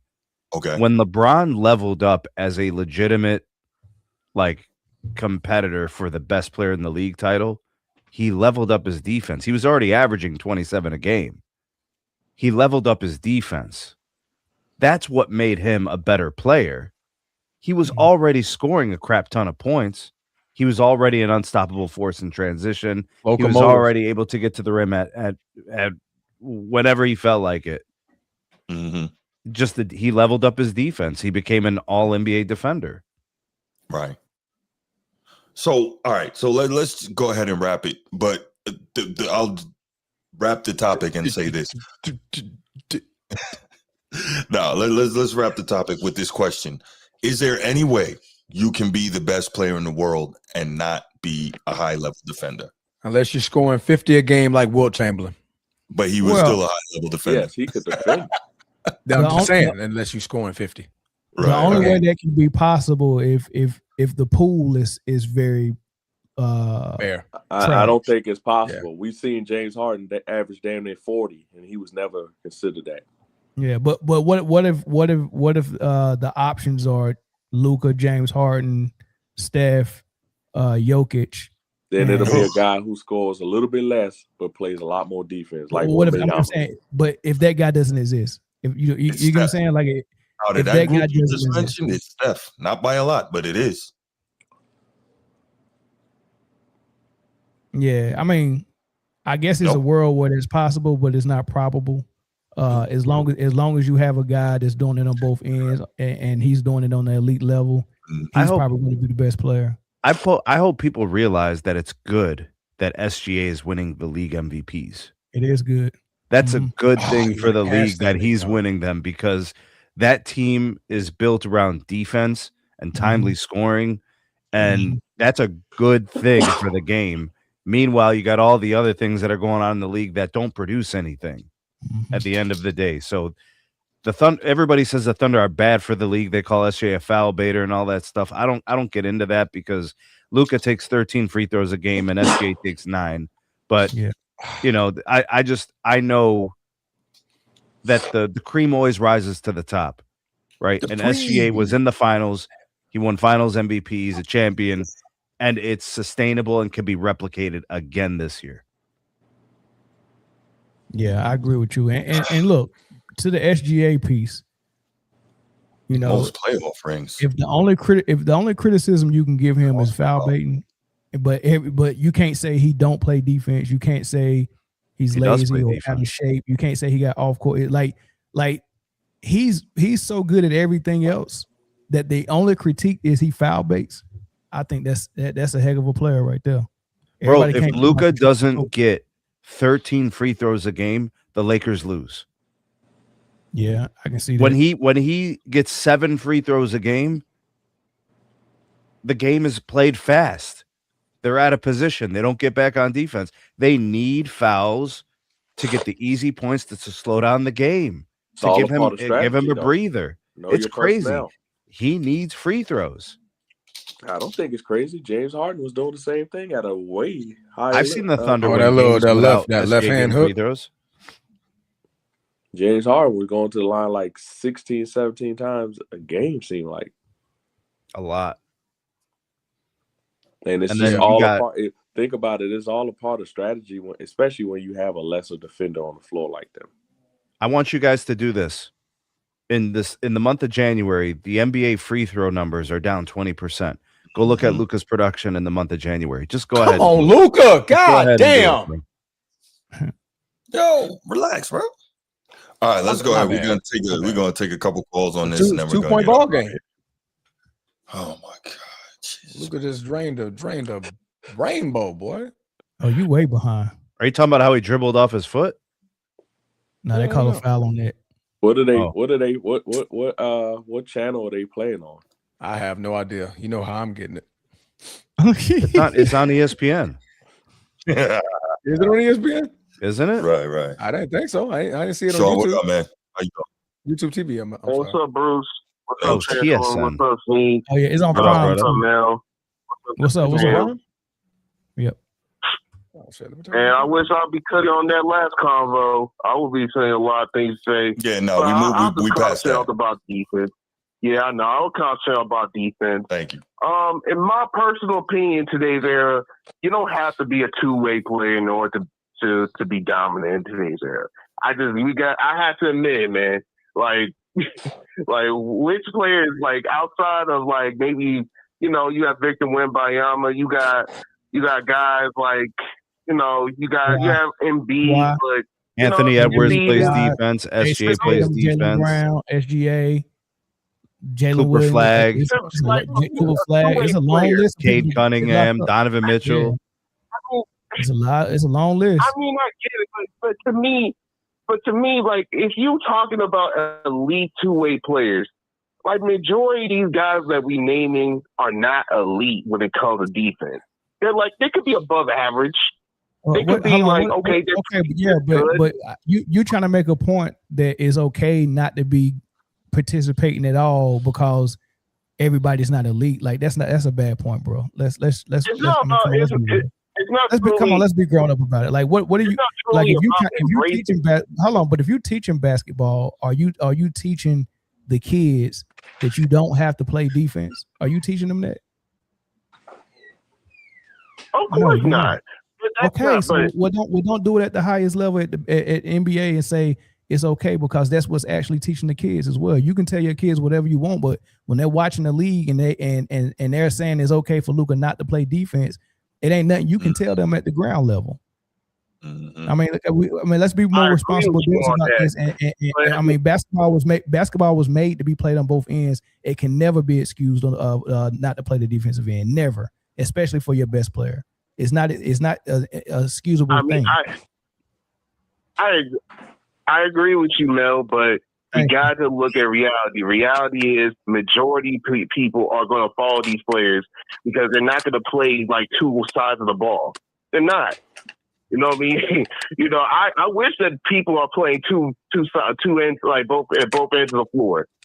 Yeah, but we just named like 10 people that are doing it. 10, we just named 10 all-stars that are doing it.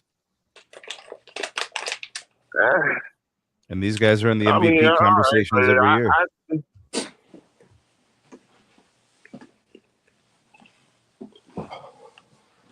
Listen, I mean, hey, like for me, if you're not really truly in that all defensive teams that much, and you say like you play good defense, but slumber in the playoffs.